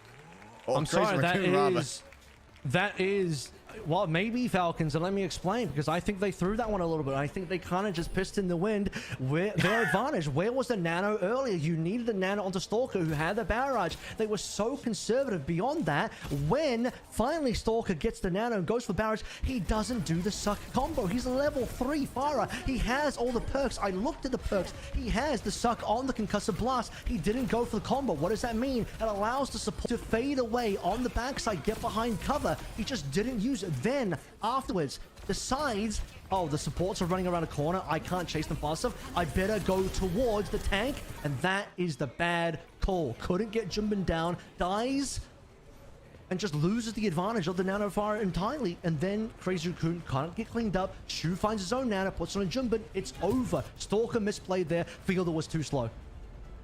You might be noticing the perks here from Stalker, but he ain't noosing the enemy team. No executions found right here as Team Falcons are just going to play around on high ground, utilizing the bulk of the Diva to be able to sit up here and just command the space. Conservative opening here for both teams. Well, shots will be found. Junbin is half, which does mean that Falcons will be able to get a little bit of early point presence. Brilliant nade on the Chorong. That's death. Oh, yeah, and the micro missiles just burst through it. Oh, Lip, what a headshot. Stalker was able to potentially grab something off the sack of a concussive implosion right there. Doesn't come through. In the end, it's going to be the first cap here for Team Falcons. Quite a bit faster than in our previous round. Yeah, previously, Falcons, despite killing Lip, wasn't able to really get any ability to capture the point. Crazy Raccoon stalled forever. I just think, really, that comes down to the extra healing. Taking Chorong down early means your capability for Junbin just to stay on the point definitely decreases. Chia needs to be careful here. Can't afford to go down. Notice that it's definitely a little bit harder to play some of these flyers on Volcano, unless you can hit those air shots. He's saying just keeping the rest of Falcons at bay. They are able to tap in and out to try and keep this contested. Nice sleep. Oh, the accidental wake. That's a little bit tragic right here. Double nano comes on out onto both Fielder and onto Hanbin. Staying power for the Ana is essential as Hanbin desperately needs more healing to keep themselves on this point. Junbin is just harassed on the other side. Has to go over and grab the Mega. Lip antied for a moment. Heesang forced out as well. The mech is gone, and the Baby Diva does not stand any chance against the focusing beam. Yeah, probably can change over onto Heesang here, but Team Falcons are going to have to make some mad dashes to keep this one contested. Chios grabbed Chorong in the midst of all this. A dangerous melee combatant is for Frog, and Crazy Raccoon finally flip.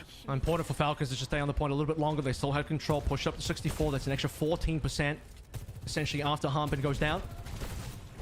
Take every single percentage point you can get, but importantly, Crazy Raccoon hold on to the majority of their ult, as they didn't have to burn anything. To be fair, they didn't have the chance to. High 90s found for everybody, and only Junbin had the ult, but now this is the important fight.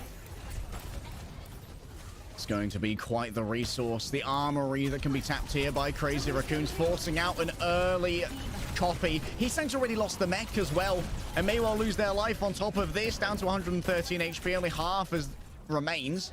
Still, disengagement works out fairly well. Lip is just around the back, gets instantly barrage edge traded out here, and Chio's beat didn't manage to save Stalker in the midst of all this. It's now dissipated, but Chorong's rally remains a stalwart bastion of defense that can't be broken through easily. Proper's made a mad dash to a point to try and back up Hanbin, who may well have been looking for a back cab, or at least some marauding onto a back line, but in the end, Crazy Raccoon should be able to stand strong. Hanbin going for the remake here. He needs the timing of this. Proper and Chio are about to respawn. He can't afford to wait. 64% about to be on both ends there. Sound barrier, importantly, was blocked out. Stalker not able to receive the bonus green HP. Beyond that as well, Churong goes to the rally, stuns 3. Hanbin, Field of Cheer, all stunned in close quarters. Nano on both teams now. Jimbin should be receiving this one. He's low. He has the Primal. Yeah, Primal has to be forced here. Needs to try and survive. Double Nano comes on out. I think it may well have been onto Stalker, but it didn't arrive in time. I'm not sure if it's another uncharacteristic miss there from Field, or if they just nanoed whoever was around and Stalker just simply took too much burst. Junbin should be... Junbin survives? Surely not. Junbin is just clinging to this mortal coil. He's using all of his grippers and digging in his nails. He refuses to leave. He takes so long to disengage. Stalker's eventually able to get it, but Crazy Raccoon are up to 99% now, and the taxation for their entry from Shu is going to be immense. They get the sleep as well. Shu's on a mad one. Goes for a quick reset. He knows it's a mistake. Oh, it could have been, maybe, but he had the hand on the head. I don't know. Maybe it was a reset. I'll give him the benefit of the doubt, but I feel like he knew it was a mistake. Speaking of which, I just confirmed Fielder whiffed the nano onto Stalker. The second nano whiff in one map. You call it uncharacteristic. Fielder's trying to change your mind that it in fact is quite characteristic. This guy needs to lock in right now. Fielder is not doing well. Cannot afford to lose his nanos like this. Twice in a row. Sometimes characterization is relatively obvious. He's saying ready to go with a duplicate here. Lip also looking to try and deliver a pulse bomb onto a worthy target. Already so much danger levied up against Hanbin. Double tracer here between Lip and Heesang. It used to be the domain of Proper and Stalker to do that. Out goes the pulse bomb. Don't think it's actually grabbed. Proper's actually slept by Shu. Again and again, Shu is proving himself to be the superior runner in this matchup. But Field has got something to say about that, as managed to get a big old nade onto the back line of Crazy Raccoon. And despite being messy, it seems like Team Falcons might be able to make this one work. Junbin's actually returned in the midst of all this. Has some staying power on the point. Hanbin getting a little bit over the top here. Just chasing in onto Lip, trying to get the finish here. It's difficult for the Winston to survive. A tap in here from another player. It's going to be beautiful juggling from Lip to keep this one contested. Heesang's returning on the Sombra of all things. And Chorong's here with the rally. The staying power is immense. The overhealth is going to be too difficult to deal with. We get closer and closer to a flip in terms of Crazy Raccoon. Out comes the Nano Barrage. No final blows though. The damage was so much, and finally it's going to be the self-destruct which takes Junbin to the end. Shu, I'm not sure who managed to get the nano off the back of that one, but Team Falcons finally find their men and clutch up. My goodness, I thought Fielder may have needed to put the nano onto Hanbin there. He decides to go for Stalker. Hanbin, in fact, finds a self-destruct kill. Uncharacteristic. Junbin tried to drop down into the pit in the middle, but gravity couldn't make his Winston fall fast enough to dodge the damage of the self-destruct. You asked where the nano went to? Went to Chorong. To try and keep Chorong alive, who unfortunately still ends up going down alongside Shu there. Wow, what a play and a recovery from Team Falcons. 2 with nanos, 1 in each round so far. But what you do have is still Stalker respawning on the fire, receiving the nano, getting the damage done when it counts. And this is what was happening on the back line. Chio getting deep and dirty on the Lucio. Chio just getting bits done on the Lucio again and again. And yeah, I'm hoping that it's not a true characterization, but we continue to see these nano fumbles coming through from Fielder. It's happening more and more in post-Perks era. I don't know what it is. Again, I don't think Perks influence at all. It's just interesting decision-making sometimes. They just hold on to the nano slightly too long. It only takes microseconds, frames, if you will. And in those frames, your nano target is gone before you land. Oh, the right-click perk here, I believe, for Junbin is giving some extra chains off of those right clicks to just continue attriting enemies who stand too close together. This should be an all-out brawl onto Hanbin, who going under had no LOS on their supports. The healing could not be delivered. Wow, Lip just runs over Proper. My goodness, absolute roadkill. This given Hanbin a moment though to get their mech back and the first cap going the way of Team Falcons. That was critical. I don't know what you saw. That was a cute one from Hanbin. He actually might kill Junbin off this. If he does, it's brilliant. Shu, however, amazing pocketing and a sleep dart. How did he curve the sleep dart around the corner? Brother's got a 4th level of perks that we don't know about just yet. Aaron Keller's done something special for his account.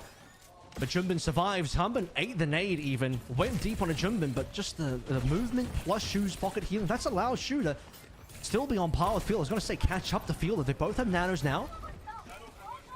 Surely we won't see it lost once again on the field of POV. This time a successful delivery. Gives it over to themselves as well. Shu falling low. The same could be said of Chorong. The backline torn apart for Crazy Raccoon. Find themselves in the garbage as Team Falcons hold strong.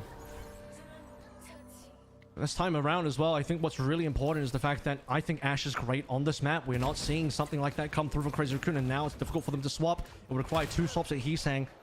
Unlike the proper Stalker duo, cannot play these hit scans well. It's not normal to be able to, so it's nothing against Heesang, but most flex DPSs, that's just how it is. Lip, he's on the Tracer right now, matching proper. He's doing a great job of matching proper. Very good Tracer. He's saying low. Oh, Junbin nanoed. Is Coach Gun back, though? Does have access to the Primal if only they do want it. For now, looking over towards Hanbin. It's a lot of pressure in towards that Diva. Knocked back. Isn't even going to be able to contest in the Baby Diva form. Lip's going super low. Both Heesang and Lip being afflicted by that is kind of brutal for the side of Crazy Raccoon. However, they still have the presence on point to try and flip this one over. And Team Falcons are probably going to call it with mostly their squishy players remaining and Junbin able to disengage safely. Okay, Heesang's actually potentially forced to pop copy here. I don't think that would have been a good time. It's so easily disengaged from Falcons, either a misclick or he was low enough that he was forced to save his own life, which is fair enough, but there's an important ult now taken off the table, sadly.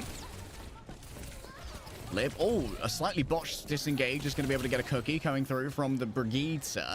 And Stalker's got the Bob ready to go as well, which could necessarily complicate things, especially if Shu uses that sleep dart a touch early. Here comes the Bob straight away to start really putting some pressure on this point. Junbin forced to move away from that sight line. The Primal coming on through. Banano's ready to go from Fielder. A secondary phase to this fight if it is going to be necessary. Hanbin for now, though, just able to bully out every member that presents himself on point. The rally not going to be lasting for long when you're surrounded by this much damage. Hanbin gets it at just the right time. And while Stalker may well have gone down, Crazy Raccoon are in a troublesome position. Junbin can't stand up to the damage of the Nano Diva, who just bullies him.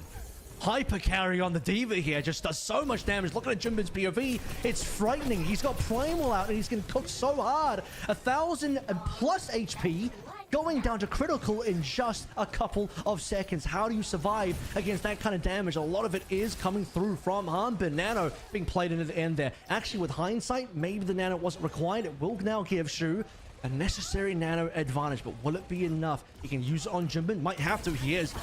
Oh, that's a bad boop right there. Junbin's going to be getting such little value.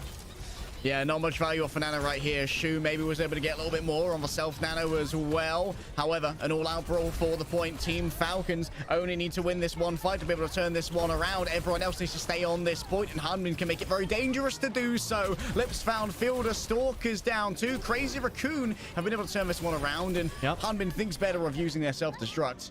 This is Lip taking down proper again.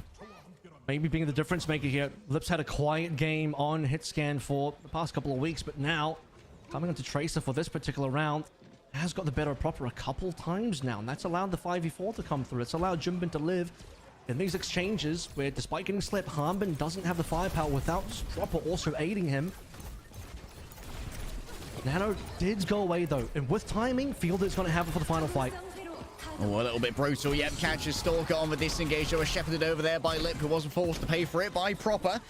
Disengage to the backline here. It's very much forced. The Primal Rage as well. They're trying to create chaos and discord in the midst of the Falcons attackers. Out goes Fielder. Stalkers managed to take down Heesang midway through that. Crazy Raccoon still in control of the point. Falcons, though, might be able to grab themselves a quick touch off the back of Hanbin, who's just playing some guerrilla warfare in the back here. Chorong with the rally. A quick stun. Difficult to survive. Lip desperately needs to hit this stick. I believe it gets cancelled out by the rally. Stun. Ultimate timing here from Chio. But against the biotic grenade, survival is off the table. Chorong, unreal. Gets the perk kill, by the way, onto Proper. Smacks him into a wall. Gets the bonus damage and brings it home. Wow, 99 to 99, and that could have gone either way. It wouldn't have surprised me if either team lives, but the aggressive pressure for Crazy Raccoons, the decision making in the final hours to say, get aggressive, go into spawn, stop them from touching. More importantly, though, you know Falcons, because they have to touch and you are spawn capping,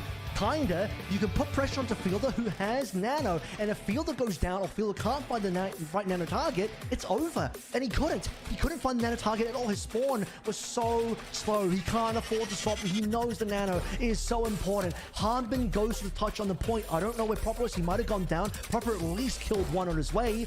But with Hanbin losing mech on point, Fielder still respawning, that's lights out. That means Crazy Raccoon completely snuff out any chance for Falcons, and now it's 1-0. See you after this.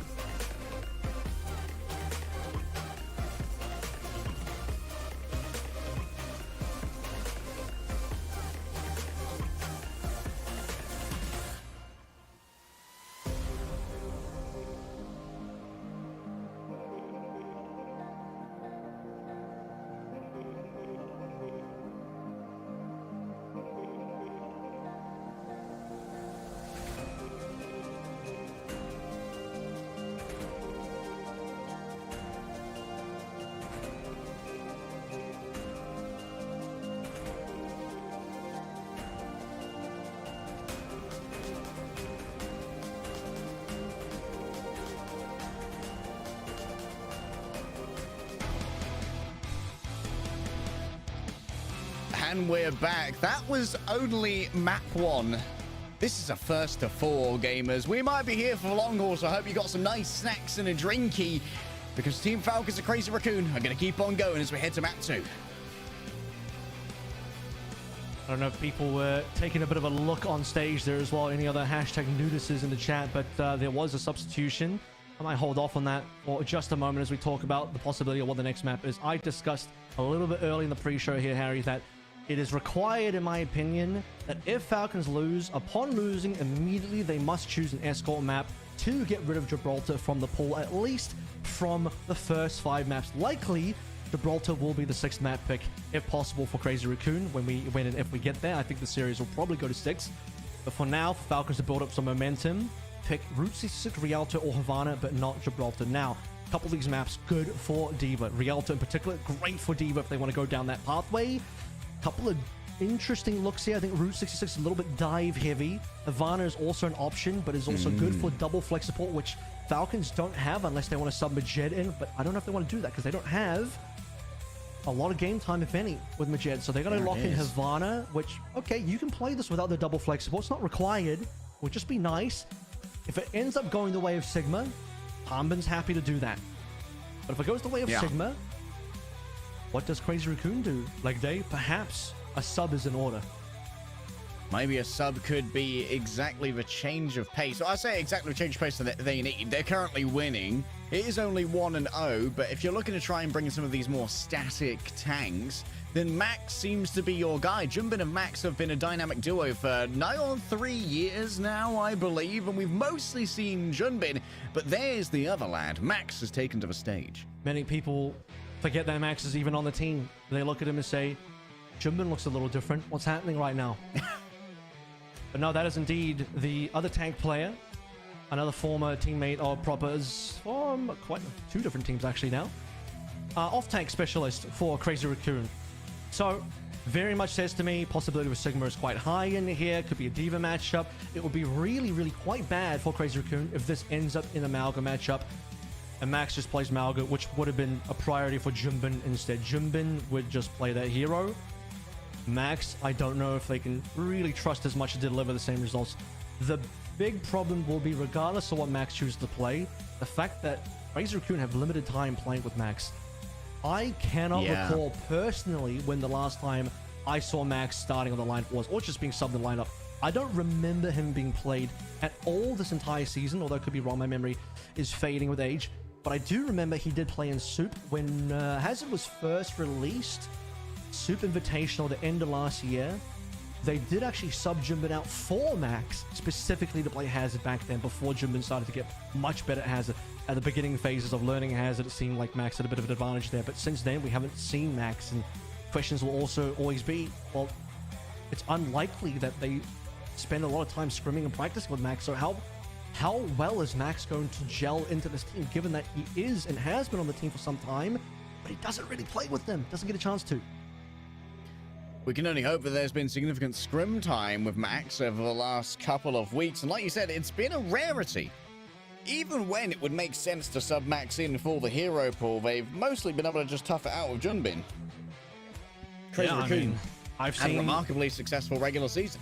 I've seen Junbin Sigma, unfortunately, and that's actually not that bad. He's actually mechanically pretty decent in terms of the aim category. He's actually a pretty good aimer, but like, it's not what you'd want to see. Sigma is actually one of probably Max's most famous hero.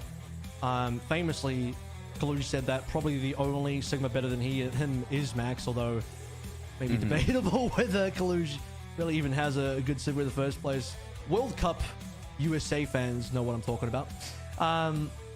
Anyway, point being, Max Sigma is well regarded by fellow team members and also by people, other pro players in general. But it's been years. It's been years since that point. That was 2023 when we were talking about that. It's been so long since we've seen Max in any serious capacity. I don't even know if that really holds true. Armin's still been really showing up and doing great things this entire way through. Whereas for Max, he's been a full bench player for over a year now.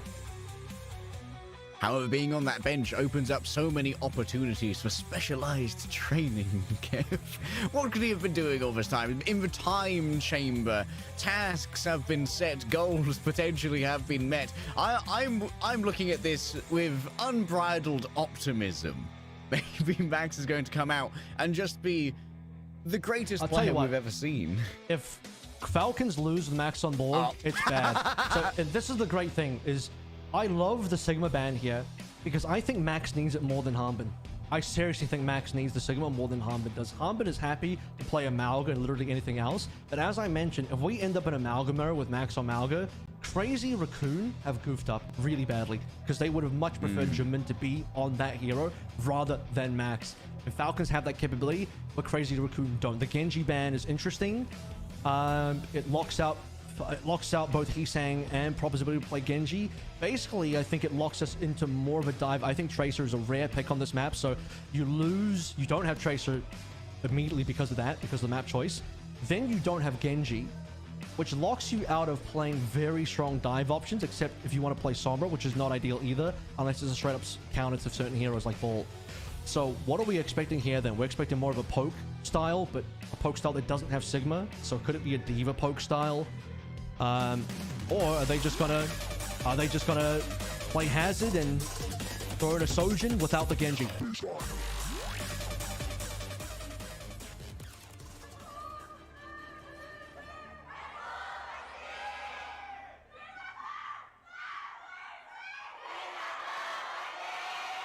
The Crazy Raccoon fans are definitely feeling hyped today. And you know what, Kev? I'm quite happy to see the Tracer left in the shed for now, because Proper was doing absolute air on it on Samoa. Didn't get a single stick. Well, okay, maybe bro, and not just him, but many Tracers. I have also, again, hashtag noticing a lot of Tracers missing sticks, despite the fact that they don't choose the 50% pulse bomb range and they miss sticks. Well, it's on you guys. It's on you. Maybe the 50% would help, but for getting damage and kills despite missing. Here we go. It is going to be Amalgama. Crazy Raccoon. I'll say this right now. They should lose this, but if they somehow beat Hanbin and Falcons with Max on the Malga, Falcons should probably pack it up and just let Crazy Raccoon go to the finals, because yeah, that would be super cooked for Falcons if they can't beat Max on Amalgama. Well, a gun in each hand and a smile on his face, finally getting the game time here. Max coming out with the Malga, just trying to slowly erode some space. This is one of the first times we haven't seen an early full hold right at the doors for a defending Havana team.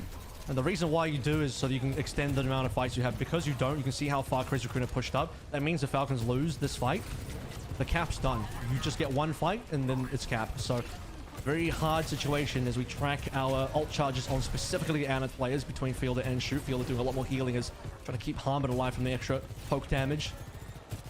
Really interesting with both the Faras and the Soldiers on board. No chance for a Widow. Also no Bastions. Very interesting to note that neither of these teams want to opt for that Bastion play. Maybe they just didn't expect the other team to play Malga. Big anti coming through onto Hanbin. Question is, for follow-up going to be there. Pops a cardiac overdrive to get a little bit of additional healing, as well as, of course, the damage reduction as well. That's going to be taken over. There's more damage reduction. Heesang up into the sky with the nano. Two taps. Fielder in short order. Now going to be faced with Proper on the angle, but just ignores him for a second. If you'll just excuse me, I'm going to go and massacre your tank. Heesang now diving in deep for a little bit of a manly confrontation. Crazy Raccoon, like you said, it only takes one fight now. And what you noticed in that particular fight as well, where the nanos landed, Fielder dropped onto Hanbin, tried to keep Hanbin alive, felt that was necessary. Where does Shu put it? Onto Heesang. That's the winning combination. The extra damage. Heesang drops it, basically at this point, rocket damage boosted tactical nuke on top of Fielder's head. And that gives you the advantage. Like, I don't blame Fielder for putting onto Hanbin. Hanbin was below half HP, but given that how the trades went, dealing extra damage, Hanbin not able to get the trade. It's not like he dived in and really was able to get into the backline or anything. Crazy Raccoon happily take their play advantage and take a cap. Yeah, it's just losing the initiative when you allow Heesang to really be in control of that one. Stalker has the barrage ready to go. Once the Ana finds the Ana, Shu uncharacteristically missing on the sleep. A little bit of a wiggle was all that it needed to get that barrage out of there. And oh, Lip! Oh, Lip! it's a full fire alarm right now. Lip has managed to take out 2 even through the commitment of the beam. Hanbin, realizing this might not be the best idea, is just going to continue going on through with the overrun. Finds the LOS of Fielder, but Fielder doesn't have the healing to stand up to the damage of both Amalga and Afara. And now guess what? You have been tracked, mate, and you have been hunted down. The poachers have arrived, and the skin has been cleansed from the body. Well, regardless of what Max is or isn't able to do on the Amalga, so far it's been more than serviceable, but can't say the same about what the rest of Falcons aren't doing, because it's the supporting cast around these Malgas that are making the big difference here. Lip has been on top of this Sojin gameplay right now. Hanbin does not get a catch. Oh, that cage is going to take very short order to break. It's going to be counted out here from the side of Max, but guess what? Most of the team is already gone. Shu doesn't even notice the approach of Stalker. Another missed sleepers. It's going to be a desperate attempt for Max to try and make something happen. I'm surprised we didn't see an attempt to break the cage with the barrage there from Hisang, but here we are. Team Falcons defend. I think here he was waiting a little bit. He goes above the cage, goes for the barrage, but then instantly dies to Hanbin. And Max, despite caging that, doesn't really get what he wants to, as this team around him falls to pieces. So opportunity now for Falcons to lock down this point. A little bit of extra healing on top of Stalker, who is now at this point once again further ahead on the barrage, because he's saying barrage a little bit later. Chorong, though, has the orbital array. That's the key difference maker for this next fight. Oh, intercept him in midair. Chorong's going to actually get healed up here. Stalker's trying to turn it around, yes, by getting rid of Chorong, but guess what? All the healing of Team Falcons has already been decimated. Stalker might be the hero that's needed. There's 16 centimeters in it. Max is up against the world and obviously can't win a 2 versus 1. Progress made by Crazy Raccoon, but what heroics from Stalker. Fielder's learned the way. This time managed to get the nano onto Stalker. Hanbin was in no trouble to his own life, and with the death throws of Fielder and Chio going down, Stalker utilized that nano to perfection, taking down everybody on Crazy Raccoon. I remind you, that was essentially a 2 versus, I believe, 4? No, 2 versus 5, actually. And Stalker killed something like 3 or 4 in that fight, starting with Chorong, the most important member, because Chorong had the extra orbital array, which he unfortunately didn't get to use, but will have now. Oh, Hanbin's disengaged, puts them safely into the hands of both healers. Their follow-up here is going to be difficult to come on by. Orbital rays are going to be exchanged Huge here. bio. A good stalking of Max. It is a beautiful bio. Stalker's just getting it done again and again and again. What a showcase game from the Stalker Farah. Yep. Orbital Ray versus Orbital Ray. Falcons come out ahead. Last minute now to go for Crazy Raccoon, and they're running out of options. They do have double DPS online. Lip has been on fire with the overclock so far. He cannot afford to go down early. He cannot afford to be under pressure. Proper needs to step up here to potentially take down to take down Lip. But sans that, a really nice engagement from Hanbin, getting a stun on the back line. He's actually going to go super deep now. This actually might be a little bit too far. He could die for this. He will die for this. Oh, he sang with the counter barrage here. Now what's going to stop Max? They know that Fielder usually plays on the left here. The question is Fielder actually going to be able to stay alive in this little corner, tracking the traces of those biotic darks? Fielder's just gone. There's no chance for this. It's going to be a mad dash onto the cart from Proper, but they threw it away. It's an unnecessary risk. I said Hanbin could get on the back line. I didn't mean go to the spawn. I meant when Crazy Raccoon approached the payload, you get into the fight, you need to shut down Lip.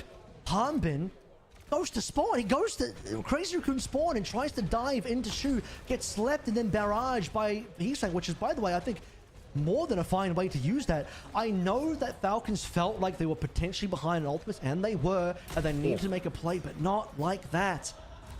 Too risky. Lip on the old classic. I think Stalker for a moment there forgot that they had the concussive implosion. Dragged himself a touch further towards the pain. Max has a cage in the back pocket. The same could be said here of Hanbin. But for now, it's all free push. A barter grenade is going to be landed. He sank up to the sky. Fielder in terrible danger. An uncharacteristic mix. And that's going to be a burst heal coming through from a self-nano as well, as it's turned around onto Stalker, and now Lip under too much pressure. Proper pops the overclock, and while it is going to be going up against the cage, I'm not sure if that was particularly necessary there from Hanbin. I think that one was already well under control. It's going to be a good defense from Falcons. Well, they're going to need it too, because I think they've whipped heavily on B. Look, it's possible they would have lost B anyway because the double DPS ultimate for Crazy Raccoon, but Falcons delivered it hand. over, I was going to say hand over fist, but they kind of did it to themselves. They're a little bit of self-hand over fist, and now they can recover a little bit more. There was limited time for Crazy Raccoons to cap through C. Likely they will not cap C anymore. They don't have great options. Can he sing barrage? Yes. Is he going to be out in the open entirely? Yes. That's going to be a dangerous barrage. Oh, the danger's there. Stalker getting down to about 10 HP. Lip just didn't have enough charge to make that one work, or possibly just a little bit deterred by the overall damage drop-off. Heesang has a barrage ready to go as well. Chio forced to touch forward, able to pick up the health pack here. Chio's already been taken down, was floating around in the air. Stalk, you can see exactly where he wants to be. That's a beautiful infra site as well. All the information that Heesang needs for an effective barrage, but for now, just keep it in the tank. Man, Lip really opened that one up so big, and actually the threat of Stalker barraging kept Falcon's head on a swivel. They had to look at multiple different areas, and well, for Stalker, he had to keep eyes on the Heesang as well. Lip was free shooting that entire time. He now has an angle in spawn. Fielder doesn't know. He's not going to walk out surely. Won't be the first one. They know. Okay, great. Fielder's life is secured. But for Falcons, my goodness, losing Chio straight away after orbital ray, tragic. Fielder consistently held in place. Chio finally falls down to the barrage. It was aided by the Nano, and now Stalker needs to be noted. Can't be allowed to barrage onto that backline. Shu actually just puts them to bed themselves. A naughty daughter sent down, and Lip now has themselves an angle. Headshots onto Hunbin, and they're just so easy against the big old cockpit. Oh, even against the Baby Diva. Spicy boy you are. That's going to be a full completion on Havana, which is nothing to sniff at. Seeding decided matches last week was just a warm-up for Lip. He just needed an extra week of aim training before the hit scan fires back in, and he has been on point for this map. Maybe a little quiet on Samoa, but Havana is a different story on the Soj, on the Widowmaker as well. The shots have just been landing. Outplaying proper on the Soj is certainly a feat, also given the fact that there is one of the most famous Sojan players. Still look over towards B as being quite holdable for Falcons. I think A was a bit of a mishandling as well, given that I think they would have held and had a fared better going for a spawn camp. It is more normal to spawn camp on A than not, and I would expect that Crazy Raccoon will go for a spawn camp, given that if you don't, you're just not maximizing the number of fights you can take on a point. What was really impressive though is that, okay, Max on the Malga delivered. Wasn't the cause of any major concern. Like, well, he wasn't the one really throwing or playing poorly in any obvious regard anyway. But Crazy Raccoon, real risk that they did not cap beat. But then they end up finishing the map. I don't think they should have been allowed to finish the map. Given how little time was remaining on Havana, it is exceptionally difficult to finish Havana with 1:30 on the clock, especially after you get reset as well and you need to do it in OT. The fact that Lip kind of clutched it out with the Widowmaker is more than what Falcons can afford to give away. Yeah, I mean, it's going to probably weigh on Falcons for a while that Hunbin almost sold second point with that deep play. Heesang already taking a bunch of damage. You're actually seeing the spawn hold again that we've seen from most of our teams thus far. It's only Falcons who've neglected to indulge in it at the moment. That's exactly what they need. If Crazy Raccoon is smart, they back out straight away. So they do not want to challenge this after losing a player. Too many teams overstay their welcome. So there's two things here. If you overstay, you can delay the payload moving more. But if you leave early, you get to regroup with the one player that died and secure a potential further defense on the T-junction. Hunbin will stay on the Zarya. I'm not sure that this is a good move, but it is Hunbin, and he is traditionally one of, if not the best Zaryas. Everyone wants to see that energy lance, piercing damage onto multiple players potentially. But up against professional teams, they're really going to be in a position where they're able to be cleaved so effectively. Heesang places off angle, and without any damage drop off on this poke, it is going to continually tax Fielder and Chio on this corner. Yeah, I think maybe you might even opt for the Graviton Crush perk instead of the jump ups here, because you don't need the high ground control for Zarya. You actually would do quite well getting the percentage max HP damage, particularly on, pun intended, Max's Malga here. Pun fully intended. Punishment for anyone who shows themselves to Heesang. For now, Max is going to be playing from this off angle. There, that's going to be a nice do-si-do. You tag in, I'll tag out. Heesang with Venado finds himself alone as Max was leaving elsewhere, and there's no HP to try and save this one. Might well be a reset on the cart at this point. Oh, it's a very botched disengage here. Lip might have to just try and brawl this one out on the cart. And everyone's a little bit scared of Lip right now. A fully charged rail is nothing to shake your nose at when Lip's over here. And this is actually given time for Max to come back. How did Crazy Raccoon survive that one? Well, Chorong was still there to support Lip, and the two of them got out together. So actually they maximize that situation. That is quite curious because Lip should have gone down. Chorong is going to go down. Beautiful shot coming through from Proper, and that's going to deny the orbital ray. In fact, that should be the cap now. It doesn't even look like Crazy Raccoon are looking to contest, although no, they can't contest now. No way, surely not. Yeah, rail overcharge, just giving over too much burst. But they're always going to put their bodies on the line. Quick reset here rather than contest. 4 minutes, Avril, for second. Yeah, I've been waiting for Proper to step up here and make a big play like that. Lip has been too good on the Sojin. And Proper says, no more of that. It's my turn. With the overclock, Mom said. Now Team Falcons, Grav ready to go. Curious what perk Harbin chose. Again, I do believe it would be preferable for him for once. Because usually Zarya's pick jump ups, but for the Graviton Crush might actually be the better perk yet. No, I think he chose the jump up still. Okay, well, understandably, B does have a bit of high ground traversal. So maybe that still is the better perk. Makes sense. He sang Piers over the distillery for a little while. That's going to be the overclock coming through from Lip. Desperate tracking with the barrage. The extra damage is enough to try and get the final blow. Lip and Max both falling down. Stalker going to be traded, but this is still beneficial to Falcons, who are going to be able to absolutely dominate the car presence. And I actually think Grav priority should go on to Heesang here. He should be the #1 target. Well, you could just shoot him down. I guess Heesang was also just smacking his face up against a little bit of geometry there. Couldn't quite fly through the window. Needs to work on I don't know, one of those practice custom maps. Yeah, a little bit of Farah parkour might be on the cards here between our maps. A little bit of Farah parkour and Havana. There we go. Grab back up. Puts down the cage, actually. So Harbin's going to be caught in here, but does have the orbital ray to give him a huge amount of damage, and healing could be overwhelming, though. Lip being able to do full damage on the tracer to him. Somehow Stalker's actually surviving on 1 HP right now. Max finally finds it with a single bullet from one of the guns. And wow, just at the end, Crazy Raccoon clutch up. Yeah, that's actually perfect cage as well, because the only thing left to heal Harbin was the residual effects of the orbital ray. And once that's gone, no more further healing for Harbin as everybody lays waste into him.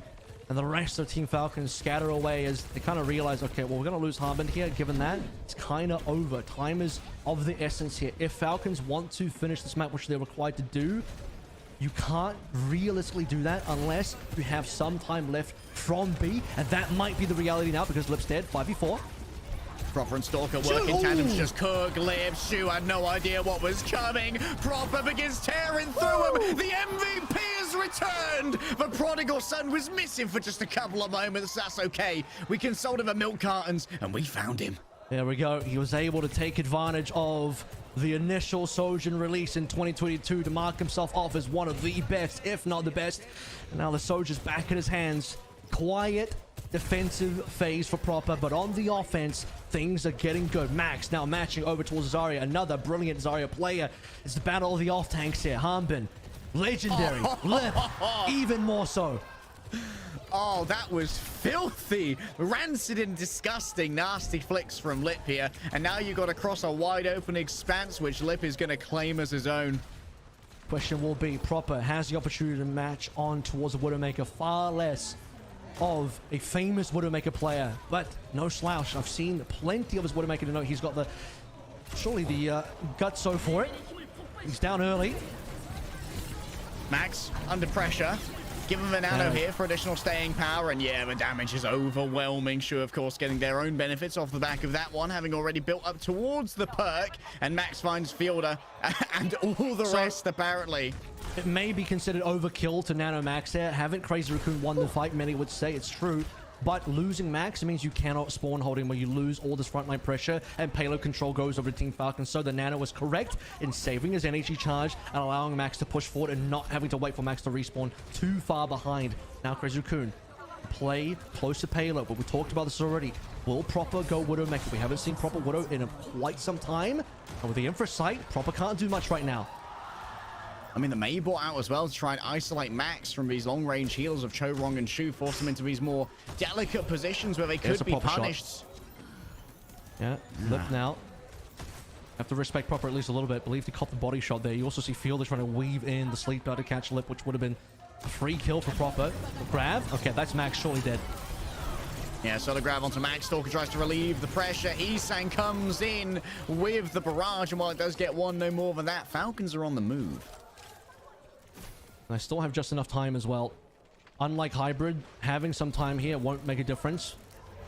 You do need it to finish this map. Look how difficult this is. The castle to be sieged is a mighty challenge, and it actually may come down to the Widowmakers. Lip has been such a threat that if Proper cannot shut him down, Falcons likely cannot cap.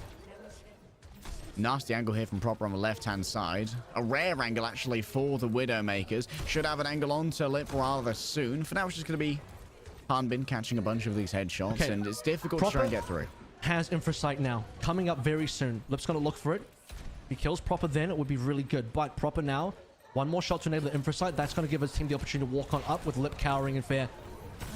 That's the window of play. Hanbin moving forward, 64 energy to play with and a nano boost as well. A beautiful anti decimates Max. Fielder's taken down, yes, and Churong's already invested here. Shu can use the nano, puts it onto Hisang, gives the staying power to stay on the point. Chio's down. Damage now to Team Falcons is permanent, but Hanbin's got energy for days, bruv. Proper's got himself a shooting gallery to work with. Hanbin cannot stay alive, and while Proper might be able to get a clutch shot or two, they just don't have the mass to make it work. He can't. It's impossible. There's going to be a touch from Lucio, but to what end? Crazy Raccoons bring in Max at the final hour. We wondered where he'd been, and he'd been training in the dojo to come out and clutch. And he just got enough in there to be able to push his team forward. Like I said, was certainly not a liability for his team. At minimum, he needed to be serviceable, but I think he was above serviceable today, proving that Crazy Raccoon can indeed make these substitutions. But more importantly than that, Crazy Raccoon are able to push through so comfortably, so handedly against all odds on C. That's where the money was made. Lip on the Widowmaker opening up the map with 1:30 on the clock. Crazy Raccoon should not have been allowed to finish the map. And I said this at the half point time. That finish from Crazy Raccoon was more than what Falcons could afford to give over. Proven now by the fact that Falcons, with additional time on C, cannot finish the cap. They just couldn't do it. Too much respawn pressure. A final double nano from Crazy Raccoon to lock it in. And Crazy Raccoon now 2-0 in the lead. Looking forward to map 3.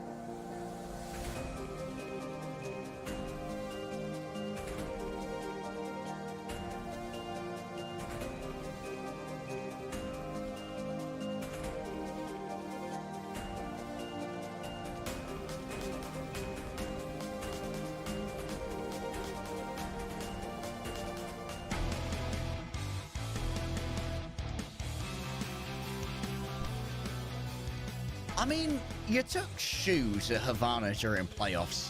What did you expect, Kev? Surely, Shu is insurmountable as a challenge on that map.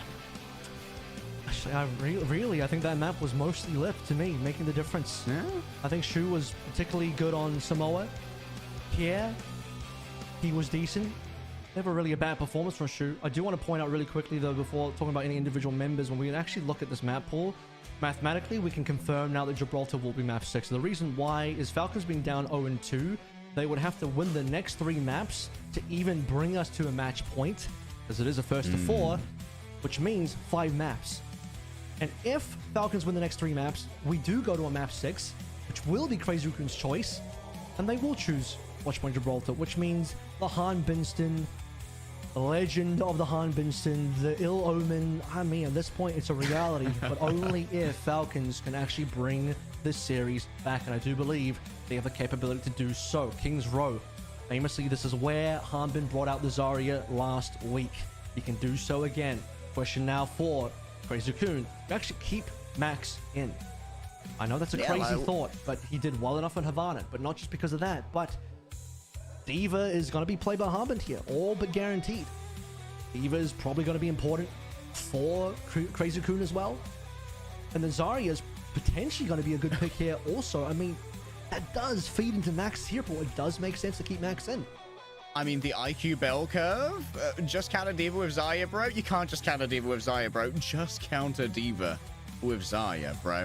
I mean, if Max stays in, it's actually not even about the D.Va anymore. It's the fact that Zarya on this map with the narrow pathways can get a lot done.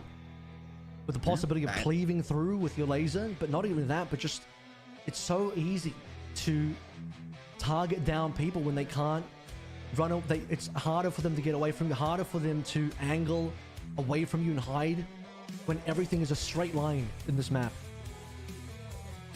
It's all straight lines.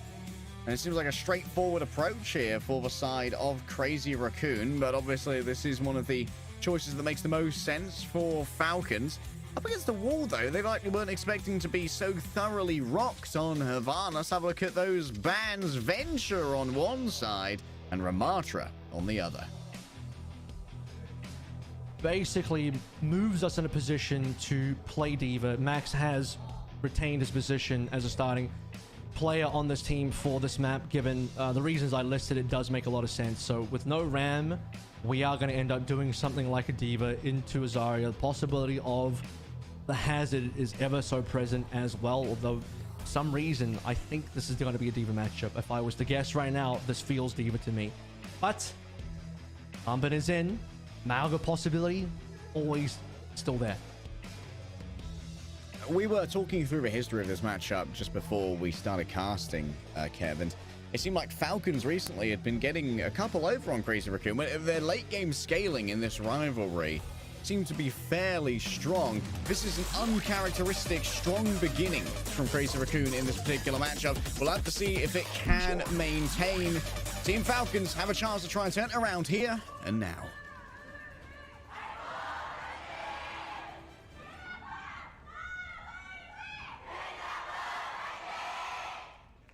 On a scale of 0 to 10, how much do either of us sound like Jaws? Be honest. I'm probably like a 7. I do admit you do sound more like Jaws than me. I am at least British. Yeah. It's true. The American you got air, me there, the American air, we probably both sound 10 out of 10 like Jaws. Anyway, don't worry, guys. You'll see Jaws later. You might even see me later too. Crazy Raccoon Falcons' first defense is going to be the Sigma. We have talked about the Max Sigma. Now he gets to prove that Max Sigma is worthy of the praise. All right, Hanbin's the one who's sticking to the Zarya for now, probably taking a little bit of damage as they just poke out and just prod for position here. Also have Stalker on the Hanzo. It's been one of his really interesting new picks that we've seen this year as well. Hanzo, I don't think is particularly strong right now, but in the hands of Stalker, it's been pretty nice. Hanbin quite low. On the first fight. Oh, what is Shio doing over there? Just hanging out long after his welcome has been worn. And there is going to... Oh, hello, Proper. In between two supports here. It's It's going to be a fair amount of staying power. Lip manages to hit an errant headshot off the hip fire. Hanbin is isolated, unlikely to be able to hang on to this energy. And Team Falcons have been scattered. First failure of the fight. Juno now on board for Chio.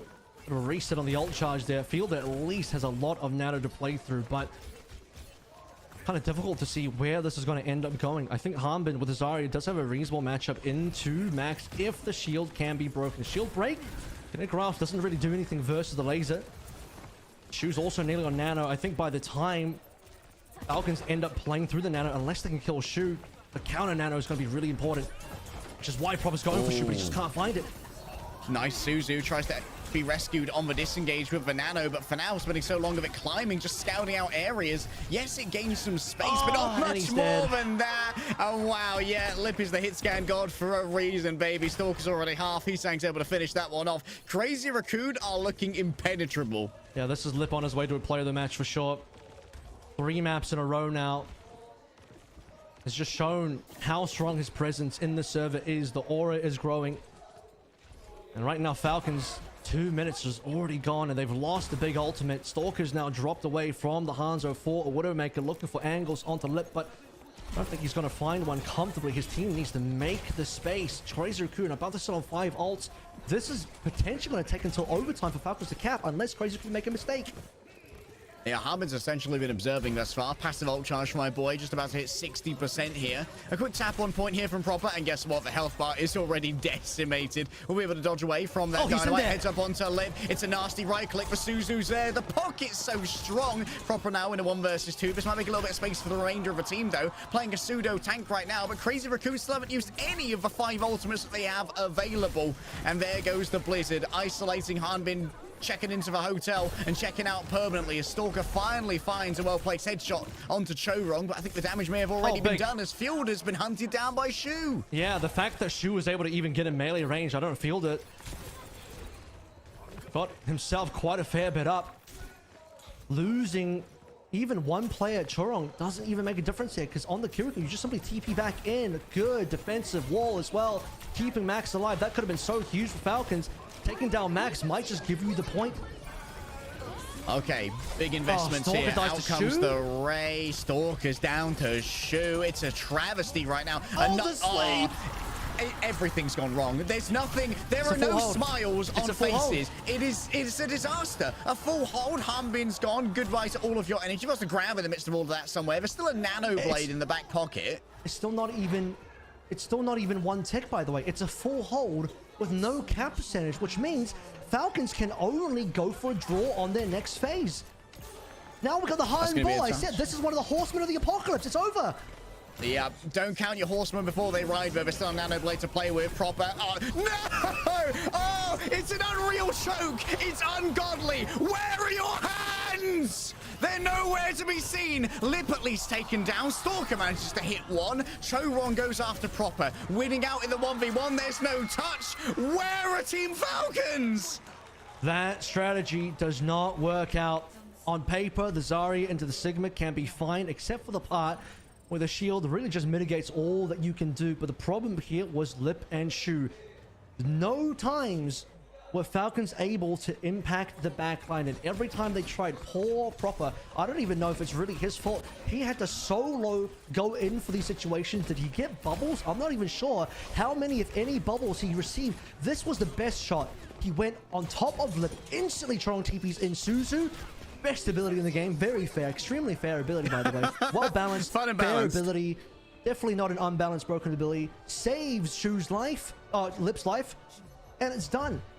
The amount of pocketing, I actually think Chorong might have been the key factor here. Yes, Shu, mechanically, outplayed so many times.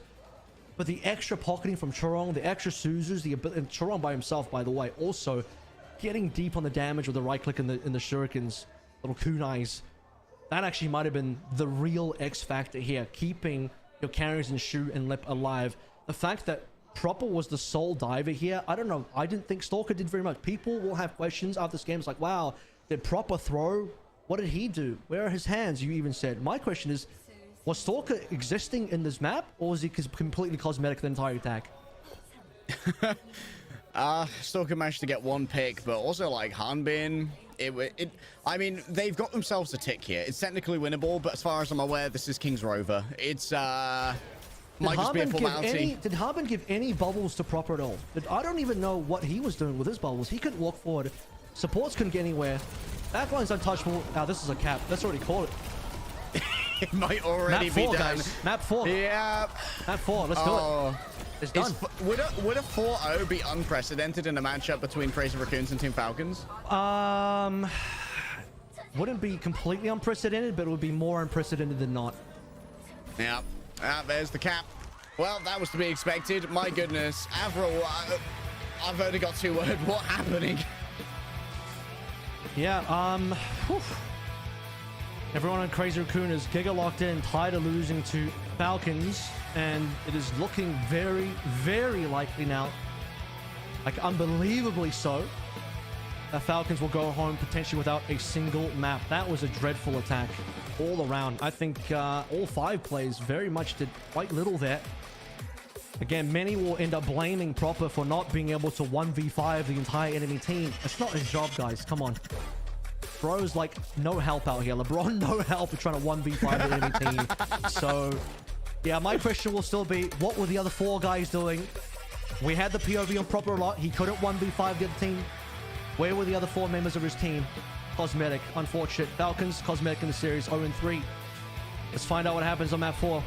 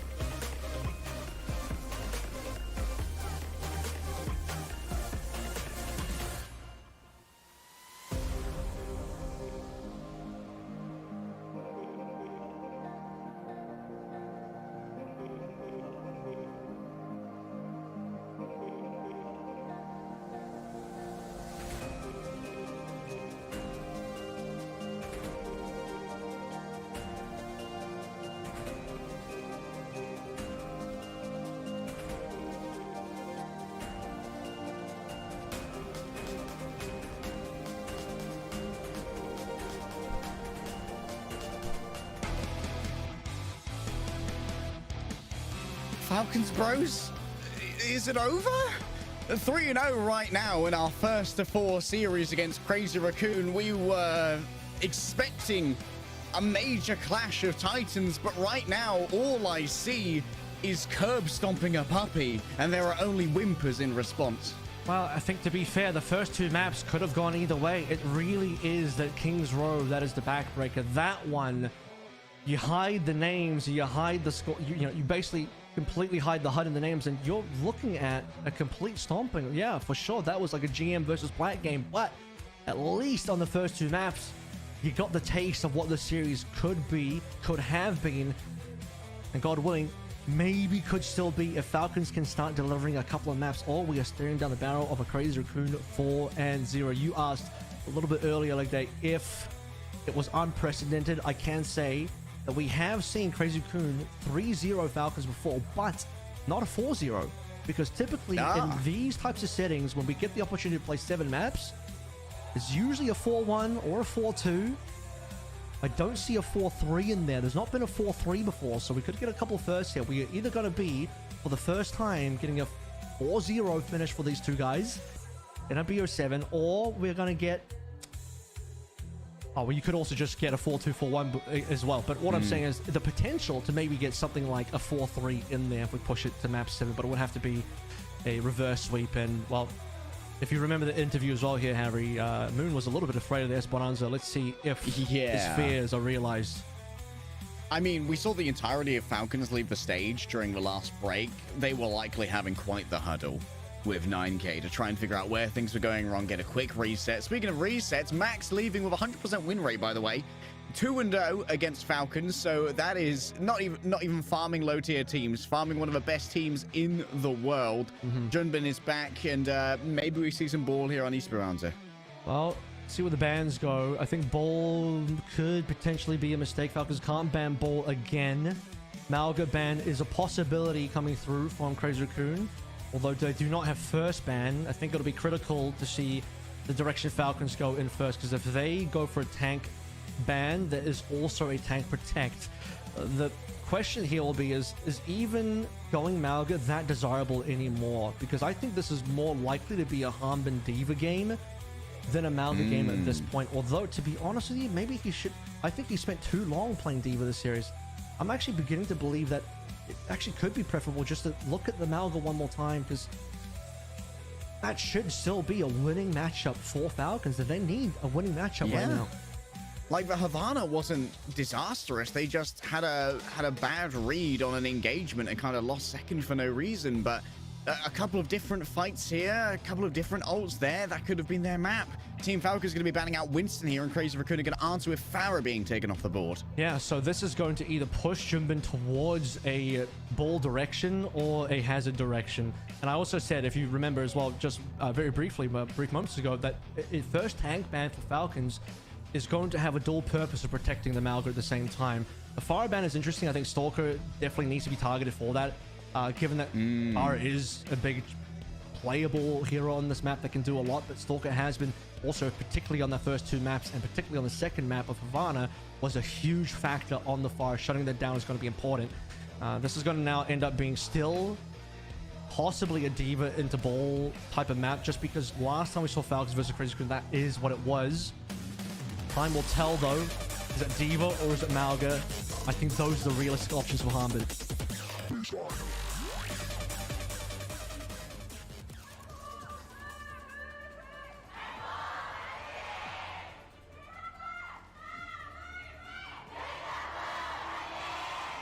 Well, your prediction of the Diva for now will hold true, Kev. On the other side, Junbin, he do be balling. The Stalker and Proper do be countering. They may have also expected the potential of the hazard, which this will go well into. Oh, look at that. Crazy Raccoon may also expect very similar, but I actually think, couple things here. I think the Symmetra plays super well into Diva for obvious reasons. Yeah. But, it's not like Harbin can go Malga here. I don't think it should be that counterable. I think this is still potentially a reasonably even-ish matchup, but we're back to the Symmetra. We're back to the Torb. Okay, Proper loses the turret early. No biggie right there. An exchange of positions via the Symmetra teleporters, and there's already going to be some pressure on the bot here from Team Falcons. Moving in towards the back line. Junbin gets absolutely fat slam right there and gets a bunch of shields off the back of it as well. Shio's going to be the first one to fall. That might well be a right click off of Lip, who's been remarkably accurate with the alternate fire of the Symmetra to lay down that long-range pressure. And speaking of pressure, Harbin is under plenty of it. Shio's going to actually try and return here on the Lucio rather than that Juno they started off on. Proper's going to touch too far. Fielder cooked in the bakery as well. And yeah, there we go. Razor Raccoon showing no mercy here. Falcons off to the wrong foot immediately on this new map of Esperanza. What we see there as well is just defensiveness. You don't have good engage compared to the ball. Jimbin immediately getting to the backline, rolling through the enemy team, causing havoc and chaos, putting those health bars low, giving Lip the opportunity to snipe a player down, and then Falcons having to back out. They need initiative here. They need to also have some capability to start some of these fights. Stalker actually has first ult here. He did a ton of damage to Jimbin and possibly other members during that last engagement. Yeah, their capacity to really have an engagement tool can be somewhat limited. Junbin slowed down here. An uncharacteristic sleep miss, though, coming through from Fielder could actually be ruinous. Proper's already lost the turret. Doesn't really matter much in the end game. But still, the bot's moving that barricade towards the first checkpoint already. And Lip's free to just throw down these right clicks from on high ground. Just absolutely massacre. Oh, no. Fielder. Now there's only Chio's healing. There was a nano in the midst of all of this as well. Proper's gone too. A fully charged beam is going to decimate Harbin. And Team Falcons seem to have had a lot of trouble finding their initiative. Yeah, this is rough. That's cap confirmed. On to the open street phase here. As for Team Falcons, the nano was required. Double support ultimates used by Crazy Raccoon. That Chio lacking a little bit in terms of finding his own sound barrier. Was up the field to get this nano off, but he was targeted, low HP, possibly didn't find targets, and too early in the game to have a double nano available as well. Stalker now onto the Sombra for a bit more ball counter. Should be the groggy perk there as well. Jimbin should find it hard to roll away, but still gets away safely. Laser go brr right now, and Lip indeed can extend the range of that laser as well with the major perk when it does come up, if they so desire. Molten Core is going to be exchanged, get a little bit sticky for everybody over here, but with the trouble of this minefield, things might get a little bit more complicated. Lip falls down to a Molten Core, and Proper just able to roll on forward with the Rivet Gun and do tons of damage. The homework needs to be done to get rid of all these emplacements, but finally Team Falcons are able to find themselves a win. Yep, fielding out. Onto Kiriko, a little bit more survivability against the dive. It will prevent you from countering the ball. The Sombra is still there for the hack, but... Oh, jeez, it's just so hard to kill, isn't he? Jimbin rolls away. No issues there. Shu still did go down. It is still bot resetting towards the middle. 81 meters is a lot for the first couple of minutes, but it's not insurmountable yet. Had Crazy Raccoon gotten triple digits, Falcons would be potentially in an insurmountable position, I will say. Okay, hack onto Junbin. The pressure from a Sombra onto a ball is going to be significant and really change the way that Junbin really manufactures these engagements. However, doesn't have to worry about the sleep anymore due to Fielder swapping over. No more groggy perks to slow him down on that disengage either. Long-range tracking and unfortunate timing on the reload there means Kisang's going to be able to roll on back and get some good healing delivered. Harbin doesn't get too much off the back of that self-destruct though, and Lip's just able to fade away into the background. That's going to be a sound barrier allowing Junbin to roll on forward and just face tank all of Team Falcons. The bot's going to start moving again as Proper is going to get staggered out. Yeah, with the late death there, that's going to be extra meterage. So now we're starting to look at 100 meters with less and less time. The further distance for Crazy Raccoon with the lower amount of time, the opportunity to make the comeback on push becomes that much harder, exponentially so. Exclamation mark, Avril Theory, team that is winning more likely to win. And Crazy Raccoon right now definitely more likely to win given triple digits are about to be hit momentarily. What are you, some kind of scientist? The Kitsune Rush drags everyone forward. Nice. Suzu coming on through, but already losing Chorong. It could be ruinous here for the side of Crazy Raccoon. Opened up. Lips here with a big old beam. Yeah, the damage is just too much. Oh, Fielder gets bounced up out of the mines, and then Hisang hits the coup de grace with the Rivet Gun. As Cheeto to the brain is too much nutrition for one man. I said 100 was going to be bad. Let's talk about the fact that Crazy Raccoon are threatening to cap out the map now. Might be difficult because Falcons have double support ults, and they're probably going to end up using, sadly, both of them. Here we go. Expect both support ults in. Expecting carnage here. Chio coming in. That's going to be Field actually missing out on the sound barrier, but everyone's able to roll through the wall for a little bit more staying power. Harbin's just evaporated. This is a full Turned cap. into a gaseous state. Yeah, it's a full cap. Crazy Raccoon have just got too much momentum right now. The mental boomage of Kings Row has extended to Esperanza. Moon, secretly, he said he feared this map. Really, he should have no fear. It's even a C9 just at the end, just to rub salt in the wound. And unfortunately for Team Falcons, no lower bracket run, no comeback, no reverse sweep. They looked good for the last couple of weeks in the seeding qualifiers. They were even able to take down Crazy Recruit in 5 mappers. We expected the Giga Banger.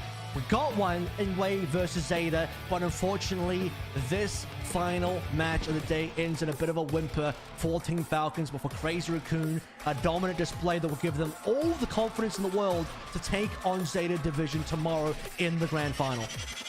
In our coaching interview, they said no matter who wins, you've got to beat Zeta. They don't understand Zeta being the first seed. And now the task will fall to Crazy Raccoon, with Zeta actually having had a much closer game up against Wei, being consistently surprised by the style of that Ball Anna team. Our player of the match coming right at you. Of course, it's going to be the 2-time champion, 100% win rate against Falcons. It's your boy, Mad Max. Max showed up today. He played well.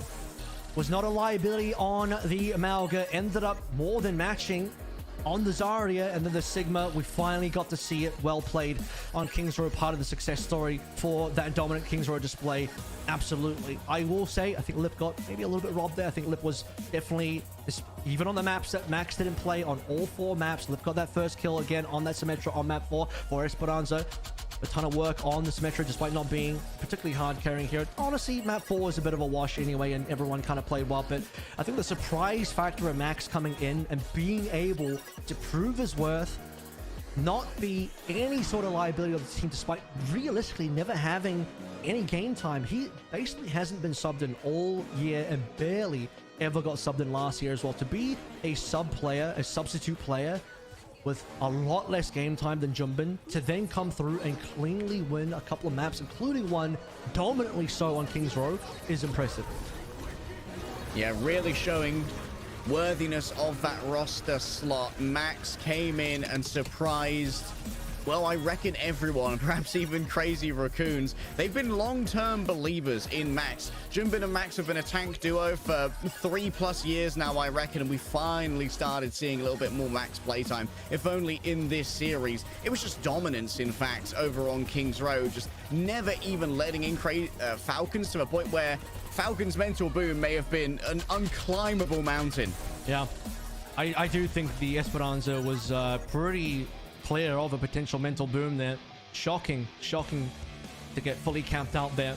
Shocking also is Kings Row, but for Max to finally for the first time get subbed in and get the POTM in the same day and get interviewed now. Brilliant to see, and of course translation courtesy of WDG. Let's head into the Max interview. 네, 오늘 POTM은 맥스 선수가 차지하게 됐는데요. 자, OWCS 우승 코앞까지 이제 한 걸음 남았습니다. 결승 진출 소감 들어볼게요. 결승 갈 거라고 생각했어요. 저희가 저번 주 제타랑 팔콘한테 져가지고 그 이후에 저희가 회식을 했거든요. 진지한 대화를. 회식에서 어떤 이야기를 좀 나눴었나요? 다음 주에 이겨보자. 약간 좀 더 구체적으로는 힘든데. 네. 술도 한잔 하면서? 그렇죠. 네, 그렇습니다. 자, 진솔한 대화를 통해서 한 단계 더 성장한 크레이지 라쿤이 돼버렸는데요. 자, 시즌 후반에 연패의 위기를 Asking how do you feel about advancing to the finals, Max replies, of course I thought I would go. I talked a lot with my teammates after we lost to Zeta last time, since there was a lot of team planning around this particular matchup that's been set up for our finals. 어떻게 흘러간 것 같았나요? 그냥 물 흐르듯 그냥 끝난 것 같은데. 그렇게 까다롭지 않았다. 네. 와, 오늘 게임 흐름 물 흐르듯이 너무 자연스럽게 흘러가고. Subsequently, you had a perfect win on Kings Row and Esperanza. How was your day overall? Correction there. Max didn't play Esperanza, but he did have that win on Kings Row. Max said the game was easy, and honestly, no lies detected. Yeah, they wiped Falcons out on Kings Row, and then furthermore on Esperanza. 팬분들이 맥스 선수의 POTM을 너무너무 보고 싶다 하는 분들이 굉장히 많았는데 팬분들께도 한 말씀 부탁드립니다. 팬분들께 한 말씀 부탁드립니다. 계속 응원해 주시는 팬분들 감사합니다. 제가 계속 뒤에서 응원밖에 안 했는데 오랜만에 팬들 앞에서 경기 뛰어가지고 되게 좋았습니다. 자, 앞에 팬분들이 너무 많이 계셔가지고 Today you performed well with Malgadiva and Sigma and received love from your fans. Please say a word to your fans. You can see they're lined up there, ready to meet Max. 더 많이 뛰는 플레이가 가능할 것 같은데. He says it was really fun to play in front of fans after a long time. Thank you for your support. I'm sure that he's been waiting a long time for that opportunity this year at least. Further question is, in which meta do you think your play will be better? 자, 결승 진출 더 쉽게 올 거라는 말들이 많았던 크레이지 라쿤 팀이었는데요. 그럼에도 불구하고 굉장히 잘해온 팀이기도 하거든요. 이런 높은 기대치 좀 힘들진 않았어요. He says it would be nice to play a tank who can play when a teammate is having a hard time. Oh, maybe Junbin's been having maybe a stomach ache. 아주 이제 쿨하게 떴지만 괜찮았습니다. The question is, aren't you having a hard time with high grades and high expectations? And his answer is, honestly, it's hard. 디비전을 만날 차례예요. 근데 문 감독님이 사전 인터뷰 때 1타 To be honest, it was hard, but it was still worth doing. 것 같다라는 말이 있었는데 Was the answer there? 맞긴 해요. 근데 계속 뭐 1타 디비전 뭐 내일 보면 알겠죠. 웰씨 내일 보면 알겠다. 한마디 묵직하게 해주셨습니다. 자, 그렇다면 이제 크레이지 라쿤 OWCS 코리아 첫 우승을 앞두고 있잖아요. 우승 공약 한번 걸어볼까요? In the coach interview, you said that it doesn't make sense for Zed to be first. Do you agree? And he says, I agree, I will never lose. 야유가 섞여서 나온 I mean, bro is statistically right now. 제타 디비전의 우승 공약 들으셨나요? And what is your promise to win? He says, if I win, I will turn on streaming. Oh, the Max streams. So that everyone can see him hardlock Mercy in Diamond. Zeta said they would do a talent show of the win, but what about Crazy Raccoon? 약간 방송을 좀 더 이제 제가 진행할 필요가 없어요. 팬분들께서 알아서 야유를 보내주셔가지고. 그러면 생각 좀 해볼게요. 생각해 보시고 내일 사전 인터뷰 때 들어보도록 하겠습니다. 자, 이렇게 오늘 It's cute. I think streaming is better than the fans booed him.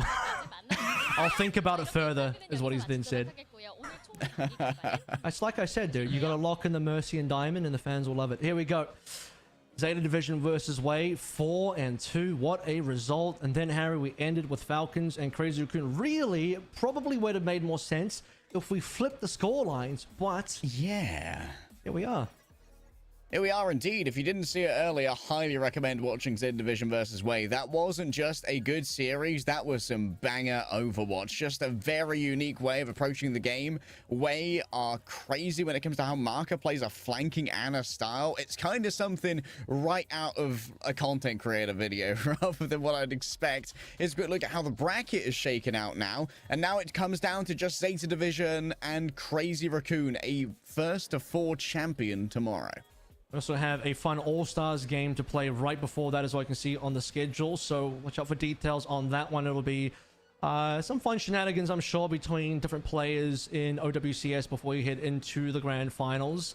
Where, again, as you mentioned, Zeta versus Crazy Raccoon. Zeta looking still very dominant, despite being shaken and maybe a little bit by Way. They were the 3-0 team coming out of the seeding decider. That includes all wins versus the other teams, including a 3-1 versus Crazy Raccoon themselves, which now Crazy Raccoon would like to get some revenge on. They got their revenge on Falcons after losing in the seeding decider. Now it's time to see if they can do the same to Zeta. True. Maybe a mulligan week during the seeding games, just getting their teeth into the perks before being able to figure it out entirely. Maybe Z Division adapts a little bit more quickly, and they didn't have trouble versus Way, who have a similar style in some ways to Crazy Raccoons. We'll see if that translates. Team Black versus Team White is obviously going to be our all-star game as well. I believe our audience has actually chosen who will be on those teams, and those will be revealed tomorrow, Avril. Yep. So who we're gonna choose? Let's choose. Oh. Out of our eliminated I think they players. you might actually see some off-rolling, which is, I would like to not see off-rolling, but I have a funny feeling you might see some off-rolling there. I don't know if the Zeta players and Crazy Raccoon players are going to be in that All-Star game. I'm actually not entirely sure who's going to be in it yet. I think they can't choose until they know who the finalists are. It makes sense if the finalists aren't in it because they probably don't want to... Would they want... They probably want to be prepping with their teams. I don't know. Maybe they could play. I don't know the rules yet. We actually don't know what the rules are. I figure it's probably going to be eliminated players. I would love to see some Peppy. Actually, I want to see Proud from T1, who we didn't see for that many matches, but you've kind of sold me on being like a prodigious hit scan talent, so I'd love to see a couple more reps out of Proud. We should play only Temple of Anubis and Throne of Anubis and Hanaoka and Hanamura, and we just play only those maps. And it's only going to be Mercies and Fires on both teams. That's it. That's the All-Star game, guys. Lock it in. You're a cruel man, Kev. You're a cruel man. And your sins will one day be tallied and paid for. If you enjoyed OWCS, though, fear not. The gravy train just keeps on rolling. We have more happening for you tonight. EMEA is waiting in the wings, along with North America. They're starting their playoffs today. I believe both Saturday and Sunday are going to be covered. And, of course, Perks are going to be over there as well. And you're going to have more chances to get those Lifeweaver OWCS skin drops. So make sure that you stay glued right here on the channel where you're watching. Yeah, and there's a little bit of a special extra mention as well. Okay, so we did actually get some correction here. There will not be any of the finalist players. So Zeta and Crazy Raccoon players will not be in that. Also, I'll be featuring other OWCS players. So... there it is. Thank you guys so much for the second day. Of course, it's not all done. Come back tomorrow, same time as usual. All-Star game into the grand finals. They will, of course, still be there. But up next, as you mentioned, is going to be EMEA and NA. And you know what? I might just stick around and cast EMEA too. I'm feeling it today. I'm feeling it right now. And maybe people will find out who Jaws actually is, because Jaws will be there. Maybe we'll find out who Jaws is finally. After years and years, we've been trying to fish out his identity, and perhaps today is the day where the mystery gets solved. You're not going to want to miss it, so stick around. Thank you so much for watching, and we will see you here for more Korea tomorrow.